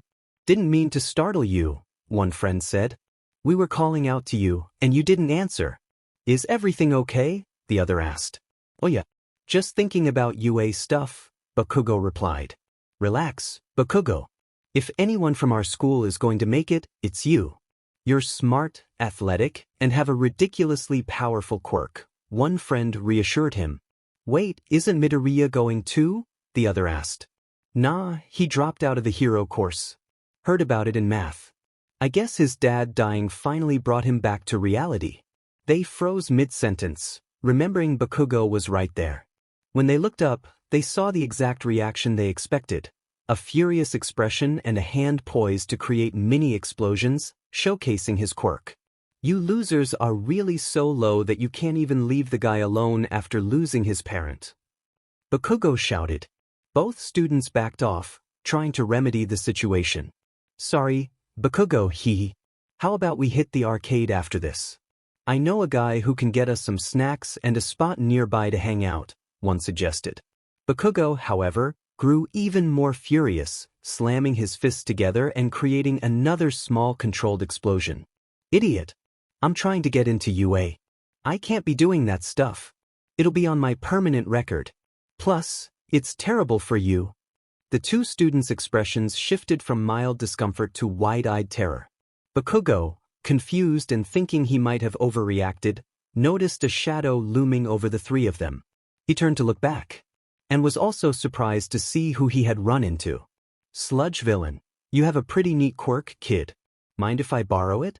Bakugo immediately recognized him as the Sludge villain, the one responsible for the death of Izuku's father. Without any hesitation, he fired off a powerful blast at the villain, creating a large smoke screen as well. Bakugo, you guys run and get help. The two students quickly ran off to find assistance. Meanwhile, Bakugo dashed away from the cloud of smoke, feeling exhilarated at the chance to confront his first villain, especially one connected to such a personal tragedy. Bakugo, I've been hearing about you everywhere. I never thought I would be the one to get a first crack at catching you. But I guess today is just my lucky day. Bakugo was surprised that after all the time Izuku spent tracking down the villain, he was the first to encounter him. Maybe this was his chance to help Izuku. Bakugo's thoughts. If I can beat and catch this guy, Izuku might drop his vigilante act and return to his normal self. However, before he could react, a tendril shot out from the cloud of smoke, catching Bakugo's leg. He tried to blast himself free, but the villain had a strong grip on his foot. Sludge villain, I think you got it backwards, brat. As the smoke finally dissipated, it revealed the villain completely unharmed and unaffected by Bakugo's explosions, which only fueled Bakugo's anger. Sludge villain, today is a lucky day. The villain began to pull Bakugo toward his slimy form. Bakugo continued to unleash explosions, but none seemed to affect the villain's liquid body. Sludge villain, you're a pretty rare find. With a quirk that could really give even All Might a run for his money. The villain started to absorb Bakugo into his body, causing Bakugo to thrash around and throw more explosions in a desperate attempt to escape, igniting a fire that spread around them. Meanwhile, Izuku was making his way home, taking a longer route to avoid a suspicious tunnel. Suddenly, he felt his spider sense tingle again. Izuku, eck. Again. He quickly scanned his surroundings, trying to identify the source of danger. Izuku, what is it now? Though he couldn't see anything, a loud explosion soon echoed through the streets. Everyone, including Izuku, turned to see dark smoke rising into the clear blue sky. Izuku, I guess that's what I was being warned about. His phone buzzed with notifications, alerting him to multiple reports of pro-heroes, fire, EMS, and police units responding to an active fire and villain attack. It was clear this was a serious situation if the city was mobilizing so many resources. Izuku, crap. It's an all-hands-on-deck kind of deal, huh? He dashed into an alleyway, ensuring no one would follow him. Izuku's thoughts. Then I guess it's time Spider-Man joins the party. He began to change out of his school uniform and into his Spider-Man costume, which he had stashed in his backpack. In the shopping district, All Might, in his weakened form, ran as fast as he could toward the sound of explosions and the sight of smoke. However, he was incredibly slow and struggled to keep his breath. Toshinori, damn it. Toshinori's thoughts. I let that villain get away. He lost me and gained so much ground in the sewers. By the time I finally picked up his trail, I had reached my limit with my quirk. Finally, he arrived at the chaotic scene, and to his horror, it was worse than he had feared. Toshinori, dear God. What have I let happen? The sludge villain had taken Bakugo hostage, moving from a small alleyway to a larger one filled with shops. What had been a bustling market just moments ago was now engulfed in flames, all caused by Bakugo's quirk as the villain tried to take control. Several heroes were on the scene, including Death Arms, who charged at the sludge villain. Death Arms, how dare you prey on a child? The villain charged up with his electric strength quirk and swung a punch at the sludge villain, but his physical attack had no effect. Death Arms struggled to pull his arm free from the villain's body. Death Arms, what the hell is this stuff? Suddenly, a tendril slapped Death Arms away, sending him crashing into a closed store door, leaving a significant dent. He slowly got back up. Death Arms, damn it. Physical attacks don't work on him. The sludge villain, retracting his tendril, threatened the heroes. Sludge villain, you come at me again and I'll harm the kid. Bakugo, trapped inside the sludge villain, continued to struggle, managing to free his head and mouth. Each time, he shouted in anger. Bakugo, you picked the wrong guy to mess with. I'm going to send you back to whatever sewer you crawled out of. He unleashed more explosions in a frantic attempt to escape. Bakugo, let me go. Even after another massive explosion that sent shockwaves through the area, shattering the glass of nearby buildings, the villain remained unfazed. Sludge villain, I really hit the jackpot with you. With a quirk like yours under my control, I can take down All Might with just one punch. Death Arms, I need backup or some help here. I can't take this guy on or free the hostage. Mount Lady's voice crackled through the comm link. Death Arms glanced back to see her giant form struggling to fit through a smaller alley 3 blocks away. Mount Lady, I can't get to the scene. I need a 2-lane road to pass through, or I'll tear a building down. Kamui Woods zipped by, wrapping his wood tendrils around civilians and helping them escape the fiery chaos as quickly as he could. Kamui Woods, fire and wood don't mix well. If I stay any longer, I'll turn into charcoal. I have to let someone else take over. Another hero dressed as a firefighter, with hoses for hands and a mounted water cannon on his shoulder, was seen extinguishing multiple fires. Backdraft, I'm a little busy at the moment. If I don't stop these fires, the whole block will be an inferno. Where are those fire trucks? I need a refill or a line on me. Death Arms, damn it. Without the right quirk, we're just going to be playing damage control. From above, Kamui Woods, who was still rescuing civilians from the flames, shouted to Death Arms, look out. Death Arms quickly dodged a large tendril attack aimed at him, creating some distance from the villain while the pros tried to devise a plan or wait for another hero with the right quirk to intervene. Meanwhile, All Might observed the unfolding scene, feeling frustrated by his limitations. Toshinori, damn it. If it weren't for my stupid limit, I could have taken this guy down easily. Yet here I am, stuck on the sidelines. Like some useless civilian. From a building behind the crowd, Izuku, in his spider costume, swung onto a roof to survey the chaos. Izuku, okay. Here I am. What's going on? He noticed multiple heroes and the fires spreading. Izuku, multiple victims of a fire. I see Kamui Woods saved most of the civilians trapped. But what's causing all the fires? Izuku froze as he spotted the source of the chaos. The sludge villain with Bakugo trapped inside him. Spider-Man, no. A whirlwind of emotions surged through Izuku, anger about his dad and fear for his best friend.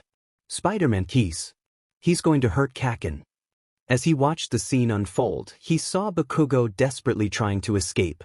In that moment he noticed the fear in Bakugo's eyes, a look he had never seen before. Spider-Man, I won't. Something inside Izuku snapped. Without hesitation, he jumped off the building, swinging into action. Spider-Man, let you hurt another innocent person. His leg moved before he could think. Izuku swung above the crowd, even over All Might, catching the attention of the pro heroes, who were stunned by the sight of a newcomer in a makeshift spider costume charging into danger. Tashinori, who the heck is that? Mount Lady, Kemi, look. It's that spider guy. Kamui Woods, still on a roof helping civilians evacuate, was shocked to see the rookie vigilante charging head-on at the villain. Kamui Woods, Spider-Man. Death Arms tried to stop him midair as he swung into the chaos. Death Arms, stop. You're going to get yourself hurt. You're not a pro. However, Izuku easily performed a front flip over Death Arms, using his hand to push off his head and continue toward the villain.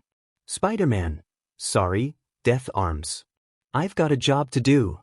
Bakugo, seeing Izuku for the first time in action as Spider-Man, widened his eyes, barely able to speak due to the lack of oxygen. Bakugo, Deku?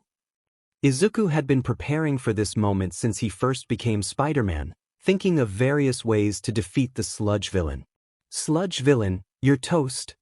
Izuku, I have to get rid of his hostage first. His body might be liquid, but he has solid organs like his eyes and mouth. Both are sensitive. Izuku quickly shot webbing at the villain's eyes. The villain winced in pain, loosening his grip on Bakugo just enough for him to breathe. Izuku seized the opportunity to claw at the Sludge villain, trying to free Bakugo while making quips to hide his fear. Spider-Man, talk about bringing the heat. I'm all for making an entrance, but next time, let's try something a little less explosive, shall we? Bakugo, I mean Spider-Man? What the hell are you doing here? Spider-Man, saving you from becoming one of those poor victims. Izuku quickly attached a web to Bakugo's shoulder just before the Sludge villain began to regenerate around him. Sludge villain, get away from me, bug. Spider-Man, I would be offended. The villain tried to swat Izuku away, but he easily dodged. Spider-Man, but being called names by a walking pile of green sludge doesn't bother me much. Izuku handed the web line to Death Arms, who was behind him. Spider-Man, want to play tug-of-war? Death Arms took the web line and began to pull, prioritizing Bakugo's safety over everything else. The Sludge villain struggled to maintain his grip on Bakugo as Death Arms' strength became overwhelming. Sludge villain, stop. You can't have him. He's mine. Bakugo was halfway free. Izuku webbed Bakugo again and pulled harder. The villain only managed to keep a tendril on Bakugo's legs. In a final effort, Bakugo pulled his hand out from the sludge and aimed it at the villain. Bakugo, I ain't nobody's property. He unleashed an explosion at the villain, forcing him to release Bakugo, who was sent flying backward. Izuku quickly caught Bakugo and set him down. Spider-Man, run. Get out of here. You're not pretty enough to save twice. Bakugo rolled his eyes at the quip but listened. He thought Izuku would follow him, but after running halfway to safety, he turned around to see Izuku still facing down the villain. He tried to go back for his friend. Bakugo, no. Spider-Man, get away. You can't beat that thing on your own. However, Death Arms grabbed Bakugo and pulled him back to safety with the other civilians. Death Arms, you can't go back there. It's not safe and we just got you out. Bakugo watched anxiously as his childhood friend confronted the villain, while Death Arms continued to carry him to safety with the rest of the crowd. The Sludge villain began to reform his body, spotting Izuku in his thrift shop spider costume staring him down. Spider-Man, hey, slime ball. How about you fight someone your own size? Sludge kid, since you were so eager to take my new skin suit, I'll take that as you volunteering to be my next one. Izuku clenched his fist in frustration, now ready for a one-on-one match. Spider-Man, I'm more of a clean freak, so you're definitely not my type. The Sludge villain attempted to swipe at Izuku with a tendril, but Izuku executed a side flip to dodge. He fired web shots at the villain, but they were ineffective. Instead of stopping him, Izuku was focused on devising a plan. Izuku's thoughts, I can't hit him with any attacks. His body is completely liquid. How do you fight someone made of water or liquid material? While dodging, Izuku began to make jokes at the villain, noticing that the angrier the villain became, the less accurate his attacks were. Spider-Man, hey, Slimy, you must have a great skincare routine. I hear mud baths are in these days. Dodging another tendril, Izuku hung onto a wall with a barbershop sign and made another pun.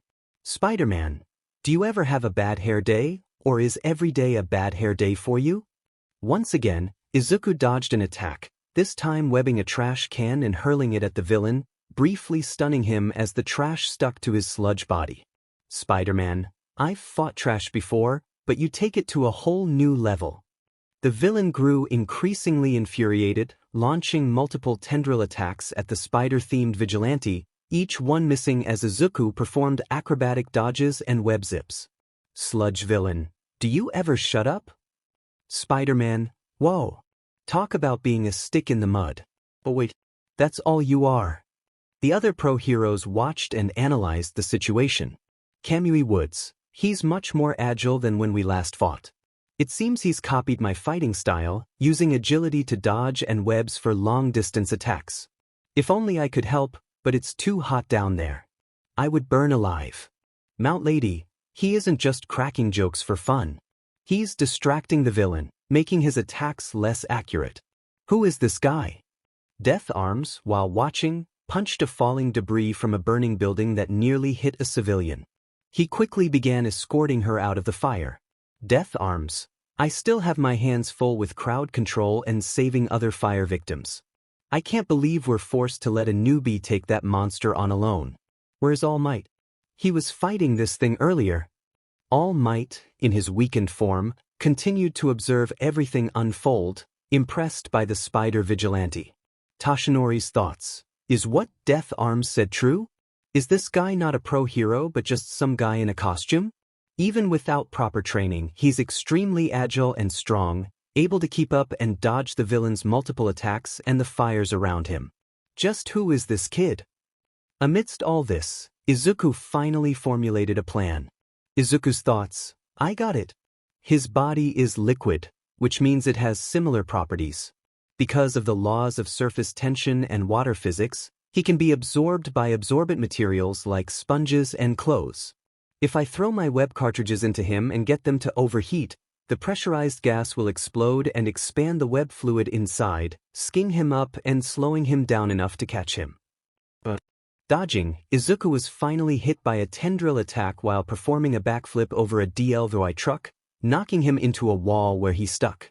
Izuku's thoughts. The issue is, how am I going to get it hot enough inside his body to explode the cartridges?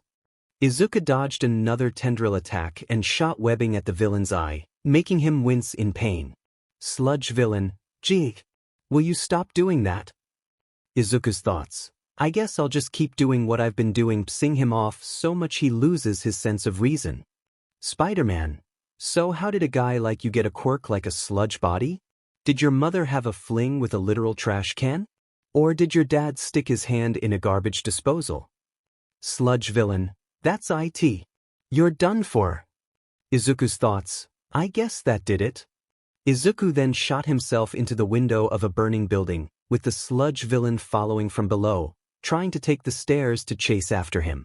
Izuku began to sweat profusely from the heat. Spider-Man, holy crap, it's hot. I need to finish this fight and get out of here before I turn into a roasted spider. The sludge villain charged up the stairs after Izuku. A roof collapsed nearby, and Izuku seized the opportunity to jump and dodge the villain, throwing a web cartridge into him. However, it didn't explode yet. Izuku's thoughts. I guess it still needs time to cook. Sludge villain. Stop running like a coward. Spider-Man. How can I not? Have you smelled yourself? You're literally hot garbage. Sludge villain. I'm going to snap your neck. Izuku continued to leap from the collapsed roof, with the villain in pursuit. He kept throwing web cartridges into the villain as they ascended about 7 floors. Finally, he ran out of room to escape. The sludge villain caught up to him, both of them exhausted. Izuku was clearly more affected by the heat, but the sludge villain showed signs of fatigue as well. Sludge villain. What's the matter, Spider? Can't stand the heat. Spider-Man. You're one to talk. I'd say you're in hot water, but it's more like boiling sludge. The sludge villain swung another tendril at Izuku, who was unable to dodge it this time and was caught. Izuku's thoughts. Ah no. Sludge villain. Finally. The Sludge villain pulled Izuku closer, holding him with two of his sludge hands. Izuku's thoughts, isn't it hot enough yet? Come on, web cartridges, explode already. Sludge villain, what's the matter? No more jokes. Just then, one of the villain's arms holding Izuku expanded rapidly, gaining weight and dropping to the ground. Sludge villain, what the? Izuku's head, yes. Spider-Man, what's the matter? Feeling a bit bloated? Just wait, it's gonna be a blast. Suddenly, another blast occurred inside the villain, causing his leg to expand and forcing him to kneel on the ground. Sludge villain, what did you do to me? Spider-Man, you just got a lesson in thermodynamics and water chemistry, courtesy of your friendly neighborhood Spider-Man. Then, another web cartridge exploded, freeing Izuku from the villain's grasp. Izuku watched as explosion after explosion caused the villain to collapse, unable to move his body. Webbing began to emerge from within him, wrapping around him until he was eventually encased in a giant ball of web. Sludge villain, can't move. Spider-Man, and you're not going to. Your body got completely absorbed by my web fluid. You're like a soaked sponge trapped in an oven. Izuku then secured the rest of the villain in a large web sack, leaving only a single eye visible so he could see what was happening around him. Spider-Man, and you're going to pay for what you did. Izuku started to carry the web sack over to an area where the floor had collapsed, revealing a 6-foot drop to the main lobby of the building, which was engulfed in flames. The villain's fear grew as he realized his fiery fate was approaching. Sludge villain, why you're not going to turn me in? Spider-Man, why should I? You've hurt so many people today. You've taken an innocent life and who knows how many others. Sludge villain, don't, please.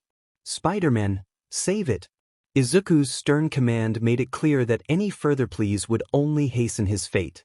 This was his chance for revenge, something he had longed for. For a month now, he had dreamed of avenging his father, of making the villain pay for taking a good man from him. His father would never see him graduate, share a first car, or have a first drink with him. So many moments he wished he could have shared. Yet he hesitated. Izuku's head, what is taking me so long? Just drop him. He deserves it. He killed Hisashi. How could I possibly forgive him and let him go? A flashback of his father surfaced, recalling the last time he saw him alive. It was when he first got his powers and sought revenge on Flash, breaking the gym's basketball hoop. The conversation they had after the principal spoke with them lingered in his mind. Flashback. Hisashi, so all of this is about getting even? If so, I guess you must feel pretty good about yourself. Izuku couldn't find the words to respond, knowing he didn't feel good about what he had done. His father was right. Hisashi, I know it hasn't been easy for you without a quirk. It might feel like you lack power or choices, but you do, son. Your actions have consequences not just for you. That Flash Thompson kid might have deserved it, but that doesn't make what you did right. He placed a hand on Izuku's shoulder while Izuku kept his head down, glancing up to see his father's concerned face. Hisashi, with great power comes great responsibility. Flashback ends. Izuku faced one of the hardest decisions of his life. He squeezed the web sack in anger and frustration. Spider-Man, I should drop you. Take back what you took from Hisashi. However, Izuku turned away from the web sack, heading toward a broken window and looking out. A civilian spotted him and called out. Civilian? Look. Up there in the window. Izuku jumped out of the burning building, shooting a web and swinging while carrying the web sack containing the Sludge villain. Spider-Man, but he wouldn't approve. Izuku then hurled the villain into the waiting arms of Death Arms, who caught the web sack and recognized the villain by the eye peeking out. Other heroes and civilians watched as Spider-Man swung atop a building, surveying the fiery chaos below, where fire trucks were now working to extinguish the flames. In that moment, Izuku solidified who he would be not just as a vigilante or a hero, but as a man. Spider-Man. Great power comes great responsibility. A Spider-Man. Izuku then zipped away from the scene, with Bakugo observing the entire event, realizing what choice Izuku had made allowing the pro-heroes to handle the villain. Bakugo's head. Did I guess he's back to himself now? Izuku's room a couple of days after the Sludge villain incident. Izuku had the apartment to himself and was currently unpacking his backpack from school. As he did, he pulled out his Spider-Man costume and took a good look at it. Man, I guess I haven't realized it yet, but this costume is way too torn up to use again, he muttered to himself. There are claw marks from that fight with the lizard, road burn, and rips all over the jeans. My gloves are completely shredded, and the jacket has holes burned through it. He then took a quick whiff of his mask, only to recoil in disgust, quickly extending it away from himself. And the mask smells terrible. That's what I get for not washing it. Heading over to his desk, Izuku began to think about designing a new suit for himself. I think it's time I upgrade my costume. I can't keep being Spider-Man wearing this worn-out suit. He started sketching out ideas for what he wanted his new suit to look like. Adding armor might help, but now that I look at it, I look more like someone on a tactical team than a superhero. Plus, I can't carry a bulletproof vest under my clothes or in my backpack. Izuku sighed, feeling a bit overwhelmed. I have no idea how I'm going to build that with just scraps and thrift store finds. What was I even thinking? He continued to brainstorm. It definitely looks cool, but I'm not fighting villains from World War II. I'm trying to be a superhero, not a private investigator. I thought I would try a different color scheme and add some lights to the suit. But honestly, it still looks a bit goofy. Izuku, I thought I would try adding some green to match my hair, but this seems a bit too dark and edgy. Izuku, this also looks cool but still too edgy. Maybe I should aim for a more friendly vibe with the color scheme? Izuku, this suit definitely looks awesome. But now that I see the hood design, I realize it could be a choking hazard. It would be embarrassing if I got caught on something while singing, or if a villain decided to use my own suit against me. I would never live that down. Izuku, I don't even know what I was thinking with this one. It just looks goofy and ridiculous. Izuku, hee. Spider him. That's funny. Izuku, I was going for a more ninja vibe since I'm so agile, but having to wrap my hands for every suit up doesn't seem practical. Plus, not having long sleeves could make it easier for someone to identify me by a scar. Izuku, man, this one actually looks really great. Although maybe I should get rid of the green color scheme. It might be too obvious that a kid with green hair would wear a green costume. Plus, I really like the red and blue color scheme I drew before. It reminds me of All Might's colors. Izuku, I think we have a winner with this one. It looks like it could be iconic. The spandex material will let me easily hide it under my clothes, so I won't have to keep lugging my costume around in my bag and losing so many backpacks when I have to leave it behind. Izuku then started to design and think of other upgrades he could add to his web gadgets. After an evening and late night of tinkering and building with spare parts from his web shooters and utility belt, he finally finished both of his projects. Currently, he had some goggles on his face, and after finishing some circuitry work, he took them off, wiping the sweat from his brow. Izuku, it's finished. Izuku then held up the first of his gadgets, a small spider-shaped device with circuitry mixed in. Izuku, introducing my new spider tracers. They look like small spider-themed buttons, but they're actually miniature transmitters that periodically send out coded signals. Speaking of which, Izuku, I also repurposed this old radio and added a simple screen with a green light. The radio receiver will pick up the signal and track its origin. I designed it to always point me north, east, south, and west, along with the distance from me. I haven't figured out how to indicate up or down yet, but I'm impressed with myself nonetheless. To ensure that this radio only picks up signals from my spider tracers, I programmed them to send a coded message in Morse code of all the single ladies 3 times. Izuku, I had the idea for these when I fought that giant lizard guy on the bridge. If I had stuck one of these on him beforehand, I could have tracked him down later to stop him. I even built a spider tracer launcher inside my web shooters, which uses a spring-loaded mechanism that works just like a Nerf gun. The tracers are covered in a sticky solution based on a similar formula to my web fluid, which also acts as a protective barrier for the circuitry inside. This makes them waterproof, somewhat impact-resistant, and sandproof, so it's harder for them to fall off or malfunction. Izuku, I also added a pocket for them inside my utility belt. That way, if I miss or need to track multiple villains, I can just load another tracer into my web shooter or press it onto a villain without them noticing. After Izuku finished checking his spider tracers and packing everything up for his next patrol, he grabbed his utility belt and did a final check on his next gadget. Izuku, I'm pretty proud of this one. Izuku then pressed a button on the belt, making a bright red light shine out. On his roof was a spider signal logo. Izuku, the spider signal. It was honestly pretty easy to make. The only issue I had was converting a flashlight into something that could fit on my utility belt. I plan on using it to scare off common crooks before they decide to do something they'll regret. I also figured it would be handy to have a flashlight. That's what. Izuku then unclipped the middle lens, revealing it to be a handheld flashlight. Izuku, I made it detachable so I can hold it like a regular flashlight. Izuku then clicked a button on the side, which switched it from a spider signal to a simple flashlight. Izuku, it can switch back and forth. All I had to do was make room for a second bulb, one red and one white. However, as he was playing with it, it quickly shut off. Izuku turned it over, pulled out the batteries and replaced them.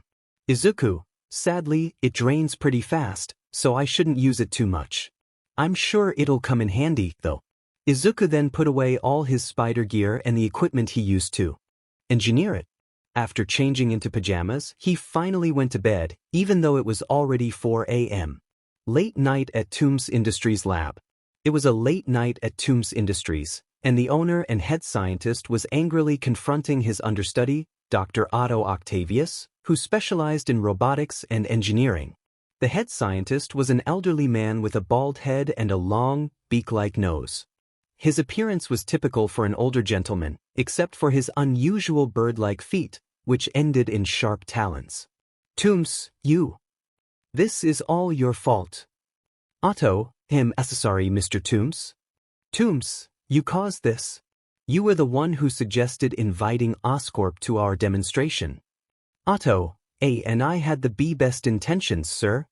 Toomes, you were the one who showed them my new flight suit and its schematics, which allowed Osborn to study my ideas. Otto, I'm sorry. I didn't want to. Toomes, and now Oscorp is stealing my ideas. Otto, if I had more staff, I would fire you. Dr. Octavius, a bit chubby and short, felt the weight of his boss's anger. Although he lacked a useful quirk, his intelligence was undeniable. He was a genius in robotics and engineering, excelling in all fields of study. As Toomes continued to berate him, another voice interrupted the one-sided yelling mash. Osborn, don't you dare apologize again, Dr. Octavius. You did nothing wrong, and neither did Oscorp.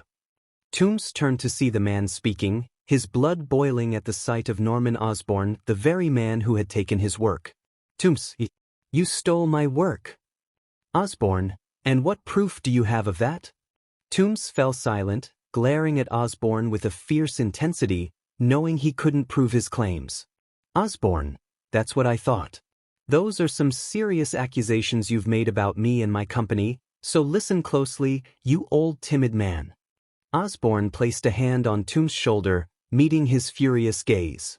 Meanwhile, Otto cowered, his knees bent and shoulders hunched. Osborn, you've been at this for decades. Not once have you achieved a breakthrough or success. If you didn't make it when you were young, what makes you think they would believe you now? Toomes, you will pay for this, Osborn, one way or another. Osborn, I'm sure I will, but in the meantime, get out of my lab. Toomes, this is my lab. Osborn, not anymore. I bought it half an hour ago. Your company was in severe debt, 2.7 million to be exact. Probably from all those years of lack of success in your flight tech. Your board members have lost all faith in you. So let's just say, I got a discount. Everything Toomes Industries owns is now Oscorp's property. Toomes, why can't do this to me? I built this company from scratch. Osborn grinned, a devilish smile spreading across his face. Osborn, I just did. And don't blame me for your failure to keep your company afloat. You should be thanking me. I got rid of your debt, and it only cost you your life's work. Now, guards, take this man off my property. He's trespassing. As Osborn snapped his fingers, his bodyguards began to escort Tooms out forcefully. Osborn then approached Otto. Osborn, you are the lead scientist in robotics, right? Otto, why yes, sir, Mr. Osborn. Among other things. Osborn, great. Saves me the trouble of telling my assistant to email you. Your work is incredible and valuable. You have just been promoted to lead research engineer. Otto, really? Thank you. I won't let you down, Mr. O. Osborn. Osborn, I wasn't planning on you doing so. Also please, Norman is fine or just Osborn? Otto, okay. Osborn. As the guards dragged Tooms out of his lab, he made one final comment to his former employee. Tooms, good news, Otto. I no longer blame you for any of this. Tooms was finally forced out of the lab he had dedicated the last decade to. Otto sheepishly looked at Norman Osborn, seemingly unfazed by the old scientist's threats. Later, in a secret hideout of Tooms, Tooms narrated to himself while putting on the tech flight suit he had designed over the last decade. Tooms, if Norman Osborn thinks he can just steal my genius and technology without consequences, then he is going to pay. The flight suit he donned featured metallic wings connected to a tech-enhanced jumpsuit with red lights. His mask resembled a fighter jet helmet with a red visor, and his specially made boots accommodated his bird-like feet. Tooms, oh, but it won't be me making him pay. It will be the Vulture who makes him pay. A couple of days later, in the city, Osborn stepped out of his building to enter his limo. Just as his bodyguard was about to open the door, Osborn was suddenly snatched by a pair of talons and lifted off the ground at high speed. Osborn. Looking up, he saw a menacing figure in a flight suit with metallic wings. Vulture. Hi, Osborn. It's a lovely day to fly around, isn't it? Osborn. What are you doing? Put me down. What do you want with me? Vulture. Oh, what I want. It's pretty simple. I want you to pay and suffer. Osborn. What did I ever do to you? Vulture. You stole my life's work and ruined my life. Also, don't think about buying your way out of this one. You will pay today. Suddenly realizing who had captured him, Osborn shouted in anger. Osborn. Tooms. The Vulture partially retracted his mask lens. Tooms, it's the Vulture now. He then replaced the lens and began to fly faster, performing aerial tricks while still holding onto Osborn like prey. He twisted and turned, treating Osborn like a rag doll. Vulture, I want you to give me back my company. Make a public announcement that Adrian Tooms is the genius and original creator of anti-gravity flight tech. Then finally, apologize. Osborn, I never apologize. Vulture, I figured as much. He then stops his tricks and starts gaining altitude, climbing higher into the buildings until eventually flying high above them all. Vulture, so what's it gonna be, Osborn? Osborn, like hell I would give in to an old fool like you. Vulture, I may be an old man, but I'm not a patient one. The Vulture then halts in midair, holding onto Osborn. He looks down at him one last time, soaring thousands of feet above the ground. Vulture, well it's been fun, Osborn, but it's time for you to fall. Vulture then lets go of Osborn, and he begins to plummet. Osborn screams and flails as he falls through the air. Just as he nears the height of the skyscrapers, he is caught by something. Vulture, Osborn, who in the Spider-Man, language. There are children present. Izuku's head, I guess up here, I'm the only kid. And the kid's reading this. Osborn, what are you doing? Spider-Man then shoots another web and starts swinging while carrying Osborn. He begins to chat with the two lovebirds and throws in some quips while he's at it. Spider-Man, okay, first off, I'm saving your life, and second, please stop screaming. I'm right here. Vulture, wait, what do you think you're doing? These skies are mine now. Spider-Man, is your name on it? It looked like you were playing hot potato with the CO here, so I thought I'd swing by and join the fun. Get it? Swing, because I'm swinging on a web. Izuku continues to flee from Vulture with Osborn, flipping him left and right to switch arms to swing from. As Osborn gets a better look at Spider-Man, he realizes something. Osborn. You're not a pro hero? You're that spider vigilante. Your costume looks different? Spider-Man. Yeah, I got an upgrade. Do you like it? Is it too flashy? Does it make my butt look big? Osborn. The costume is fine. Now get me out of here. Spider-Man. Geez, you are the loudest civilian I have ever saved. Also, the biggest, ugliest, and not to mention smelliest, and the first one. Well, at least since the upgrade.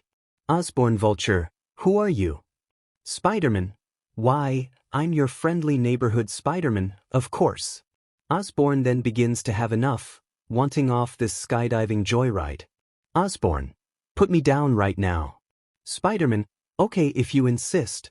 Meanwhile, on the ground, both pro heroes MT Lady and Kamui Woods are on patrol, walking along the sidewalk near a building. MT Lady sparks up a conversation. MT Lady, so, what do you think of this new spider vigilante guy? Kamui Woods. He is a vigilante who is breaking the law and using his quirk without any consequences for the mistakes he makes. He isn't helping anyone and is going to get himself hurt or worse, someone else. He is doing more harm than good, no matter his intentions. M Lady then jokes with her colleague, enjoying his reactions. M Lady, are you only saying that because he got away from you? Or because he basically stole your spotlight at that incident with the Sludge villain? Kamui Woods. He got lucky. And he did not steal my spotlight. I still saved a lot of people even when I was burning alive. M Lady. Yeah? But Spider-Man also stopped the villain. Kamui Woods snaps back defensively and angrily. Kamui Woods. Well, you weren't exactly any help either. Busy getting your butt past 2 buildings. So what are your thoughts on him? Lady puts a finger on her chin, considering her answer. Lady. I mean, I'll do my job and take him down since he's breaking the law. But honestly, he looks like he has great potential to be a pro hero. You saw the way he took down that Sludge villain. Plus that time he saved all those people from that giant lizard villain. And all the other villains he's put in jail. I just don't know if I trust a guy who has that much power and chooses to hide his identity. Like you said, it frees him from consequences for his mistakes. If I smash a building and hurt someone, I can be held responsible. Kamui Woods. Well, it's refreshing to see you actually hold yourself like a professional pro hero for once and a proper lady. Lady, and what's that last part supposed to imply? Kamui Woods. I would like to see if Spider-Man could take on the actual obstacles we pros have to face. Show him that vigilantes aren't all that. Then he would see. Then, out of nowhere, Spider-Man shows up. Spider-Man. Heads up, Fifady. I got you a little something. It's noisy and likes to scream in your ear. Spider-Man then drops Osborn on top of both MT Lady and Kamui Woods. In response, Kamui Woods extends his wood tendrils to grab Osborn, while MT Lady begins to grow in size. Lady, sir, what's going on? Also, are you okay? Osborn, explanations inside. Vulture, Osborn. Vulture prepares to attack Osborn like prey again with his talons but is stopped by Lady slapping him away like a fly and toward the direction Spider-Man was swinging. When Lady hit Vulture, his mask broke, revealing him to be Tooms for the world to see. Tooms stands still in midair, seeing multiple people on the streets with their phones out recording. Tooms, oh, not only did I lose the chance to get my revenge on Norman Osborn, but now the whole world knows who I am. And it's all your fault. Vulture then begins to chase Spider-Man, trying to fly right into him. Izuku just dodges his attacks and continues to web swing away from Vulture. Meanwhile, Kamui Woods is running and parkouring his way through the city, trying to keep up with them and having difficulty doing so. Tooms. First, you take my revenge, then you show the world my identity, and now you humiliate me. You will pay, Spider-Man. Spider-Man. Whoops, looks like someone forgot to wear their disguise today. Sorry, Vulture, but you can't blame me for your fashion malfunction. Maybe next time, try a mask that actually holds up to a 10-story tall woman's slap. Izuku then swings into the back of Vulture. He starts analyzing his suit, trying to find a way to defeat him. Izuku's head. Huh? It looks like he doesn't have a bird quirk or flying quirk. This is all, in fact, a machine allowing him to fly. I can use that. Spider-Man, hey Vulture, what's this do? Izuku then punches the back of Vulture's flight suit. Once Izuku removed his fist, the suit that had been humming quietly fell silent. Suddenly, they began to plummet. Tombs, oh, my flight suit. You ruined it. Spider-Man, whoops. Sorry. I hope you weren't too attached to your wings. Because I'm about to give you a crash course in gravity. Vulture tried his best to glide with his wings, but they continued to descend. Tombs, you fool. You just doomed us both. Izuku chuckled internally. Spider-Man, man, you have not been paying attention at all. Izuku then whipped a web line, letting go of Tombs. Spider-Man, later, bird brain. Izuku swung away, leaving Vulture to glide toward the ground. Tombs, I have to get away. But I can't ascend and fly anymore. The Vulture then spotted a girl with pink skin in a schoolgirl outfit. She had pink hair, small horns, and dark eyes. Seeing an opportunity, he thought, Tombs, if I can't escape, I'll make sure he leaves me alone. He glided toward the girl. She was minding her own business when she noticed a shadow growing larger above her. Turning around, she saw Vulture speeding toward her. Before she could react, he pinned her down with one talon and pressed another claw against her neck, taking her hostage. Izuku swung toward where Vulture had landed and saw him with the girl. Izuku's thoughts, no. He has a hostage. Tombs, let me go and be free. Or else the girl gets it. He squeezed his talon against her neck, causing her to wince. Ack. Spider-Man, wait. Don't. I'll stop, alright? Just don't hurt her. She didn't do anything to you. This is between me and you. Tombs, don't test me. One squeeze and her blood will be all over this sidewalk. Like I'm going to be a hostage for a creepy old guy. The pink-haired girl then grabbed Vulture's ankle with one hand, and it began to burn. Tombs, Izuku quickly webbed Vulture's face, pulling him toward himself and landing a punch squarely on his jaw, knocking him out.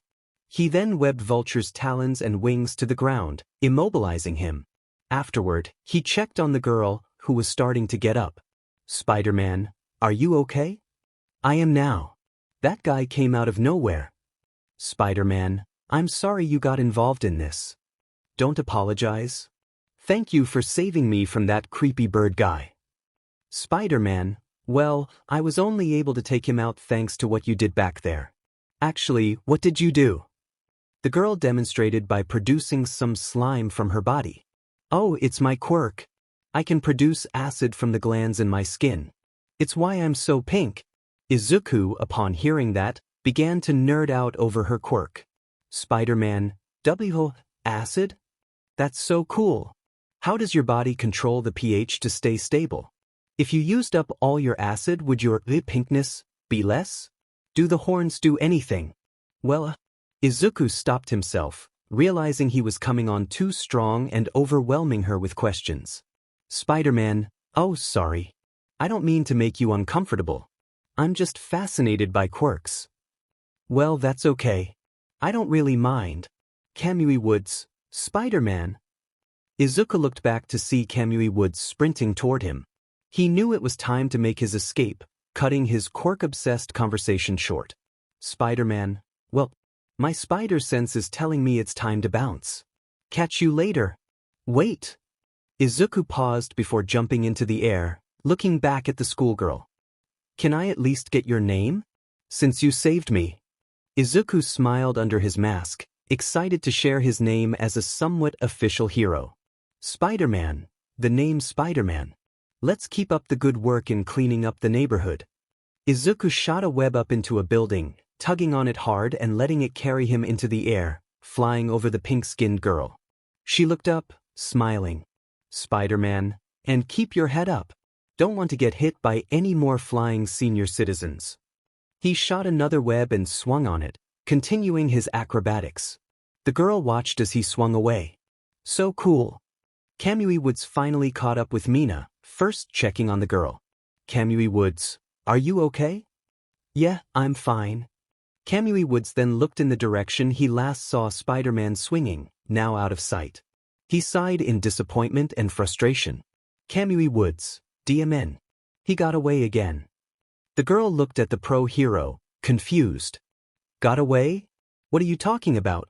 The guy you should be catching is right here? Kamui Woods looked at her, trying to clarify. Kamui Woods, no, that's not Sai. I know this is the villain.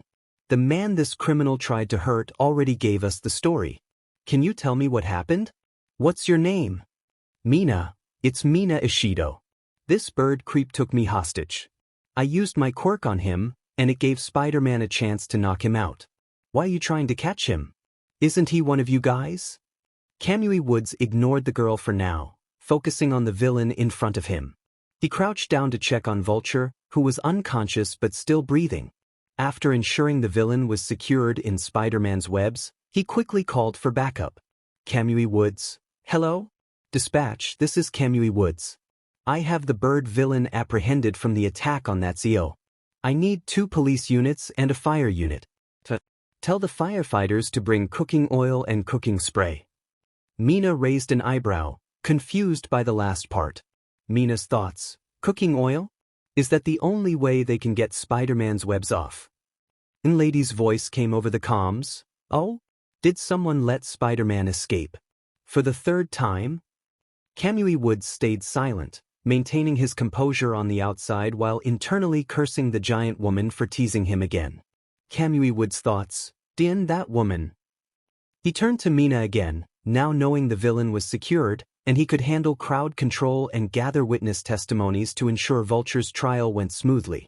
Kamui Woods, are you sure you're okay, Ms. Ishido? I can have the paramedics take a look at you. Mina, no, really, I'm fine. I wasn't hurt at all thanks to that spider guy.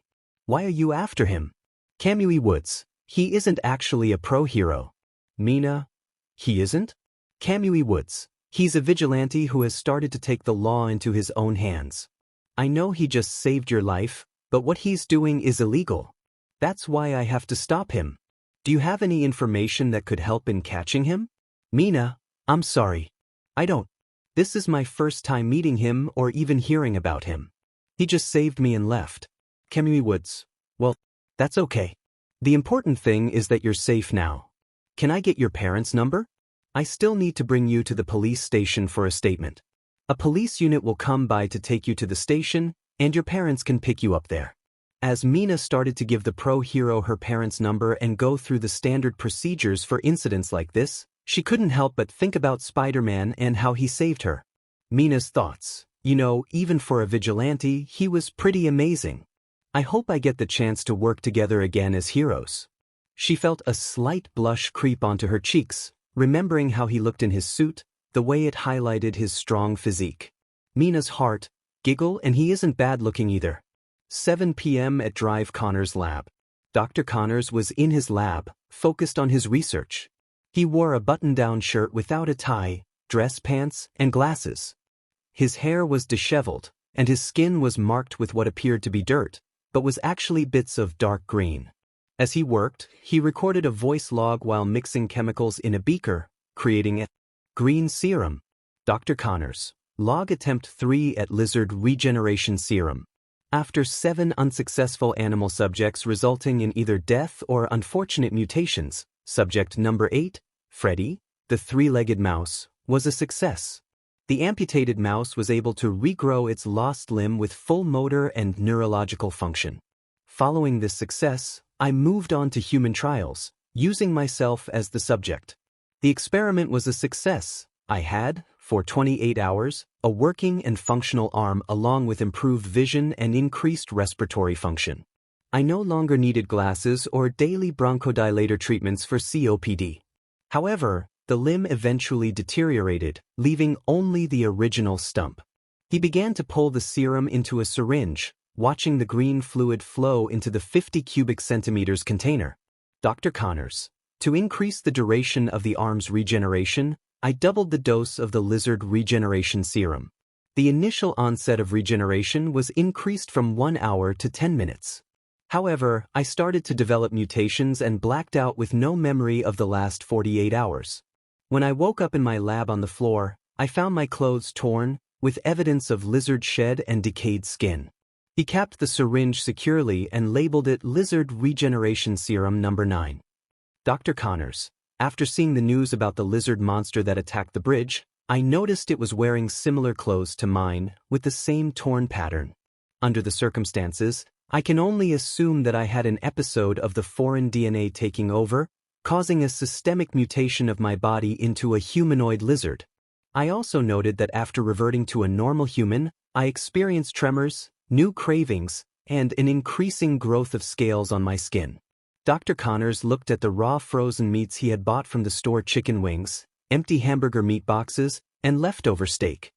He observed his one good hand trembling and felt a wave of temptation wash over him as he glanced at the lizard serum. However, he turned away and placed it inside a laboratory fridge. Dr. Connors, the subject has started to crave what appears to be an addiction and reliance on the lizard serum. I must stop testing and begin studying myself to find a cure for whatever type of mutation I have caused.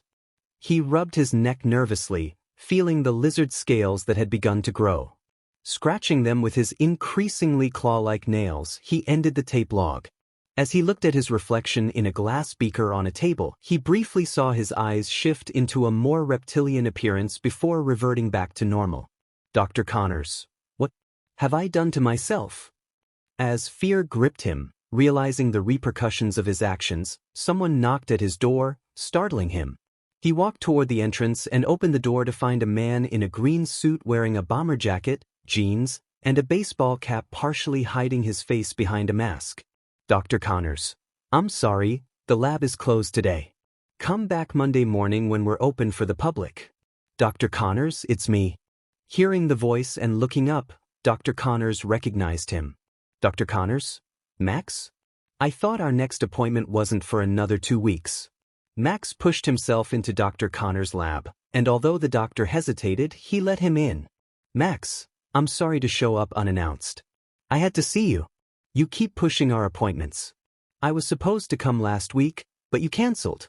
The handicapped man expressed his concern, feeling guilty about delaying his care due to his own new condition. Dr. Connors, I know. I'm sorry about that. I had some other cases that needed my attention. Max's patience was clearly wearing thin, and his tone grew frustrated. Max, other cases? Doc, what about me? What have you found? I had to move here to Japan from America just to see you. I've been struggling to live and survive here. Dr. Connors walked over to a computer and accessed a file labeled Patient, Maxwell Dillon. It contained lab values and other data he had collected on him. Max was originally from New York City and worked at a power generator plant that experimented with bioelectricity. After an accident involving a live wire, he survived due to his quirk, conductor, which allowed his body to withstand large amounts of electricity. Dr. Connors, when you had your accident, a significant amount of electricity coursed through your body. Your quirk was the only reason you survived. Max, I know that already. How do I go back to normal? I'm sick of living in this suit. I want my normal life back. Dr. Connors, when your body absorbed all that electricity, it wasn't able to expel it. I believe your quirk has evolved as a result.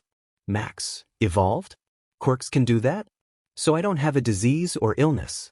Dr. Connors, yes. It's quite rare, but quirks can sometimes evolve after the body undergoes significant stress. It's too soon to say if you have a disease or illness. It seems your body is now producing electricity on its own, along with giving you a greater range of control over electrical currents. Max leaned back on a table, processing the news of his condition, clearly distressed. Max, is it permanent, Doc? Can you fix me?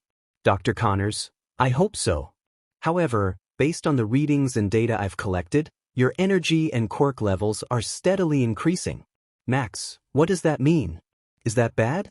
Dr. Connors, it means your body and quirk are still mutating. As time goes on, your body will continue to grow and produce more energy. Max's fear grew, and he asked the doctor desperately, Max, will it ever stop on its own? How do I stop it? Dr. Connors, I have no idea when it will stop or if we can stop it right now. I know we could likely slow it down if we could find a way to periodically drain the energy you produce. There's a pro hero in Japan who can turn off quirks with just his eyes, which could give us time to drain you before your body produces more energy. However, at this rate, it might not be possible to drain all of it. You need to give me time to find a cure to reverse your quirk. Max. Doc, you just said I don't have time. You said I keep on mutating.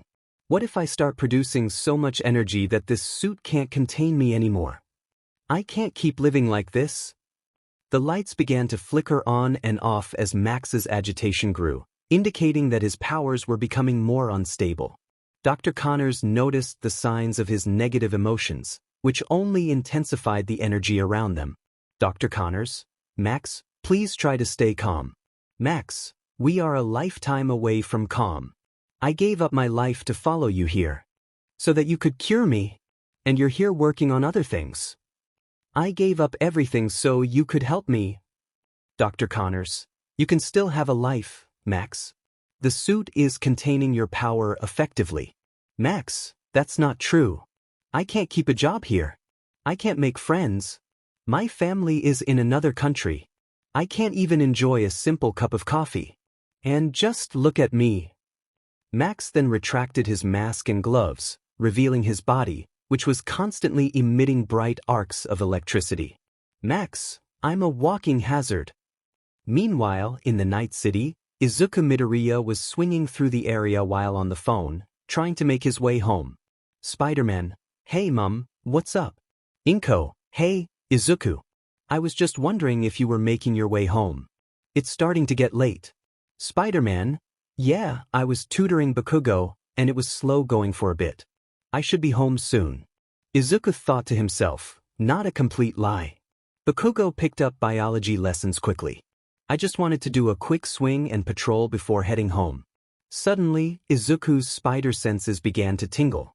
He looked back to where the sensation was pointing and saw lightning shooting up into the sky instead of down. Inko, well, you should hurry. I hear it's going to rain soon. Make sure to use your umbrella. As she spoke, the buildings in that area started to flicker with lights. Izuku felt the hair on his skin stand up from what felt like static electricity. Spider-Man, somehow, I doubt that would help me. Inko, what do you mean? Spider-Man, it's nothing, mum. I'll be home soon. Love you. Izuku hung up and began to web swing toward the source of the lightning and energy fluctuations. Spider-Man, and here I was, not even trying to patrol but just taking a quick web swing home. My spider sense is picking up something ominous from this area. As he swung closer, he recognized the area. Izuku, wait a second. This is Dr. Connor's lab. He landed on a building, watching over the lab, where bright flashes of light illuminated the sky. Izuku, oh no. Dr. Connors might be in trouble. Inside Dr. Connor's lab, Max was becoming increasingly unstable. Dr. Connors, using one hand to shield his face from the blinding lights of electricity, backed away, aware that getting too close could be dangerous. Max, cure me. Now. Max shot a blast of electricity above Dr. Connors. The one-armed man quickly dodged debris that fell from the roof due to Max's blast. Dr. Connors crawled backward, trying to maintain distance. Max, before I start getting really upset. Dr. Connors? Max, I can't. I don't know how yet. I promise I will, but I just need time. Max, I don't have time. In a fit of frustration, Max swung his hand at a lab workstation, sending it crashing to the ground in a shower of sparks. Spider-Man, whoa guys. I know it's not exactly a cure, but how about we all take a moment to breathe? Both Max and Dr. Connors looked up to see Izuku descending on a web line from the skylight above them. Max, who the hell are you? Dr. Connors, Spider-Man. Izuku let go of his web line, landing on the ground. Instead of jumping into a fight, he extended his hand in a gesture of peace. Spider-Man, hey man, I don't want to fight you. I overheard you guys earlier. You just need to calm down and try to have patience with the doctor. Let us help you. However, Max was in no mood for negotiations. Max, you want to hold my hand? Sending large volts of electricity through him, Electro blasted Izuku into a wall. Groggily, Izuku started to get up. Spider-Man, all right, Electro. If that's your call, then that's the game. Izuku quickly webbed Electro's body, tying his hands. He then dashed toward Dr. Connors. Max, my call? None of this has been my call. Max unleashed a shockwave of energy, burning the webbing around him and striking Izuku again as he tried to reach Dr. Connors. Izuku hit the roof and landed hard on the ground. Spider-Man, oh no, not again. Lightning Guy, you're really pushing me here. Dr. Connors, Max. Stop this. This isn't you. Max, I'm not Maxwell Dillon. Not as long as I'm like this. What did you call me earlier? Izuku, leaning against the wall, looked at Max in confusion. Spider-Man, Lightning Guy. Max, no. Before that. Spider-Man, Electro. Max smiled at that name, charging his fists with energy. Electro, yeah. I'm Electro. The newly named Electro shot a blast at Izuku, who narrowly dodged it. Izuku began to run in circles around Electro, doing everything he could to avoid the energy blasts, which continued to wreak havoc in Dr. Connor's lab. Spider-Man, I'm all for positive vibes, but you're really pushing it, Electro. Izuku continued to make light-hearted jokes at the new villain while flipping a wooden desk over for cover, which Dr. Connors crawled toward. Spider-Man, you know, I hope when you prescribed this guy therapy, you meant anger management and not electrotherapy. Dr. Connors, all jokes aside, I'm glad to see you, Spider-Man. Spider-Man, so what's the deal with Sparky over here? Dr. Connors, he's a patient I've been seeing. An accident caused his quirk to mutate, allowing him to generate large amounts of energy. It never stops. I built that containment suit to try and control his powers. Max followed me here to find a cure faster for himself. I'm sure you heard the rest. A large energy blast shot through the wooden desk between them, prompting Izuku to hasten the conversation. Spider-Man, Dr. Connors, I know he's your patient, and I don't mean to breach patient confidentiality, but any bright ideas on how to stop him? Dr. Connors, we can't drain his powers here. We don't have a battery or grid network large enough to store it. I don't know how else we can. Electro slammed his fist into the ground, sending another shockwave of energy that shattered the wooden desk. However, Izuku's spider sense warned him, allowing him to grab Dr. Connors and dodge backward onto another table. He let Dr. Connors down, who quickly ran away. Electro, I'm going to fry you until you're nothing but bones. Realizing that peaceful resolution was no longer an option, Izuku prepared for a full-on fight, knowing it would take all his effort just to stay alive. Spider-Man, all right, Electro. I tried to reach out to you, but you leave me no choice. I can't let you hurt anyone innocent. So let's dance. Izuku webbed a computer monitor and threw it at Electro. The piece of office equipment shattered upon impact, giving Izuku a chance to web Electro's face, temporarily blinding him. Electro. Stupid bug. Goo. Spider-Man, they're webs and I'm an arachnid. There's a difference.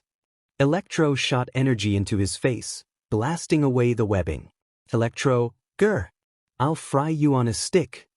Spider-Man, as exotic as fried spider on a stick sounds, I'd prefer not to be on the supervillain main course menu. Electro continued to fire blasts at Izuku, who performed flips and dodges. He shot a single web line at Electro, but Electro grabbed it, sending an electric current through Izuku's web and shocking him back. Izuku fell to the ground, leaning against the wall, feeling the stinging pain in his hand as one of his web shooters shorted out. Electro, how do you like that, webhead? The gloves are off now. Bet you regret getting in my way. Meanwhile, Dr. Connors hid under a desk, scared and stressed. An animalistic fight-or-flight instinct began to take over him. Dr. Connors' thoughts, I won't make it. Spider-Man can't beat Max. At this rate, we both will be dead. Across the room, Dr. Connors noticed the laboratory fridge containing the lizard regeneration serum was broken from the fight, but the serum itself was intact on the floor. His eyes lit up with a desperate idea. Dr. Connors' thoughts, unless the serum, I can use it. I have to. It'll make me strong. So I can survive.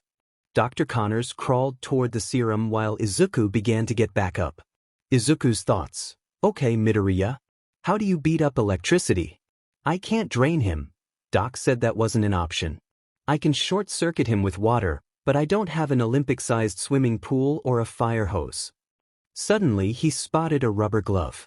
An idea sparked in his mind. Izuku's thoughts. Once again, physics class will save the day. Electro shot another blast aimed at Izuku's head. He quickly dodged and webbed the rubber glove, grabbing it and putting it on the hand with the broken web shooter. Spider-Man, okay Electro. This time, the gloves are on. Izuku webbed onto a rolling cart and started riding it toward Electro. Electro continued to shoot blasts at him, and Izuku narrowly dodged them as he surfed closer. When Electro blasted the cart away, Izuku jumped up and behind him, crouching down. Electro turned around, only to be met with an uppercut to the face that sent him flying back. Spider-Man, sorry to put a damper on your electric personality. Electro, you touched me? How? Spider-Man, what can I say? What you throw at me bounces off and sticks to you. Electro charged a massive blast at Izuku. He quickly ran outside through the front exit door, narrowly jumping and flipping into the air as a giant wave of energy blasted a hole through the wall where the door used to be, shattering glass and debris everywhere. Electro ran outside after Izuku. Meanwhile, Dr. Connors managed to reach the lizard serum. With a tremor in his hand, he uncapped the needle with his mouth and injected the serum into his thigh. After a few seconds, he dropped the serum on the ground, only a few drops of the green formula remaining. He began to slowly transform, starting with his arm, which grew larger and more powerful. His human skin began to change color, turning green as hard scales emerged. A tail burst forth from his pants, and he clutched his head in agony. Dr. Connors let out a cry of distress, which morphed into a reptilian hiss and roar. Soon, his skull began to reshape, transitioning from a flatter human form to a more pronounced jaw, sharp teeth beginning to grow. Meanwhile, outside, Electro had dashed out after Spider-Man. The night had fallen, and a light rain started to fall. He scanned the area, furious and unable to locate him. Where did you go? Electro shouted. Right here, Sparkles. Spider-Man replied. Before Electro could react, Izuku swung from a light pole, grabbing him by the collar of his suit and hurling him into the lab building. Electro hit the wall with a thud and fell to the ground. Izuku landed triumphantly, relishing the moment after being on the receiving end of Electro's attacks multiple times. See, you can dish it out, but you can't. Izuku exclaimed as Electro quickly turned, blasting him away. Izuku was sent soaring into the air, narrowly avoiding an antenna tower, which he managed to web and swing onto. Clinging to the side of the tower, Izuku hugged his sides, feeling the sting from the blast. My big mouth, he groaned. He watched Electro on the ground, who was charging up for another attack. You can't escape me from up there, web-slinger. This is my playground. Electro shouted, shooting at the ground beneath him. The blast sent him flying into the air, where he clung to the metal tower. Upon landing, the entire structure became charged with electricity. Izuku quickly jumped off the tower, free falling into the center. He shot a web at the top, using it to bounce back up, pausing for a moment to look at Electro below him. Toodles, Sparkles, he said before launching himself upward, grabbing onto a metal bar at the top of the tower and doing a handstand. Hey Spidey. Maybe fighting a guy made of electricity on a giant metal tower wasn't the greatest idea. What's next? Fighting a living toaster with a fork. His phone rang again, and he pulled it out to see it was his mom. He thought sarcastically, oh great. Perfect timing. Izuku answered while still balancing on one hand. Electro was climbing higher, causing sparks to fly around. Hey mom, what's up? He said. Izuku, it's already 8 p.m. Are you any closer to getting home? Inko's voice came through the phone. Izuku dodged blasts from Electro, moving his legs while maintaining his balance. You were right about the weather. The train station got delayed. Something about an antenna tower going down, he said, fabricating details to avoid lying outright. Where are you? There's so much static on the call, Inko said, unaware of the chaos surrounding her son. Yeah, you were right about the bad weather, and it's causing a bad connection, he replied, dodging another blast. Please be careful this late at night. You don't know what kind of creeps are out around this time. Electro charged up a large blast and fired it at Izuku, who narrowly avoided it as it struck a giant neon sign above. The sign fell onto a nearby building with a glass roof. Oh, you have no idea, Izuku said. What does that mean? Inko asked. It means I'm going to try to get home as soon as I can. I'm sorry, I gotta hang up now and try to catch another train. Bye, love you, he said quickly, ending the call and putting his phone back in his. Oh man, she's going to ground me after this. Although right now, that might not be such a bad thing, he muttered, focusing back on the fight as Electro continued to climb closer. What I really need right now is a plan, he thought, glancing at the giant neon sign that had fallen into a building. Inside, he spotted an Olympic-sized swimming pool, and an idea sparked in his mind. Or I just need the world's largest dunk tank, he declared. Izuku jumped off the metal antenna tower, shooting a web line to the top. Electro continued to fire blasts at him, but Izuku looped around the tower and swung back toward Electro, delivering a powerful kick. Time to make a splash, Electro. Hope you brought your floaties, he shouted. Electro flailed as he flew through the air. No, he yelled. When he hit the water, he dove 5 feet down into the 8-foot pool. The water began to boil and charge with energy. Izuku watched from the broken glass roof above as the pool erupted with energy, sending hot steam into the sky. He shielded his eyes, and when the chaos subsided, he looked down to see Electro unconscious, his energy contained. Looks like all you needed to cool off, Max, was a dip in the pool, Izuku said, landing in the water. He retracted his suit's mask and gloves, ensuring they wouldn't activate again. He webbed up the seals and edges of the suit to prevent it from being removed. Good. Now you won't shock me or anyone else until the police can handle you, he said, getting to work wrapping Electro in a web cocoon. He fashioned a spider's web to hang him in the indoor sports swimming pool. I'm sure you'll be a shocking surprise for the police to deal with, he said, web-zipping out of the building and making his way back to Dr. Connor's lab. Inside Dr. Connor's lab, Izuku swung through the giant hole where the front door used to be before Electro blasted it away. He began searching for Dr. Connors, worried he might be injured during the fight. Dr. Connors? Are you there? Stop, Max. He won't be hurting you anymore. Doc. Unbeknownst to him, a lizard creature had stealthily descended from the roof above, creeping up behind him without making a sound. Just then, Izuku heard the faint sound of glass shifting and quickly turned his head back, narrowly avoiding a pair of jaws aimed at him. He dodged a few more bites before jumping back and webbing the creature's mouth shut. You again. The lizard ripped the webbing off its mouth with its claws and tackled Izuku. Using the momentum, Izuku kicked the reptilian creature into a wall. Now you listen here, lizard guy. You better not have touched the dock, or I swear I'm going to turn you into a handbag. Izuku then web-zipped towards the lizard, kneeing it in the face and bringing it down to the ground. He webbed both of its hands and crouched on its chest, ready to throw another punch. Anger surged through him as he feared for the doctor's safety, worried he might be hurt or worse. Now I'm not gonna ask again. What did you do with? But then, Izuku noticed the badge attached to the tattered white lab coat the lizard wore, recognizing Dr. Connor's name and face. Dr. Connors? The lizard's tail suddenly wrapped around Izuku's neck from behind, throwing him onto a desk. The creature quickly tore one of its hands free from the webbing, cutting the other hand loose with its claws. It roared at Izuku before making a hasty escape outside. Dr. Connors, wait. As the lizard ran by, Izuku aimed his web shooter at it. Instead of a web, a spider tracer shot out and attached itself to the lizard. Izuku then chased after it, the rain pouring down outside. Once outside, he scanned the area but saw nothing.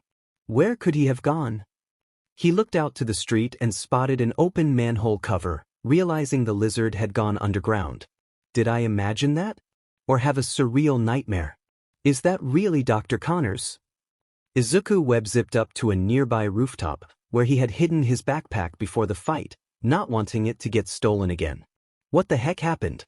I just saw him as a normal human a half-hour ago. Is this some kind of quirk he has? As he pondered, he began to piece together what might have happened, knowing Connors didn't possess a quirk that allowed him to transform into a lizard monster. He recalled Connors' research and his own powers. Oh no, he didn't. He used himself as a guinea pig. Using my blood. Izuku grabbed the spare web shooter from his backpack, which he had built just in case one malfunctioned. He replaced his broken one and reloaded his web cartridges. I should never have let him keep that research and data on me. I thought he could handle it. Use it for good. Not turn himself into a giant dinosaur. He pulled out the spider tracker he had recently built, ready for its first field test, and slid his yellow backpack on. I can't believe I'm now talking to myself about tracking down a scientist-turned-mutant lizard. What a night this is turning out to be. Izuku swung down into the streets, heading for the open manhole cover. I promised Mom I could make it home after this. But I can't let Dr. Connors roam around the sewers as this. It was my blood that created him. So now I have to stop him. He jumped into the air and dove down into the manhole and into the sewer. Inside the sewer, Izuku turned on the flashlight built into his utility belt as he walked down the circular tunnel. What do you know? That flashlight is coming in handy. He pulled out his spider tracker, extending the antenna and seeing a dot heading north. The real MVP here is my spider tracers and tracker. I was lucky to snag one onto the lizard during our fight. I was hoping to take it out for a more controlled test, but this is as good a time as any. Without looking up from his tracker, Izuku fell down a dead end of the pipe. He quickly tried to flip in the air and grab hold of a large pipe, but it was covered in mold and grease, causing him to groan in disgust. Yuck! His spider grip failed to hold onto the slippery pipe, and he fell into a small stream of sewer water. He quickly pulled himself up, shaking his hands and head to rid himself of the water. This is really turning into a slimy mess.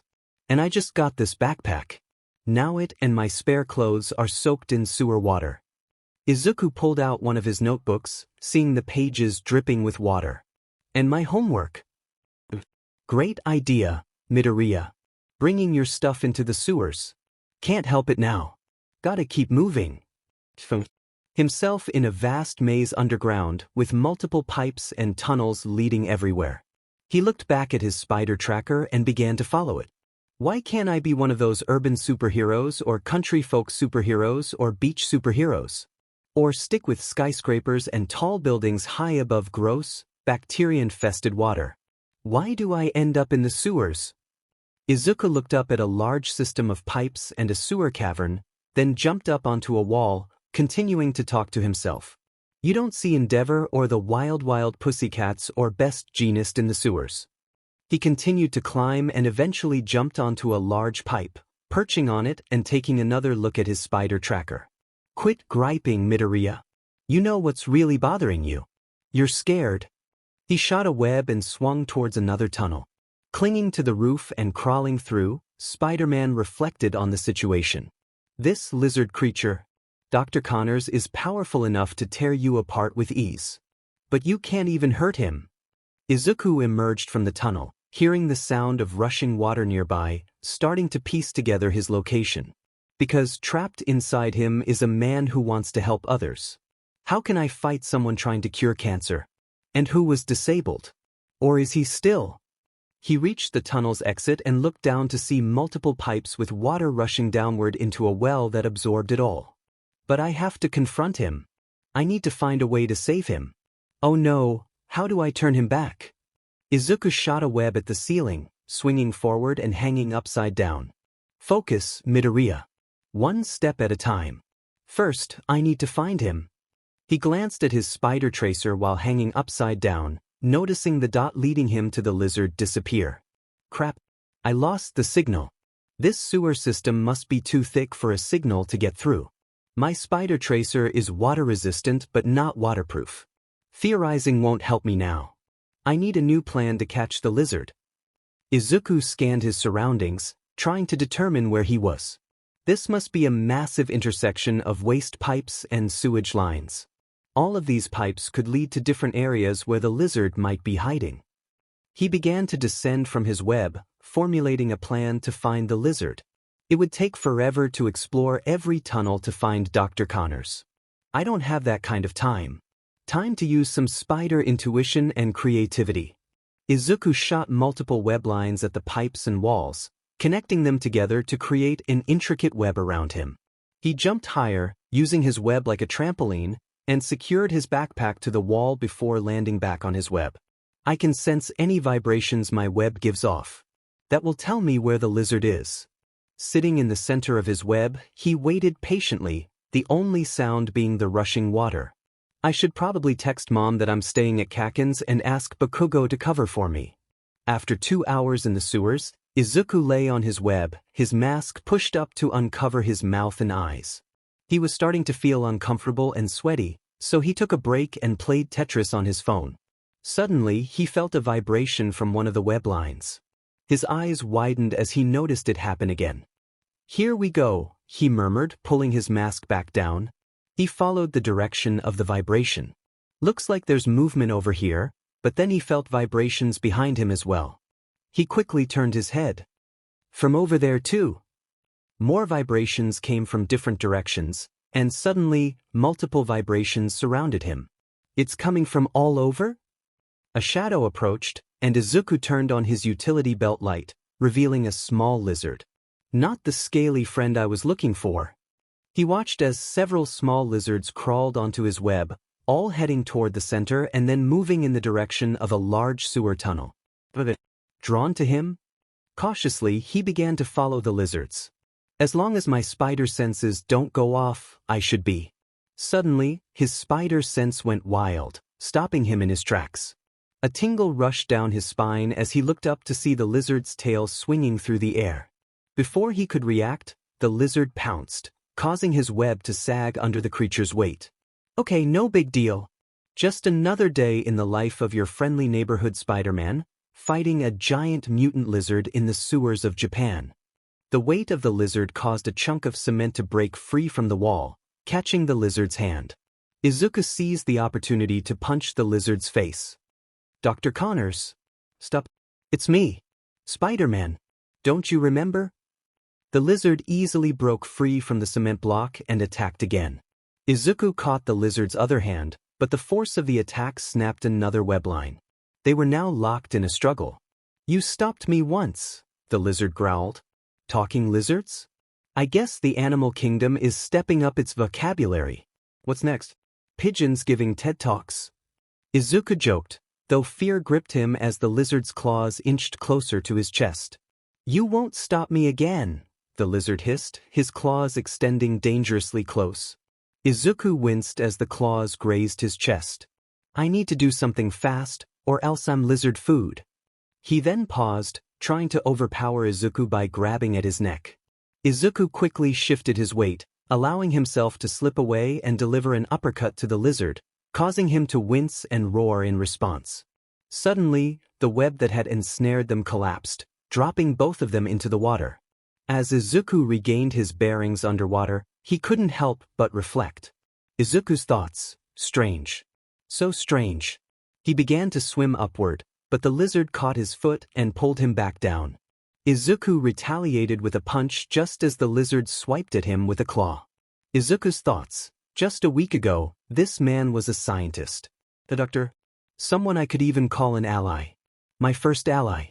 Once again, Izuku tried to swim away, but the lizard grabbed his foot again. This time, Izuku quickly kicked him in the face, forcing him to let go. Izuku's thoughts. He cared for people and wanted to help them just as I do. Izuku swam into a tunnel's current, which propelled him forward. However, the lizard was right behind him, moving like a massive crocodile. Izuku attempted to shoot a web, unsure of where it would land. Everything was happening so quickly that he acted on instinct, but his web shooter malfunctioned underwater. Izuku's thoughts, and now look at us, fighting each other. Fighting for our lives. It managed to reach a small tunnel blocked by bars. With all his strength, he broke one of the bars and slipped through, narrowly escaping the lizard's grasp. The lizard's large arm clawed at the tunnel, desperately trying to catch him. Izuku continued to swim away, searching for another tunnel that led upwards. However, the current was too strong, and his spider grip was ineffective underwater. He was tossed around the sewer tunnels like a pinball, his body colliding with the walls. The urgent need for air began to overwhelm him. Izuku's thoughts, can't breathe. Suddenly he fell downward, feeling a chill as he descended a water pipe. He attempted to shoot a web to catch himself, but it malfunctioned again, and he splashed into another body of water.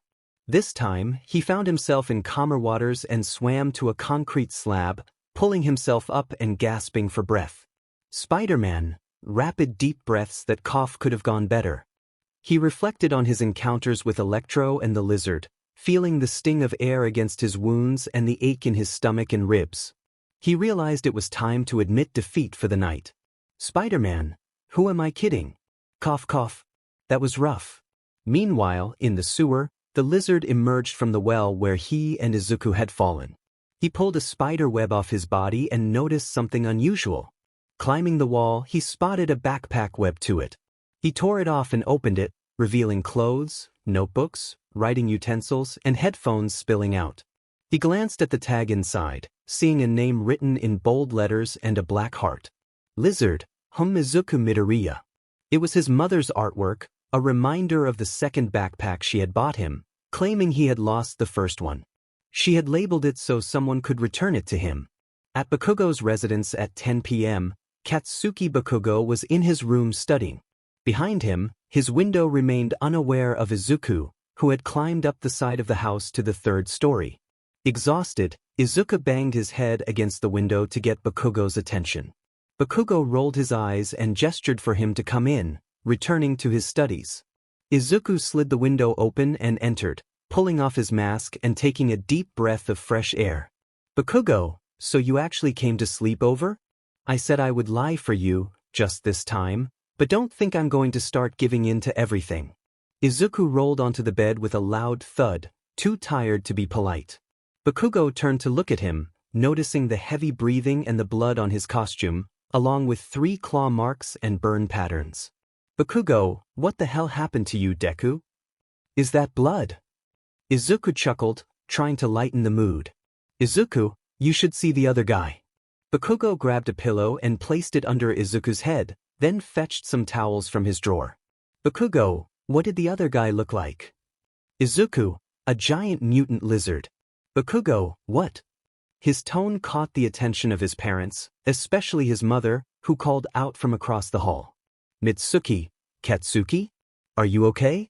Izuku groaned in exhaustion, wanting to rest, but quickly got up to hide under Bakugo's desk. Bakugo slid into his chair, pretending to work on his computer while Izuku crouched near his feet. Bakugo, I'm fine, It's nothing. Mitsuki opened the door and peeked inside. Bakugo tried to maintain a straight face, but she didn't notice anything unusual. Mitsuki, are you sure? You were shouting. What were you yelling about this time? Bakugo brushed her off, trying to send her away. Bakugo, it's nothing. I wasn't yelling at anything. Mitsuki squinted, sensing something was off. Normally, Katsuki would be yelling at her to leave, leading to a typical argument. But this time, Mitsuki's thoughts. He's being too docile. He's hiding something. Mitsuki, okay, what did you do? Izuku started to sweat nervously at her question. Izuku's thoughts. Do mothers just always know when their sons are lying? Bakugo, I didn't do anything. Bakugo yelled back at his mother, thinking the same thing as Izuku. Mitsuki, then what are you hiding? And don't use that tone with me. I'm your mother. Bakugo, get out of my room. Mitsuki walked into Bakugo's room. Izuku did his best to squeeze himself into the back corner of Bakugo's desk, trying to remain unseen like a spider. Mitsuki, did you break something and hide it? I swear, son, if you blew up another antique and hid it, I will be very upset. Bakugo quickly started to mess with his computer, trying to distract his mother. Bakugo's thoughts. Deku, you owe me big time for this. Bakugo, I didn't break anything. Mitsuki noticed Bakugo fiddling with his computer and walked over to his desk. Mitsuki, is this what you're trying to hide? As she pulled her son away from the desk, Bakugo turned beet red, and Izuku felt a wave of panic as he saw Mitsuki's legs right in front of him. Just then he heard unexpected sounds from the laptop. Video. Oh wow, that feels. Mitsuki lightly blushed at the sight of the video playing. Bakugo was mortified, his face burning with embarrassment. The room fell silent except for the sounds coming from the screen. Video. That feels so good. Mitsuki quickly shut the laptop, turning to see her son with his zipper down, something Bakugo hadn't done on purpose but now seemed to work in his favor. She awkwardly tried to find the right words. Mitsuki, so, that's what you were hiding? Bakugo, though. Mitsuki, it's okay. I'm not mad. I mean, you're at that age now, so you'll start to have those feelings. Bakugo, I don't want to hear it. Mitsuki, feeling a bit out of place, started to leave Katsuki's room. Mitsuki, I'm sorry for barging in on your... Bakugo cringed at her words and shouted after her. Bakugo, just get out. Mitsuki finally closed the door and walked away, hearing her son call out one last time. Bakugo, and knock next time. Bakugo looked under his desk to see Izuku cramped in the corner, smiling and trying to hold back laughter. Bakugo scowled at him as he crawled out from under the desk. Bakugo, don't you dare laugh. Izuku, I'm not laughing. As Izuku chuckled, he winced in pain. Every laugh sent sharp pangs through his chest. He tried to sit on the bed again, but Bakugo stopped him. Bakugo, no. Don't lay on my bed. Izuku, why not? Bakugo, because you're a mess. Just stand up and wait. Most people wouldn't guess it, but Bakugo was a clean freak when it came to his room. Izuku, covered in grime, sweat, and a bit of blood, was a disaster for Bakugo's space. Bakugo, don't touch anything. Bakugo grabbed some towels and laid them on the ground around Izuku and in his chair. He then handed Izuku a plastic bag from his trash. Bakugo, put your shirt in here. You need to take care of that wound on your chest. It's not a costume, right? Izuku took off the upper part of his costume, revealing a claw mark on his chest. He placed the costume in the bag. Bakugo looked at the injury, feeling frustrated. Bakugo, you better have a good explanation for why you asked me to lie for you and then show up looking like you fell into a dumpster. He threw another towel at Izuku, who pressed it against his chest. The bleeding had slowed since the injury occurred, but it was still oozing slightly. Izuku leaned back in his chair, starting to explain what happened as he removed his gloves. Izuku, it wasn't a dumpster. I was in the sewers. Bakugo grimaced at the thought as Izuku placed his gloves in the plastic bag. Bakugo, either way, you need a shower like, badly. Honestly, you need to be washed with a power washer or go through a car wash. A shower will do though. Izuku looked at Bakugo with a deadpan expression. He desperately wanted a warm shower to wash off the filth, but he couldn't ignore Bakugo's backhanded comment. Izuku, thanks, Kaken. You're so kind. Izuku removed the towel from his chest, surprised to see that the bleeding had stopped. Izuku, wow. Bakugo, what? Izuku, I stopped bleeding so fast? Bakugo, yeah, and? It doesn't look too bad. Might leave a scar. Izuku, no, I mean when Dr. Connors originally slashed my chest, it was a lot worse. But now the wound is already forming a scab. I think I might have a healing factor. Bakugo, impressed by this new revelation, was stuck on the name Izuku had mentioned. Bakugo, wait, did you say Dr. Connors? The scientist at the lab where you got bitten by the spider? Izuku looked down at the scar from the spider bite. Izuku, yeah, he was studying cross-species genetics and quirks. He was trying to develop a way to heal wounds, regrow limbs, and cure diseases using lizard DNA. Bakugo, how did he do that? Is that what caused him to turn into a giant lizard and attack you? Izuku hesitated to answer, knowing how Bakugo would react. Izuku, it's my fault. Bakugo was surprised and took a seat on his bed, confused. Bakugo, what? Izuku continued, his tone filled with guilt. Izuku, I went to Dr. Connors as Spider-Man to find answers about my abilities. I let him take samples of my blood, hair, and saliva, do x-rays, run tests, and collect data on me.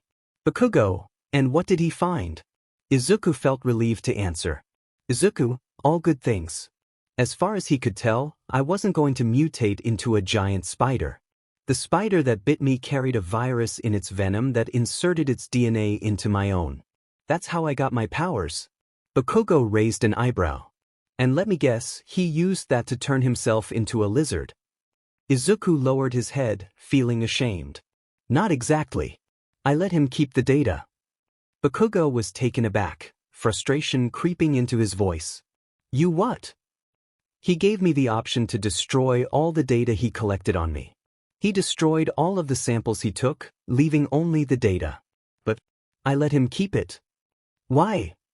I thought that in the right hands he could help a lot of people. He told me his story about losing his arm and his wife. He wanted to find a cure and help heal people like him. He isn't a villain or some mad scientist. Bakugo interrupted, pointing out the obvious. I mean, the guy is a giant lizard now, so that's debatable. Izuku quickly defended Connors. Although their relationship was brief, he felt fortunate to have met Dr. Connors and truly wished the best for him and his work. No, he's not. He is a good man. I know he is. He said he wouldn't stop. Even without my blood and the data he collected, he said that now that he knew cross-species genetics were possible because I existed, it was his responsibility to find a way to replicate it and use it to heal people. It spoke to me. He even reminded me of. Izuku fell silent, but Bakugo understood. Dr. Connor's determination to help people and find a cure for diseases reminded him of his father, who always preached about helping others. So, Bakugo could empathize with Izuku's decision to support Connors in his research. I get it, Bakugo said softly. I really thought I was doing the right thing. I even thought it wasn't my place to stop him. But I was wrong. Connors must have made a mistake when creating his formula for the lizard regeneration serum. Now he's roaming around the city as some mutant creature. Bakugo felt the need to add a factual point. Just for the record, I literally called this exact thing happening. Like, day 1 of the field trip we went on. Izuku was taken aback by Bakugo's comment, feeling a mix of disbelief and frustration. Really? Now's the time for. I'm just saying. Izuku sank back into his thoughts, blaming himself for Connor's transformation into the lizard. I can't believe I let this happen. I thought after letting Dad die and finally capturing his killer, I would learn my lesson. And yet, here I am again, failing to uphold my responsibilities. After a moment of awkward silence, he rubbed his neck, feeling a rare moment of empathy for another person. He then tried to comfort his friend. Bakugo sighed. You said he wasn't going to stop, right? Huh. Izuku replied, caught off guard.